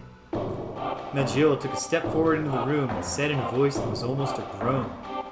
No, it can't be. Ah, but it is the ruins of the lost kingdom of mages. The voice drifted down through the darkness from above. Kid looked up in shock. One moment, team. I hear somebody. I'll be right back. Brief intermission.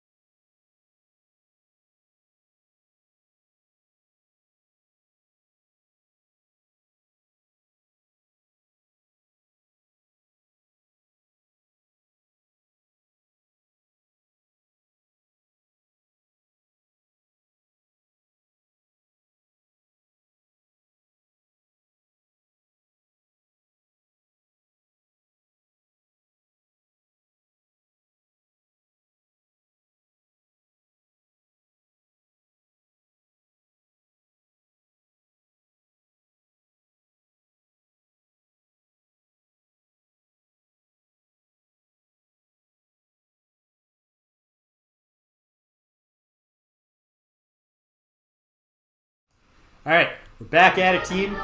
And excellent news, the timelines are not as tight as I thought, so we can finish Radical Dreamers today.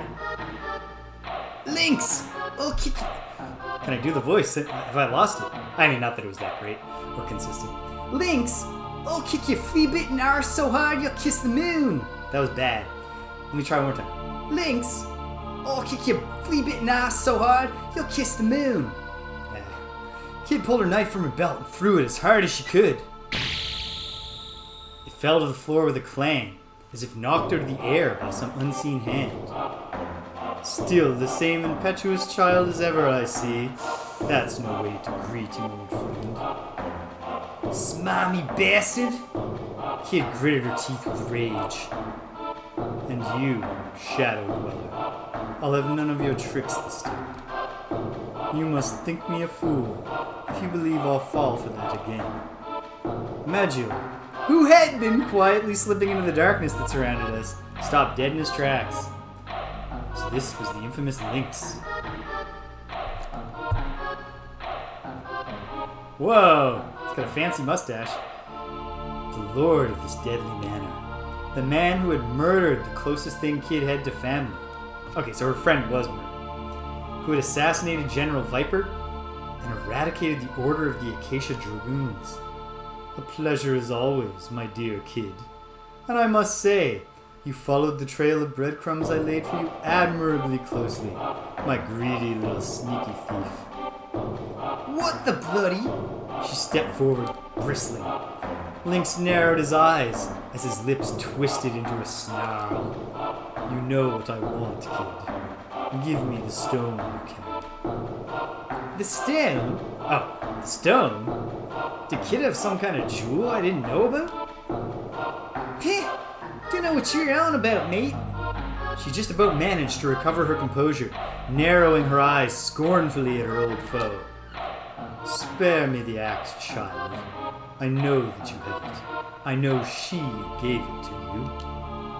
Hand over the time egg. Now. The what? Yeah, whatever it was, I'd never heard of it.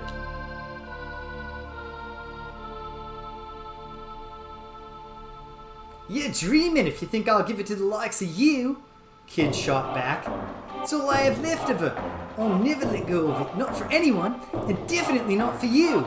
For a moment there, it threatened to go from bad Kiwi to bad Scottish. I'm not a great voice actor at the best of times, and I have been speaking continuously for 4.5 hours. In my defense. I'll tell you what's gonna happen, you bastard. First, I'm gonna take the frozen flame, and then I'm gonna ram it down your throat. Incorrigible young fool. I was hoping this might be a civilized exchange. Alas, it seems my words will only fall on deaf ears, and you are determined to repeat your past errors. Lynx moved his hand to the grip of the ornate golden saber that hung from his belt. Last time, I showed you mercy and let you leave with your life. That was a mistake. One which I mean to correct. Serge, Magil, stay back. Kid took a step forward, glaring at Lynx, her gaze unflinching. This ends here and now. You'll pay for what you've done. You'll pay for what you did to Luca! Luca? For anyone who if for some reason you're watching this and you're not familiar with Chrono Trigger, Luca is one of the main characters of Chrono Trigger. With a scream, Kid leapt into the air like a bird taking flight. Also, a beloved character, and I'm very sad if she's been murdered. Her foot lashed out in a scything kick aimed right at the side of Lynx's head. But there was no contact. Where Lynx had been mere moments before, now there was only empty space. Kid landed and immediately launched herself back into the air, putting the full force of her momentum into another kick. This time, Lynx leaned back, letting Kid's foot swing past only a hair's breadth from his nose. And then it was Lynx's turn. He lashed out with his saber, carving an arc through the air in front of him. Kid was ready for him, however, and had already jumped back to a safe distance. The two glared at each other from mere footsteps apart. At least you had the decency to prepare a little better than last time, Lynx purred. A red line appeared on Kid's cheek, slowly coalescing into a drop of blood. Kid! In a flash, she launched herself into yet another attack. Lynx dodged to the side, and then made to strike her with the hilt of his saber. Kid moved awkwardly to avoid the attack, losing her footing, and then Lynx was on her like a bird of prey. I hate to interrupt the important moment. How about he's on her like a wildcat, right? Am I right? And then Lynx was on her like a bird of prey before she could fully recover. There was a gasp and a cough, As Lynx drove his knee into the pit of her stomach, Kid collapsed. Lynx might come to regret going for a knee strike and not a killing blow here. A steady stream of red blood dripped from her lips. Will that be all, girl? Lynx gave a merciless kick to the side, sending her flying. She landed on a pile of rubble, her body rolling until she hit a large stone pillar. And there she lay, lifelessly still. Kid? Kid! I screamed her name as I charged towards Lynx, but Majil was already there. He flew through the darkness, parted the shadows, before crashing down on Lynx like a bolt from the blue. Lynx jumped back, and countless threads of light flew from his fingertips towards Majil. With a droning hum, the threads of light surrounded Majil, crossing over one another. They spread to form a lattice of light that gave off a blinding glare and trapped Majil where he stood. It's up to Surge now. What is this? Majil staggered and groaned, attempting to shield his eyes with his hands. It is a simple enough spell, my shadowy friend, for those inclined to learn it, and one which, sadly for you, leaves no darkness in which to hide. Lynx leered at Majil with a venomous grin. You've been quite the thorn in my side. I'll let you live long enough to regret it. Majil struggled and groaned. I had to do something. Kid Majil needed me. But what was I going to do? Challenge Lynx. This might not be the right choice. I charged at Lynx. I screamed as I rushed towards Kid's nemesis. And then, in one fluid motion, he spun around to face me, lashing out with his saber. I tried my best to dodge the blow, but the blade sliced into my body. Ah! I collapsed in a heap and rolled down onto the rubble. You aren't the first arrogant little street rat I've cut down, and you won't be the last. His claw-like fingers clamped around my throat. I couldn't breathe. Tightening his grip, Lynx lifted me bodily. That's the third time they've used bodily as an adjective in this really strange way. What would the sentence lose if it didn't have bodily there? Would we think that he was lifting me spiritually? Lynx lifted me bodily until my feet were dangling in the air. I could feel his talons mercilessly digging deeper and deeper into my neck. Panic filled my mind. Look, kid. See your friend. See him suffer. This is your doing. This is your hand around his neck. Kid's breathing was ragged, and blood still dripped from her lips. Opening an eye, she groggily raised her head, but she couldn't get up. She didn't have the strength. Sedge! Give the time up. Do you even know what it is? I suspect not. Think of it as a concentrated pocket of space. With the frozen flame and the time egg in hand, one can bend the fabric of space and time and rewrite the past. There are errors that I mean to correct, mistakes in the past that must be set right. Lynx's narrow, motionless eyes returned to my face. How long before he perishes, I wonder. I struggled to breathe, but could only make choking sounds. Kid screamed my name. Decide. Will you watch the boy die? Or relent? Does his life mean nothing to you? I can't! She balled her hands into fists and dropped her gaze. The vision started to fade. And then I heard her voice as she struggled to speak through the pain. I'm sorry, Sedge, but I swore I'd sacrifice anything to stop Lynx. Don't worry about me. Don't worry about me.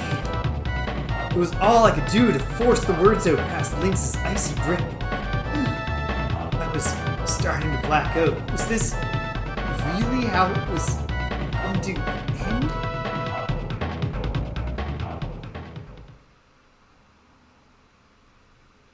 Oh, for crying out loud! Fine, you win! Here, have your damn rock. Lynx's grip on my throat loosened. Groaning with pain, Kid reached a shaky hand into her shirt. I knew you would come around in the end.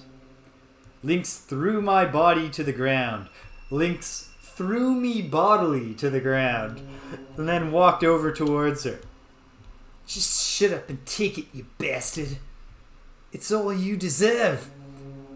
With all the strength she could still muster, Kid lashed out at Lynx with her right hand. Gah! He leapt back in a desperate attempt to evade the blow, but it was too late. Kid's nails, sharp as cat's claws, raked mercilessly into his face. Lynx roared with pain. He staggered, clutching his left eye. Blood oozed through the gaps in his fingers. You wretched little shit of a girl! Lynx stood awkwardly, still clutching at the wound on his face. The fingers of his free hand arched into furious talons as he walked back towards Kid, who still lay on the ground.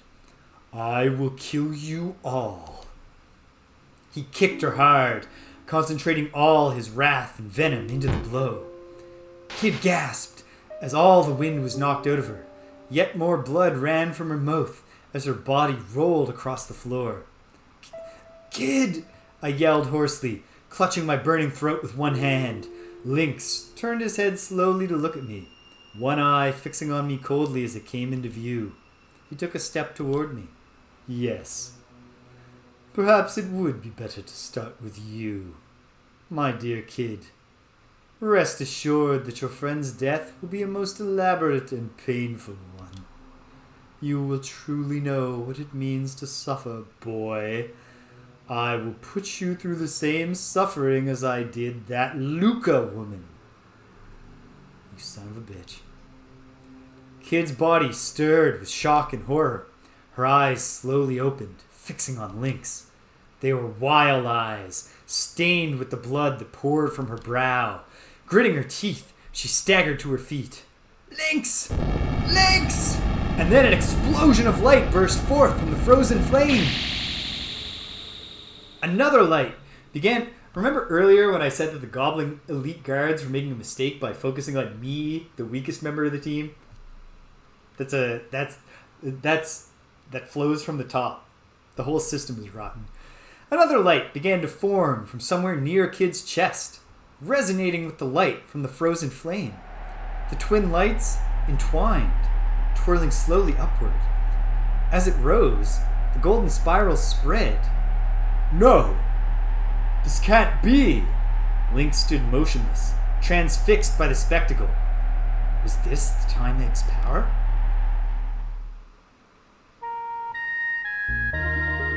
Kid screamed as a raging blaze of light engulfed her. I'll never let you do it again! I'll never let you steal from me again! Bathed in the glow, her body shook. Blood-red tears dripped from her eyes as they took on a distant look. And then, she collapsed to the ground as if all the life had gone out of her.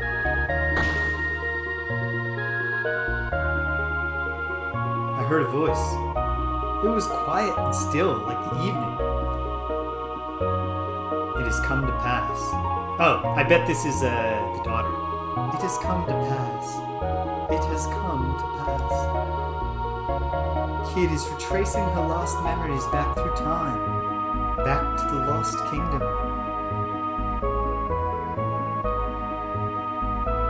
What? It was through her power that the kingdom fell. That it was swallowed in the all-encompassing vortex of time. In her grief, she wished to disappear. Her past, her future.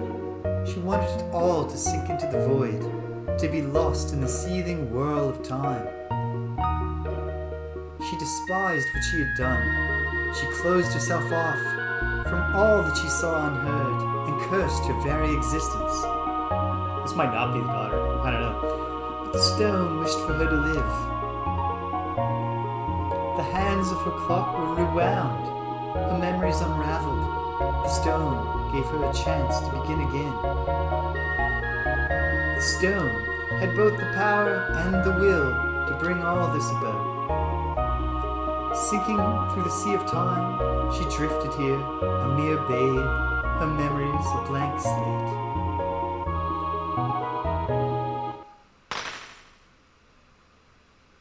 The time egg shattered, its fragments raining down on the world, becoming shards of sorrow and anguish.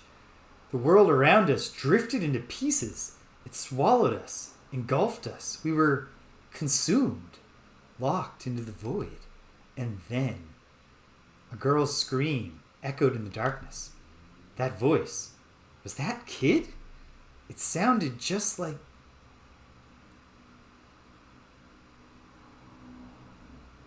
No! This is all wrong! The black vortex, it surrounds us! No, stop! I have no idea who's supposed to be saying this. I went with Kid, but I don't know.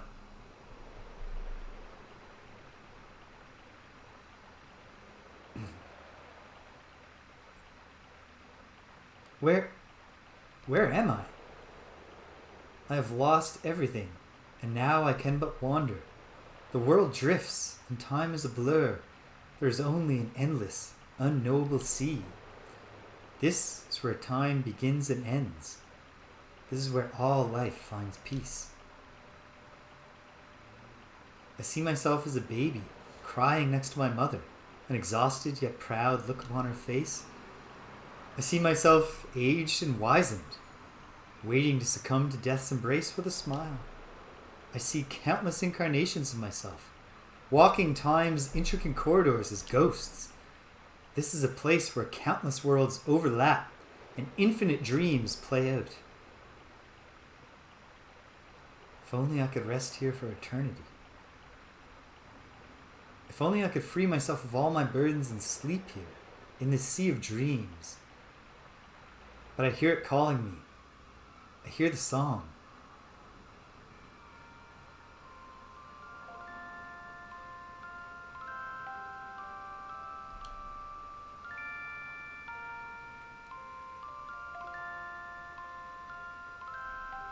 The music box slash the Chrono Trigger song.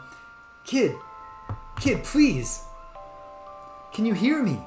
Kid, say something. Kid, you've got to stay with me. Who's that? Who's calling me?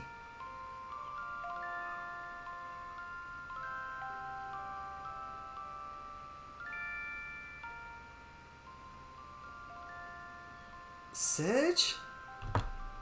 Where am I? Kid, you're awake. I heard a song. It was beautiful. It was a song that Luca loved.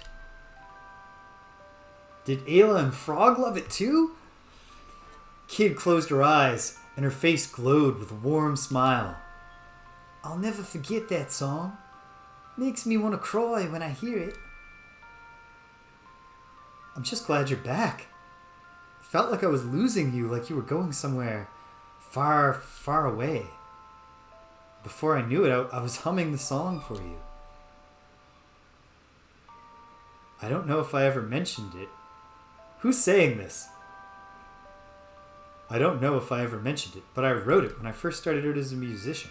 I knew you liked it, so Kid gave a gentle nod. It was you. You were the one who called me back. That was you calling the name. Thanks, Serge. It's okay. It's okay now. I'm back. Suddenly, she gasped with pain. Lynx's saber had plunged deep into her right shoulder. And towering over us was Lynx himself. I guess it shouldn't be that surprising that the villain has one last gasp at him, but I'm surprised, genuinely. I told you, Kid. I told you I would kill you. She had no strength left to fight. What was I gonna do? I'm gonna protect Kid. I threw myself over Kid's inert form. I had to protect her. Huh. You rushed needlessly to your grave, boy. Lynx glared coldly at me with his remaining eye. Alas, your time has come. He raised his saber high, preparing to strike. Enough. Stunned, We looked towards the intruder. You! There stood an old crone, her wizened features obscured by a heavy hood. An old crone? It's not the old crone that we met earlier? No, it's the same one. How had she made it all the way down here? Lady Vera, and what have we done to bring poor His Magister General running, I wonder? He growled. It's been far too long, Lord Lynx. Pity I seem not to have caught you at your best. The crone met Lynx's mad stare head on. I will take the frozen flame. After all, it seems you two have been quite unable to decide which of you should have it. She raised a hand, and armed soldiers poured into the room. Hello, Pebby and party of 16. Welcome. You're catching the tail end of... I've been doing this... I'm almost 5 hours in playing the Super Nintendo text visual novel Radical Dreamers, and we're right at the climax. She raised a hand, and armed soldiers poured into the room. Majil lifted Kid to her feet. This seems like a good time to leave. Lynx snarled. You'll regret this, witch. He kicked off from the floor, and his body rose into the air. Oh, you know what? I think I covered over my auto... My little dude was behind the screen celebrating when the raid showed up. Because he heard the sound. Hello, Captain Capacitor! Pebby, on Saturday this week, I'm going to start Starflight, the kind of spiritual predecessor to Star Control. I'm excited for that. He kicked off from the floor, and his body rose into the air. Then he turned his venomous glare on us. And you, kid. You'll pay for this with your life soon enough. You will never be safe from me. Well, this is my thought, Pebby, is that it's running that line of like, it's a very, very beloved game, and it's also... I'm not sure, Mazrum. I have not played Chrono Cross yet. I'm going to play Chrono Cross for the first time next. But I just thought, like, wow, this was included. I should do it. You'll pay for this with your life soon enough. You will never be safe from me. With that, he disappeared like a puff of smoke. The crone lingered for a moment, her eyes resting on us. Kid, if you wish to try and steal the frozen flame again, you are welcome to try anytime you please. We'll be waiting. But you'll have to get out of here alive first. The soldiers drew their weapons and fell upon us. Darkness, heed my call. With Kid slumped against him, Majil spread his arms and drew a sigil in the air. Hurry, Surge, this way! I grabbed onto him, and we plunged into blackness.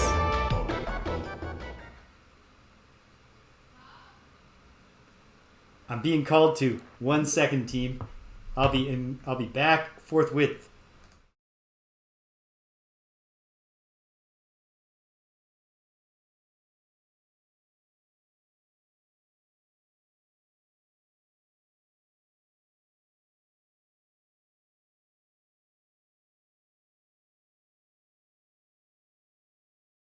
Alright, I was just being asked what I wanted for supper. I said, not the pizza that I don't like. Get the other one. Thanks to Majil's magic, we managed to escape the manor alive. But the lights of torches dotted the forest, and we could hear soldiers calling to one another. Hey, life, that happens. And I can appreciate that, Pebby. My life is actually ground to a halt for the first time in a long time because I'm on vacation. So... even if Saturdays don't, you never know. I'll be streaming far more often than I should when I should be out enjoying the summer. Although I'm going to get out and enjoy the summer too, because I'm on vacation. I have all the time in the world. But it was great to see you, and I'll be stopping by and watching you make the true sequel to my beloved Star Control 2 soon. But the lights of torches dotted the forest, and we could hear soldiers calling to one another. We stopped briefly in the darkness of the woods, and Kid leaned heavily on a tree, desperately trying to quiet her ragged breathing. It was a terrible wound she'd suffered, and it seemed to be taking its toll. Are you okay, Kid? Yeah, don't worry about me, mate. We're surrounded. It won't be long before they find us, said Majil, his eyes cautiously scanning the area. Kid raised her head to look at me. It's me and Majil they want. Get out of here, Serge. It's us they want, not you. What are you saying? I'm not leaving you here. Look at you. You can barely stand. It's nothing I can't handle. And besides, I've got Majil with me. If they catch you with us, they won't go easy on you. But...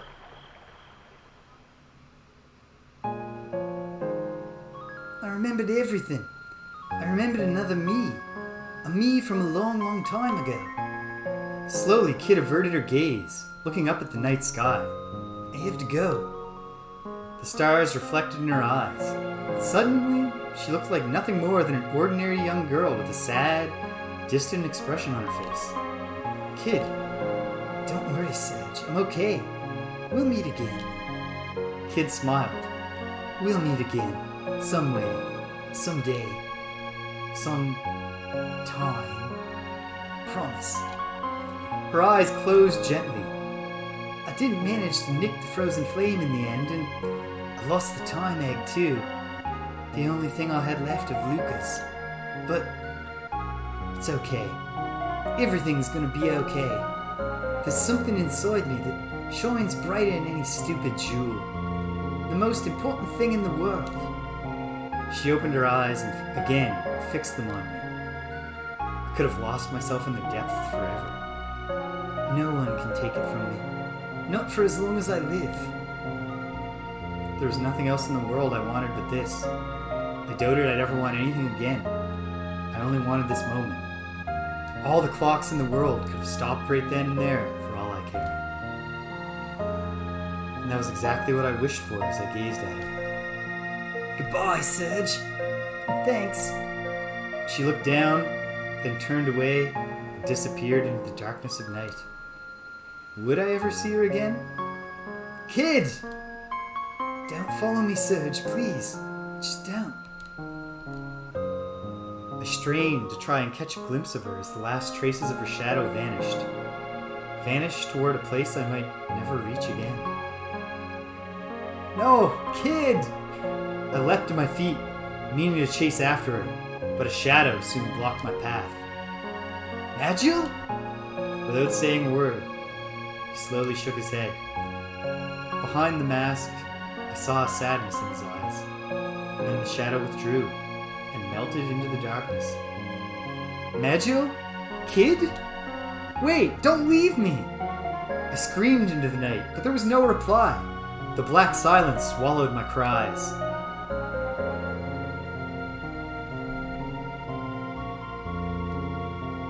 Kid!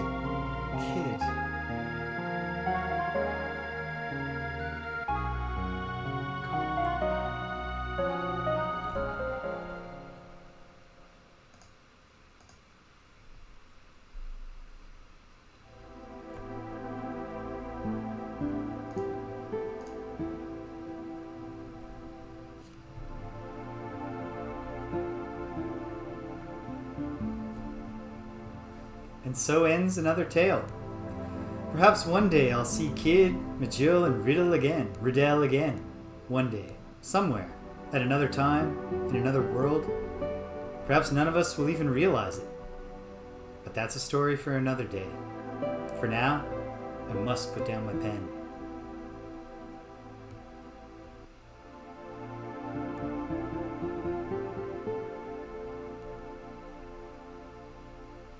I closed my grandfather's diary. And then, from downstairs, I heard my mother calling. Did you hear me? Your friend's here! Nimble footsteps charged up the stairs. The door flew open. In tumbled a young girl. A girl who seemed somehow familiar. What's your friend? Hey, Serge! It's a beautiful day for adventuring. I found a rundown old manor off in the woods to the north. You want to go exploring? Come on, put down the book and let's get out there.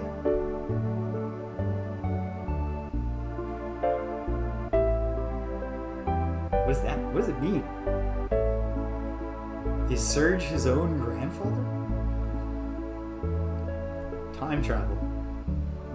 You never know.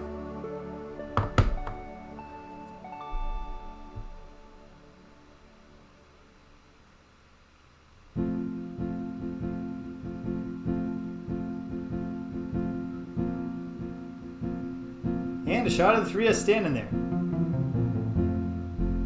And the credits roll. They didn't even bother to translate the credits.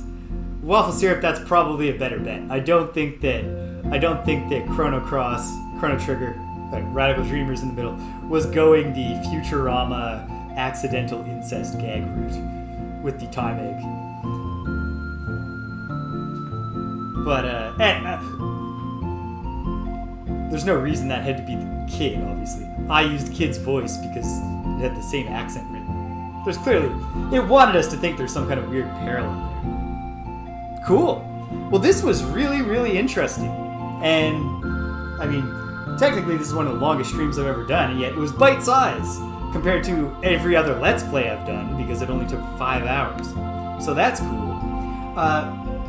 Folks, for everyone who Pebby dragged over here, if you're still here, if listening to me read the ending parts of a visual novel was compelling enough that you've stuck around till now, I might as well take this opportunity to hype up what's coming, what we do on this stream, on this channel, at least for the next month while I'm not required to work. So check it out. On Friday nights, whenever I get my gang together, we play Gloomhaven Forgotten Circles. Not the video game, the board game. Right here on Twitch. On the weekends, I got 2 Let's Plays that I'm about to start because I just cleared my slate. So on Saturdays, I'm going to be doing Starflight, the space travel classic, with some overarching, with some DNA that was picked up later by Star Control 2. I'm glad you enjoyed it, David. On Sunday, I'm going to play Quest for Glory for the first time. Actually, I've played it for like a little bit. I got like 40 points out of 580 the one time I played it, so I didn't get far. But I'm gonna try that. And then I'm going to be doing Chrono Cross next. Right now I'm thinking on Wednesdays. I might shuffle that around, but I'll get Chrono Cross going. On Tuesday evenings, me and my buddy Greg are just started a new show that we call Greg and James Beat 'em Up. We're going to play beat 'em ups. So next Tuesday, assuming I can get names set up properly, we're going to go back to the roots of the genre and play some of the earliest games that either are legitimately beat 'em ups, or some of the games that kind of aren't beat 'em ups, but fed into the eventual development of, Ketsuko Kuni event. And then besides that, I might just be hopping on to just play random games sometimes during this period where I'm on vacation. I don't know what to do with myself. I've been just teaching non-stop at a university in every term since May of 2015. So the vacation thing is wild. And it's great.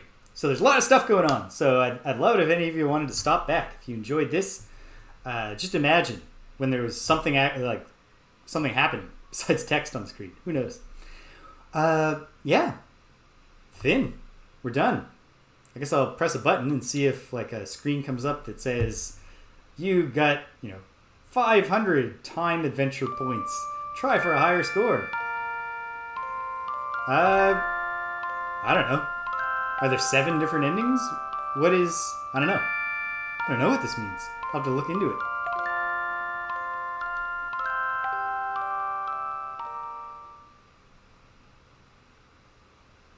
And then presented by the round. I think we're just back to the start. So,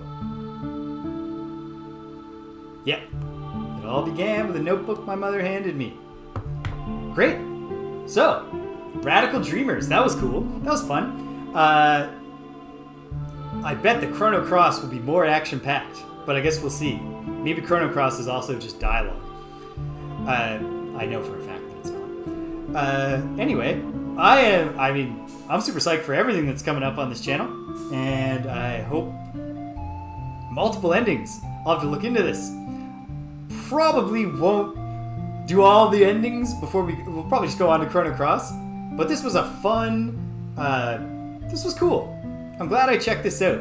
I remember hearing of this in my when emulators first became like a big thing in the late 90s, and I was devouring all the Squaresoft that never came here that I get my hands on, and I heard there's a game called Radical Dreamers, and I thought that's a really cool title.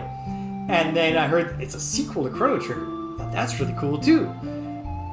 And they're like, it's a visual novel without any that doesn't have obvious, really spelled out connections. I was like, oh, I don't know. I'm glad I held off. It was Peppy, I think in Japan, the visual novel was, already. I think there were at least like adventure games that would be pretty similar to a visual novel in Japan, but certainly this is early in the genre, I would think. But yeah, cool. To me, in the '90s, though, I heard about that and I was just like, well, I don't want to do that. I just read a bunch of text on screen. I also had undiagnosed ADHD. I never would be able to get through that. So I'm glad that I did it now with my adult brain. I thought that was cool. It was well written and well translated. So both things like that, both of those are cool facts. It was interesting. It did have subtle, like I think that Magiel is Magus from Chrono Trigger, and certainly Luca was referred to directly. But more broadly with the time egg thing and that little period of kid being in the time stream or whatever, clearly setting up kind of what we're really looking at here is just multiple timelines and time streams. Hey kids, Chrono Cross will not be a direct sequel starring all your favorite characters from Chrono Trigger. Which of course is that's the reason I never played Chrono Cross when I was a kid. Because a lot of us became very disappointed when we heard it was not a true sequel. But now I'm very excited to play it. And great. So, cool. That's it for today. I better go get ready to eat supper, go to that concert. It was great to see you, Peppy. David, I hope that I, got you through another day of recovery. Waffle Syrup, glad you popped back. Hope that I was able to entertain you a bit while you're visiting your grandparents. Everyone else who stopped by, if you're still here, you stuck around for 10 minutes. That's awesome. Anyone who was here the whole time, just lurking in the chat, cool. Thanks for stopping by. Ultimately, at the end of the day, I would have had fun sitting silently in a room, reading the game aloud to myself. But it's always more fun with an audience. So come on back for more. If anyone Peppy brought with him was intrigued by anything I said and you're thinking, maybe I'll follow, now's your last chance to do it, and we get to see the alert, because I did move the alert up so it's above the screen. That's my pitch to you. Follow this channel and see a little picture of me waving at you. The sprite up above. He's supposed to be going like, yeah, but he actually looks like he's doing something much less appropriate. Hey, come on. Would Peppy lie to you? No, it's alright. That's my hard sell. I don't have the energy for salesmanship. But, come back. Come check it out. Or don't. Do your thing. Thanks for stopping by. Until the next time that we all wind up in the same time stream, take care of yourselves and be kind to everyone you meet.